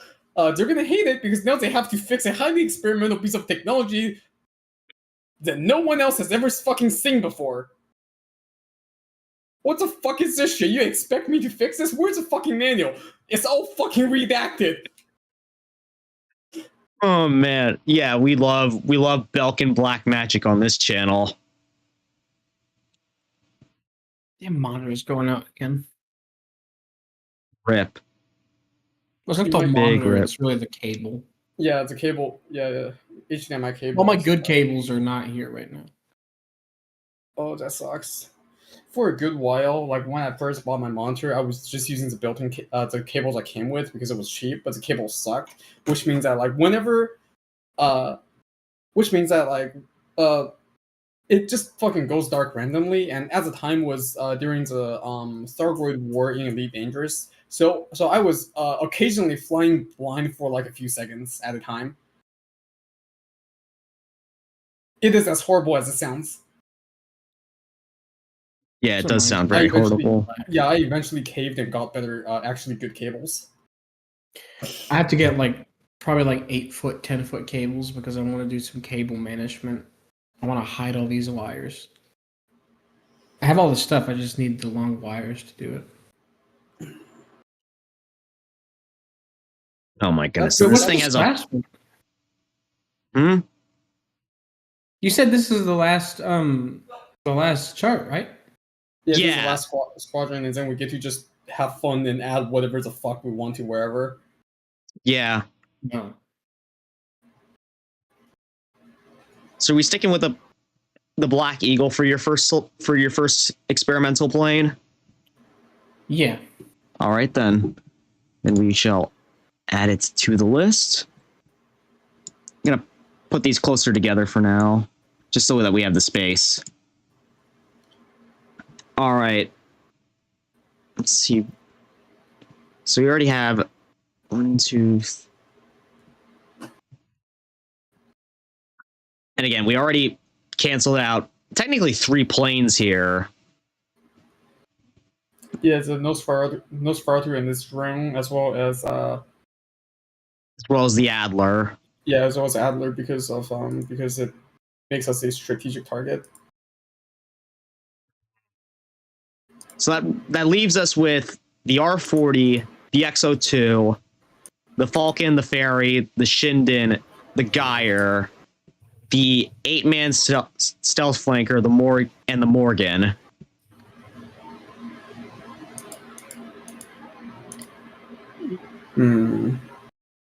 Honestly, might be a bit biased and choose the Morgan because it's my favorite. It's one of, if not my favorite, experimental aircrafts in the series. Good news! You're allowed to be biased here. Of course. But then again, I'm just looking at all the other options that we have available to us, but again, I guess I'll stick with them. I'll add the Morgan to our list right now. Again, shout out Pixie out there for being an absolute menace flying this thing. I still like try to find opportunities to randomly fucking crow Pixie for funny reasons. Yeah. All right, so that leaves us with 2 more aircraft for us to choose here. So this is Ace Combat 4. No, this is 7. This is 7, but we're including modded planes that's available within the timeline. Yeah, for the most part.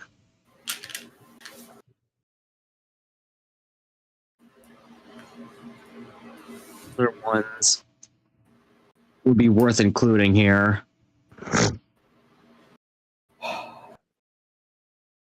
So this one, the Shinden 2, is that thing's engine like directly in the middle? Yeah, it is. No, Stonehenge Offensive is Ace Combat 7, the one where you attack to take the Stonehenge to shoot down an Arsenal bird. That was a thing in 7. No, Stonehenge Defensive that was in 7 because we were defending it from Erussia. Oh, right. Oh, right. Yeah, I know. The names can get confusing sometimes. But yeah, the Shinden, we were in the middle of taking. Were we in the middle of taking Stonehenge or after we took Stonehenge? It was after we took Stonehenge. Okay, yeah, I could have remembered that we were like in the middle of we were like partially in the middle of attacking it, and we had to like, which is why like we had so much trouble with the artillery officer like having trouble getting into the thing. Yeah, because Leo, can you look at my screen share real quick? I'll give you a quick little look at the Shinden here. Why does it have 3 intakes? Because it has vertically mounted 2D engines. Oh, I hate it. That whole thing vectors, doesn't it? I don't think I could actually show it without actually flying it, but yeah, the nozzles, they all like move as one piece there. Oh, because I had like engine modules similar to Why that. the fuck would you have vertically vectoring? They did engines? some fucking cool. I was able to do some cool ass shit with those kind of engines when I was doing my realistic Kerbal run. Okay, hold on. Why would you have vertically vectoring engines mounted one on top of each other? I think the reason behind it was, I read this on the wiki, the plane supposedly has VTOL capabilities, and the one engine on the bottom is supposed to be the VTOL engine. So the top one then just regular vectors. Okay, so allow me to explain to you why this is stupid for flying reasons. So the F-22 has vertically thrust vectoring engines, but they're placed next to each other, which means that you can vary the thrust difference to achieve the same effect as horizontal vectoring, so it doesn't need horizontal vectoring. So when you have 2 engines mounted vertically on top of each other, guess what you can do by varying the thrust output of the engines?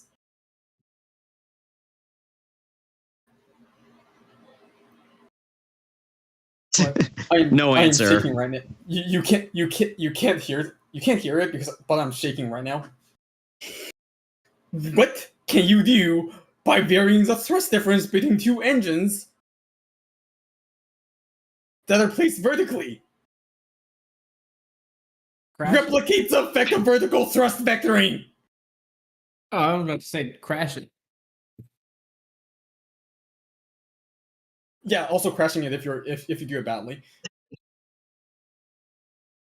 So okay, you have an engine engine setup that allows you to vary the thrust output to achieve the same thing as vertical thrust vectoring, and also vertical thrust vectoring. Why would you have both? Again, VTOL capability for this thing. Why not turn the thrust vector nozzle sideways?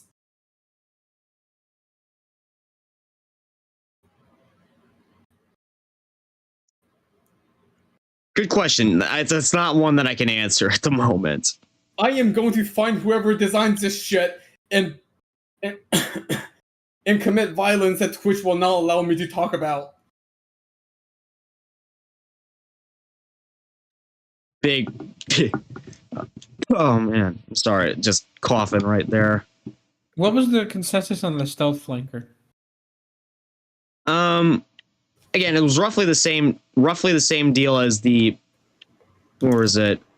as the Black Eagle. Basically, like, has the same self-repair mechanism inside of it. Has the same self-repair mechanism, but no other specific advantages over other planes in our other squadrons. Well, it also has the damn pulse. It also has a pulse lasers on it, which I don't think we have a jet in our squadrons right now that has it as a special weapon. We can add that later since we have like, how much allowance do we still have for our 80 plane limit? I'm not sure. Let me pull up the calculator again. Let me pull up the calculator and calculate that. We have eight Raptors from air superiority. We have 6 from. Let me just clear this out. 8 from. Let me also put the calculator up on screen. So I took disabled that for a moment. Excuse me. There we go. We have 8 from our air superiority squadron. We have plus 4 for, well, plus 6, plus 4, and plus 2 from our ground attackers. We have plus 2, plus 4 from interceptor / base defense. Escort has escort support / multi-role has 8, 2, and 2. So have 12. That puts us to 13. Reconnaissance takes up another 4. So we're at 36. E-War has a 4, so we're halfway up. The only 2 unique planes added to naval ops is Sea Eagle, purely for the novelty, and Tomcats because fuck the repair crew, I guess. So that's plus 2, plus 2. Yeah. We are at 44. Plus the experimental jets we're at 50. We have like 30. We have like 30 more planes that we can get for fun. Yeah. Just to pad out numbers to have replacements and whatnot for fill out the ranks as much as we can. Yeah, like have extra duplicates just so that if a plane is just finished came back from a mission, we have a second plane to replace it if it's needed again immediately. Okay, right. So you picked a Morgan for your second experimental. Yeah. I'm still deciding on my second. Leo, you got anyone that you want? He said he was considering the 8-man, the stealth flanker.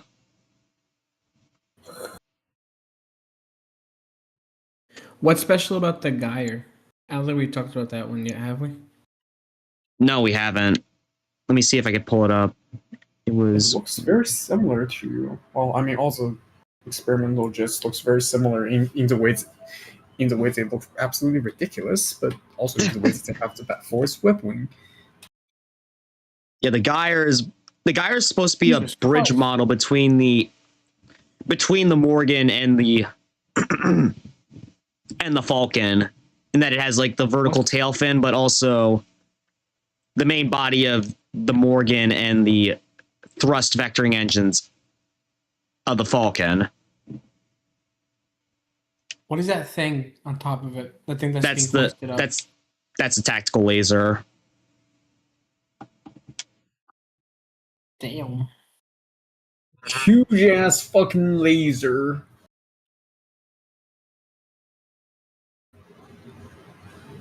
That also requires a 7G limiter on the plane to prevent it from falling off.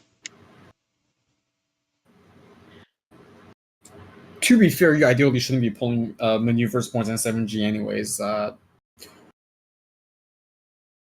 mean, like, the limit for the person is like 9Gs, ideally. Once you get up to a certain amount of Gs, you start taking damage to your airframe and whatnot. These experimental jets with Y-shaped airframes are especially vulnerable to that kind of shit. Because for reasons that should be a surprise to nobody, Y-shaped airframes don't exist in real life for a reason.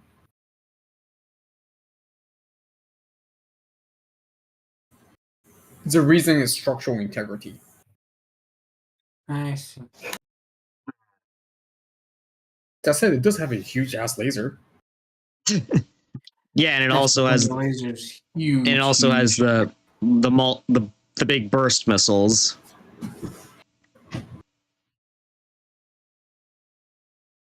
Yeah, you think this might be your second super plane, Leo? I really like it, but that laser is massive. Like massive, massive. Is its power justifiable for that size? You can get a lot of powers out of jet engines. I mean the laser.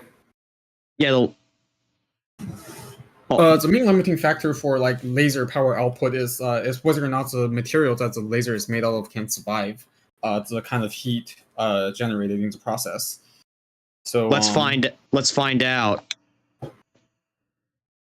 Are you attacking or defending Stonehenge? So like for the purpose of Yeah, for testing purposes, I'm just going to real quick hop into a mission and see what exactly the laser system on the Geyer entails. because like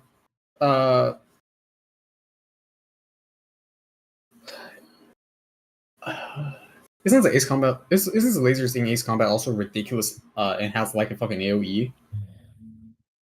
I'm not sure.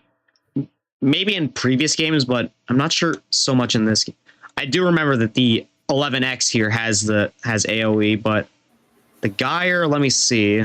It might have something else about it that I'm just not remembering. Okay, so quick note about laser weapons in this specific context. If you have a laser weapon, it doesn't even need to be powerful enough to destroy a plane to be effective. Would you like to know why? Why? Mark 1 eyeballs.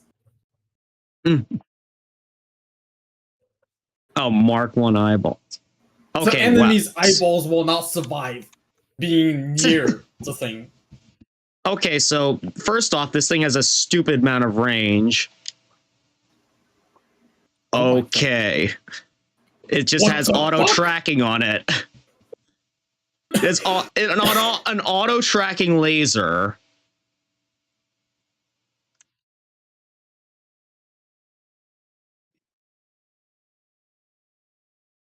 Okay, now I'm remembering this. Okay, get some altitude. And just watch it fucking track across the entire fucking landscape. For a second there, I thought, okay, yeah, it is. For a second there, I thought it was going through the airframe there. That would have been pretty bad. Okay, yeah, fucking get some altitude. Like, get up, like, really high so that you have a really good angle pointing downwards. And just watch it fucking instantly annihilate everything. Yeah, oh my goodness. It's like an aerial lightsaber. Is it fucking... I think we should throw it on there. Yeah. Oh my god, that is ridiculous. That is fucking... Well, I know what I'm using when I come back and do another playthrough of this game. Yeah. Oh my fucking... Let's do that. That's my second choice, is the Geyer. Yeah. That is almost as bad as a fucking Nosferatu. Holy shit. Well, thank goodness it's not usable in multiplayer because, well, mod jet. Modded? Yeah. Yeah. Unless everyone in the lobby has it. In which case it's just absolute chaos. Who can get sight of the other person first and fucking beams their ass? Yeah, and you know what? I think I know what the theory behind that laser system is. It has like a directable lens inside of it. I think lenses on laser weapon systems should basically be default because okay, so here's the thing. Unlike a machine gun, light does not have mass, and you can redirect light to move it wherever the fuck you want, however the fuck you want. As long as you have a material that can survive the light traveling through it. Which, once again, let me remind you, is the main reason why high-powered laser weapons don't exist in real life.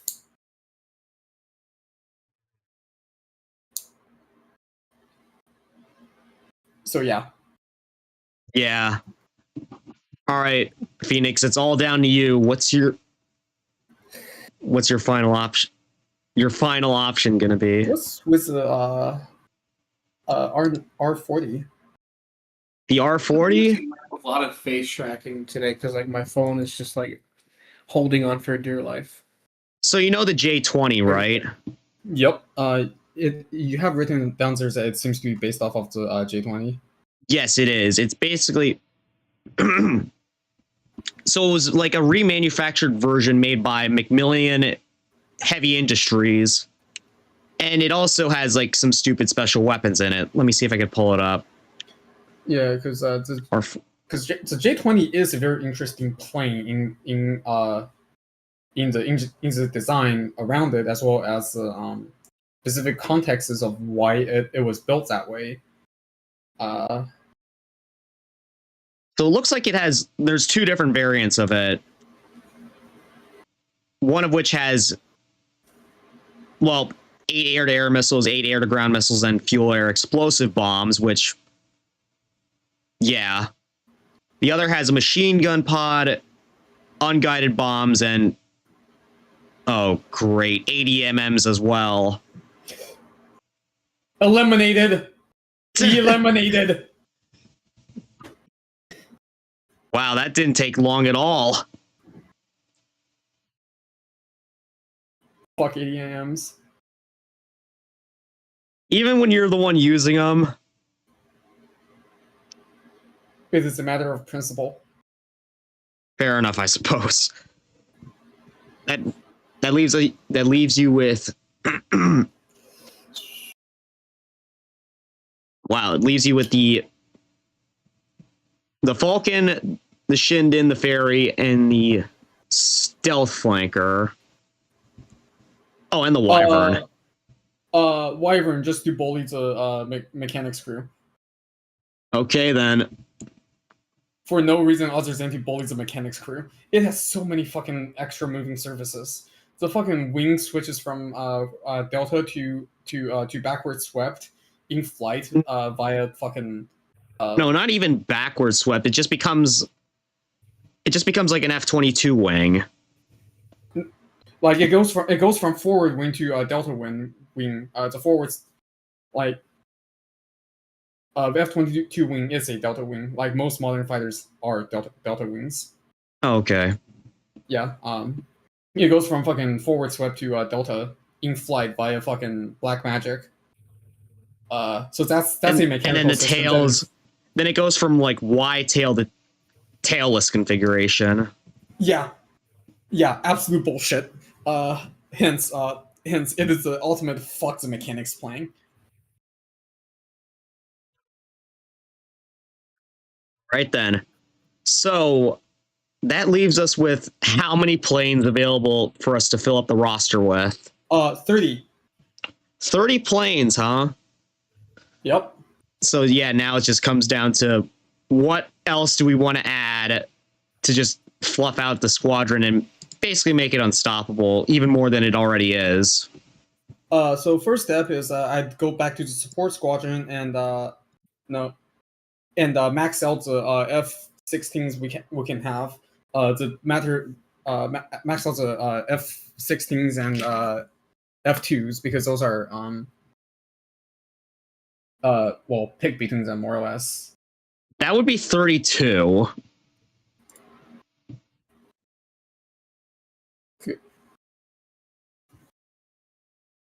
Yeah, like pick one or the like decide on which ones to have. Because my recommendation on this is just because the 16 is a ridiculously powerful air-to-air and multi-role platform, even though it wasn't originally made for multi-role. F-16 D versus F, because that's a 2 game. It's 11. Wow, it's almost 11:30. We might want to wrap this up quickly. Yeah, I think I'm about to collapse. Okay, then I guess we'll have to do. I was originally going to do like a what was it? A reaction to the recent Ace Combat 8 reveal, and the fact that I posted to Reddit, the post to Reddit that I made, basically asking Reddit what squadrons they would make out of the parameters that we've given. Unfortunately, the Ace Combat 8 reveal has been replaced by Artemis 2 Splashdown, which, depending on how you think about it, is very much a much more important event, even if it's like less exciting. Yeah, debatable. Yeah, definitely. Yeah. I need to clean my fucking keyboard. There's so much dust in it. Oh, wait a minute. I forgot about the Silent Viper here. There's so many F-16 variants. Yeah, there's... It just goes to show how ridiculously good the F-16 platform is. But yeah, at this point, I just recommend like filling the rest of it up with 16s and 18s. Actually, no. Navy already has plenty of planes, so we don't have to specifically. We don't have to load it up completely yet. Yeah, we don't have to give them even more. So I'd say probably like Star Wars. There are so many fucking C variants. Good fuck. There's. We're just gonna assume that it's the latest C variant.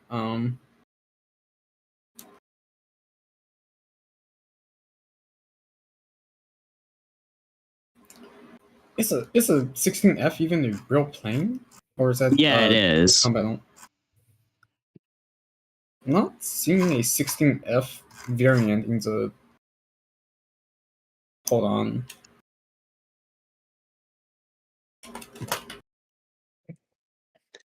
That's F-16F is a two-seater version of right. Is that one? Right, is that one.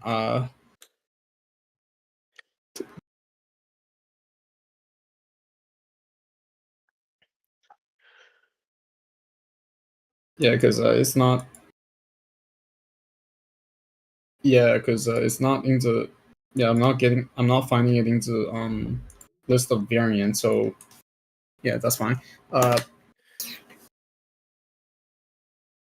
Just to be funny. Sure. On Wikipedia. Hang on. Pre-production variant, main production variants. It's on the Wikipedia. Yeah, it's on F-16EF Block 60. Okay, yeah, I see it. Okay, so in the interest of letting Leo rest, first thing first, F-35A, because I joked about it earlier. We're fucking doing this joke. That is my primary recommendation. 8 of it. Fuck the budget. We have unlimited budget from the fucking experimental aircrafts anyways. I am going to misappropriate for funny reasons. I do like the Super Hornet. But I think we have. Oh, we already have Super Hornet. Yeah, we already have. We have we have a total of six Hornet type jets on us right now. The Hornets are very good aircrafts.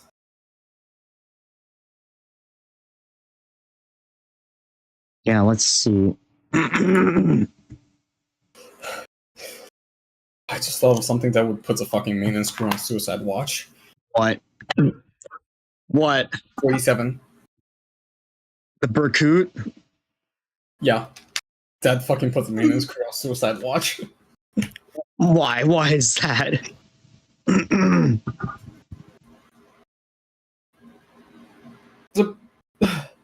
The 47 was a very interesting plane in that it is the only forward swept wing aircraft to have ever entered service anywhere.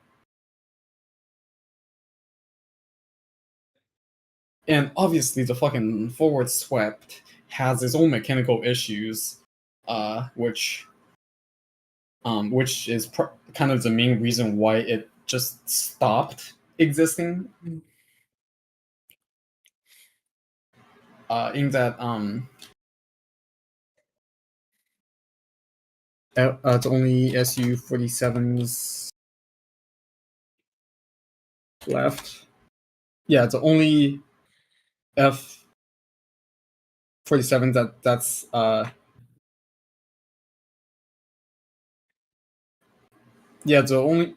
only one that's ever there was only one that's ever built, and it was it was also a technology demonstrator. So Yeah. never mind. I guess it never did inter-service. Huh. Did the 47 inter-service?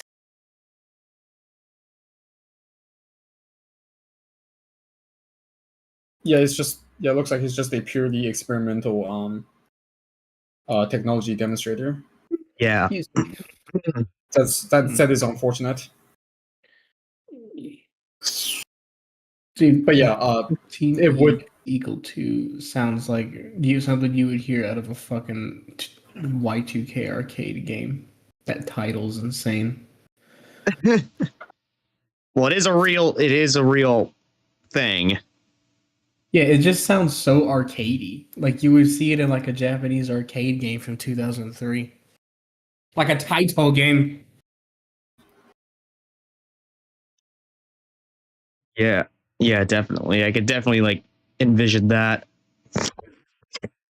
But yeah, the 47 would in addition to all the other bullshit would put the mechanics closer to fucking Suicide Watch, just because it doesn't really, it's like in one of those situations where you just don't have much of it. Well, I've had my pick here. I don't really have any other ones that I'd recommend, because 35A covers the mission profiles. The main situations. All that's left is to like pick out flexible multi-roles and that can fill out other functionalities, unless you want to max out on YF32 for more air superiority.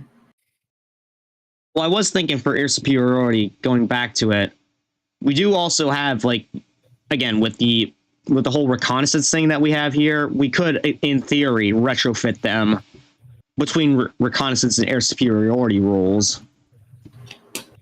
I mean, like, the avionics can just stay there. It's not going to cost that much performance. Yeah. So once it's being fitted for reconnaissance, it can still do the usual things. So we have like allotment for like 6 more here.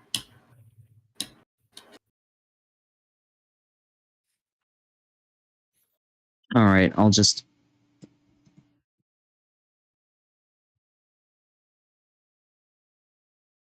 So yeah, just to be clear, that these are separate from our reconnaissance ones.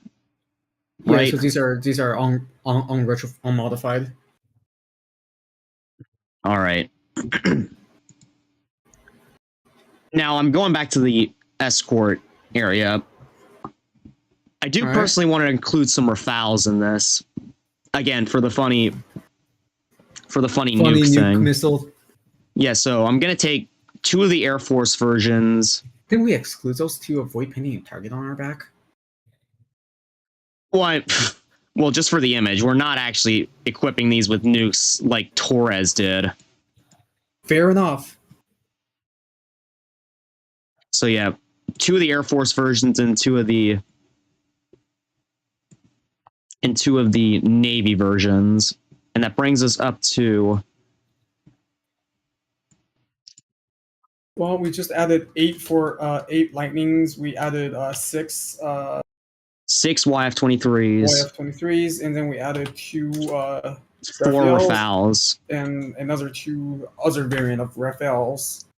So that brings up to 68. We have 12 more. All right, 12 more to go.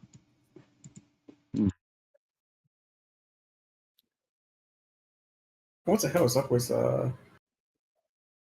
Abercilia. Hmm? The other A variant of That's the oh theoretical right, that's the theoretical that's a Boeing X-32. So that's a Boeing's variant of the thing, the ones that looks fucking ridiculous, and I refuse to humor. Well, actually, let me pull it up in the game real quick, and it's not as bad looking as like the prototype variant. Let's see, Abyssilia, where are you? There it is. Boeing really fell off. Still looks so fucking silly from the front. That intake is not big enough for the kind of power the engine's supposed to provide. Oh, yeah, that's the one that looks like a fucking basking shark. Oh god.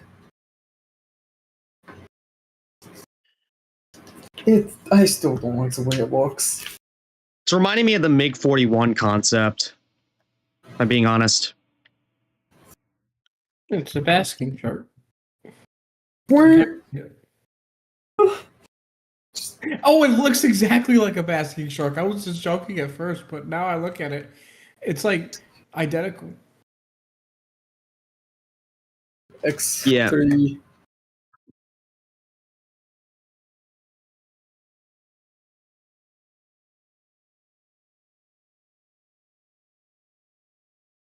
Okay, on my stream, I'm pulling up the fucking image of Boeing X-32. Oh, Here's man. a Boeing X-32, and here's a basking shark. Oh. Yeah, oh my goodness. A basking shark. This is the same fucking picture. Oh man. Yikes.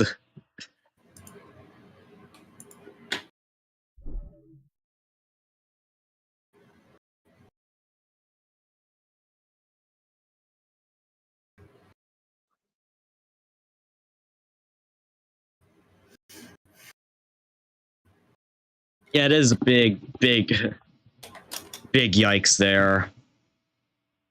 It looks so fucking unfortunate. Oh man. And I feel like the camo that I put on this thing is just the cherry on top because it has the damn shark mouth on it.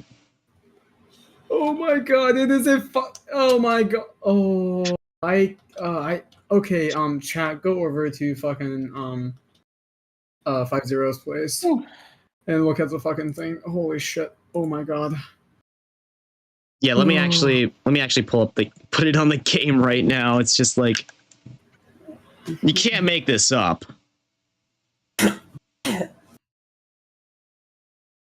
Was there a J? Was there? Yeah, in the mod planes. Yeah. Okay, modded plane. Oh, they also have a B variant, which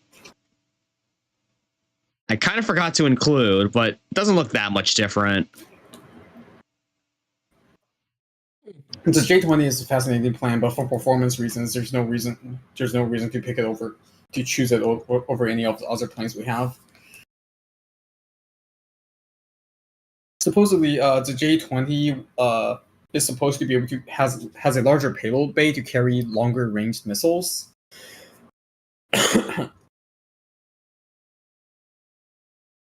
But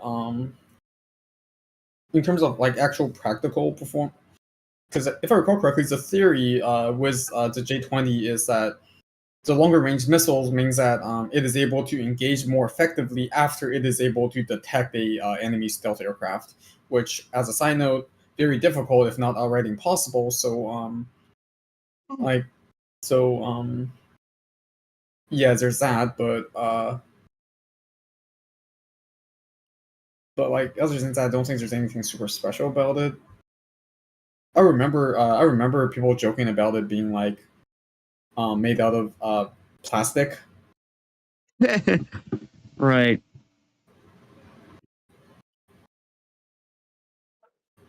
Top grade Chinesium, right? High grade Chinesium, right there. Yeah, other than the ones I've recommended so far, I don't have anything else to like add. Wait, God, the my mechanics are gonna hate this fucking squadron. We have how many planes do we have? We have more. We have more different plane variants than the fucking than the fucking Polish than what the fucking Polish procurement is looking at. yeah, yeah, we do. Well, I like I like a little variety in this. Yes. If we don't have variety, it'd be all fucking F-35s. Yeah, exactly. Trying to think what other ones would be worth including here.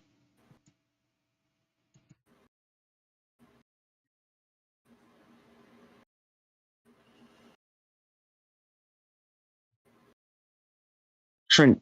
Oh, I did remember back with the air superiority wing, we did also consider the Su-35S here as like a close range, as a backup for close range combat. Yeah, definitely. Su-35 or Su-37. I think 37. Wait, no, not 37. 57. 57 because I think 57 is the Right. newer one. Yeah, and it's not as not as stealthy as an F-22. It still has It some has very least reduced visibility. Yeah. So yeah, I think we'll carry a squadron of those as well. So that's 4 more. 4 more. That brings us up to. That brings up to 72 after having added the Raphael. So finally, we're in the home stretch. 8 more planes. Yeah, 8 more. We could, in theory, just get one plane of 8 with 8 versions of it. But I want to make things a bit interesting here. How many Eagle variants do we have? 1, 2, 3, 4, 5, 6. We have a lot, but we didn't use a single one of them. We have. Actually, no. I lied. We have one in the Navy version. Yeah, we have like Sea Eagle too. Sea Eagles. Oh god, it'd be so fucking funny if we just go all the way to have like at least one of every variant of the 15 just to once again. How many? Let me see, count how many. 1, 2, 3, 4, 5, 6, 7, 8, 9, 10, 11. 11 variants. Oh, Why man. is there so many 15s? Yeah, I mean, it was a pretty successful platform. Oh god. Good lord.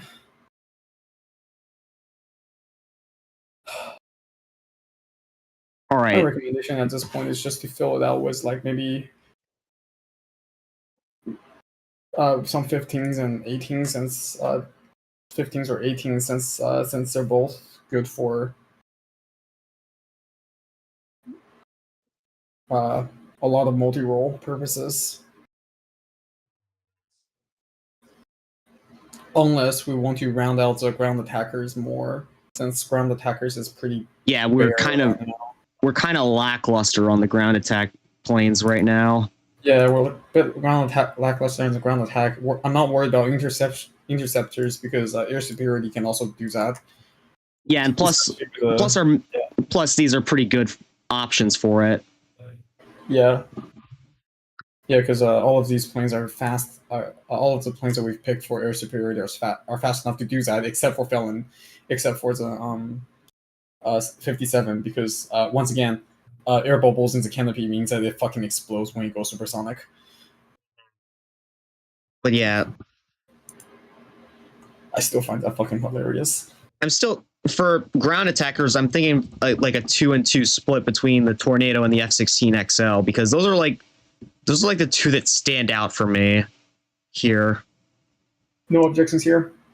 All right. Again, with the bomb dispenser, maybe the Tornado would be like similar to the B-1 as like a strategic bomber, but it still has other air-to-ground missile capabilities. So we're going to keep 2 of those and 2 F-16XLs. Damn it. Sorry, my monitor keeps going out again. It's like, when my monitor goes out, it takes my other one with me because my other one's a display port. Oh. Ouch. Oh, damn. Ouch. Yikes. Yeah. Because like when you turn off a DisplayPort monitor, it's basically the same as disconnecting it. Oh, that sucks. All right, so we're up to 76 aircraft right now. Yep. 4 more. I'm feeling a little bit. I feel like taking a few risks here with the selection right now because again we're pretty well covered. So I think I kind of actually want to go with one of the flanker variations that we have. Ooh. Yeah, the question is just which one. Ideally one with canards because again I'm a big fan of canard jets. Also I forgot to add these in for like our Navy options because these can multi-roll. Yeah, the Raphaels that we had from elsewhere. From support / naval ops. naval, the Raphael M's also works here, so they're pulling double duty.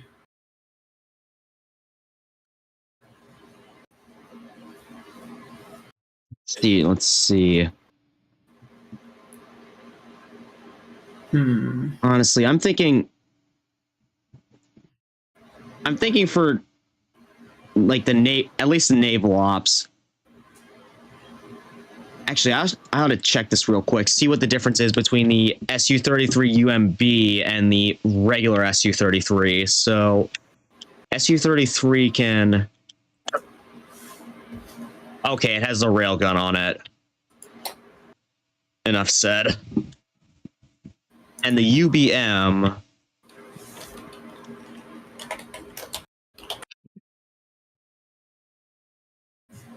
Okay, it has a laser on it. Well, we already have a laser plane, so railgun it is. All right, yeah. Oh god, imagine imagine having 4 of those just so that we can fucking nail whoever the hell we want with 4 railguns. I was also thinking of maybe just for the memes, including an Su-30SM, just so we could, you know, flex on Mihai. That'd be funny. Yeah, so maybe split 2 and 2 here. Sounds good. All right. And we'll be able to let Leo finally go to sleep. Yeah, because with that, our exercise in attaining military dominance is complete. Yippee! What we have here now, ladies and gentlemen, is a squadron that'll hopefully be able to cover all the possible bases that the Lighthouse War, the latter half of it, will throw at us. Based on what we know about the former half. Yeah. Because if we have meta knowledge, we would have included SR-71, but we don't. So they're not being included for other reasons. Yeah, and again, we have 80 aircraft available to us, so this wing that we've assembled should be more than enough to overpower like any force that comes across us, no matter what they approach us with. And so, yeah, Leo, Phoenix, it was a pleasure being able to put this together with y'all, even if it took like, how long did stream take? 5 hours. 5 hours, damn. We did spend like 2 hours watching spent like a good amount of time watching Artemis. Yeah. Splashdown. We sure did. Yeah, we did. And again, it's a bit of a shame that we didn't get to reacting to the Ace Combat 8 dev diary that recently released, or reading what squadrons Reddit put together, but maybe some other time. Yeah, maybe some other time. Yeah. Yeah, you Yeah. severely underestimated how much picking 80 planes is going to take. Well, again, I wasn't anticipating us watching the Artemis launch, which took up a good amount of time. Yeah. Anyways, Yeah, I think that's where thank we're you all going to for call it coming. for tonight, ladies and We should gentlemen. really let Leo go to sleep. Yeah, it's Yeah, time I'm for not me gonna as well. die. So, Good night, all. I'm My gonna go back schedule on- shifted back to like a normal human schedule now. Yeah, I've been like falling asleep around 9. yeah. So, yeah, we're going to take off now, ladies and gentlemen. Take off. care. Have some fun out there. Until next time. Farewell. Well, All right. see you all around. You guys have fun. Good night, everybody.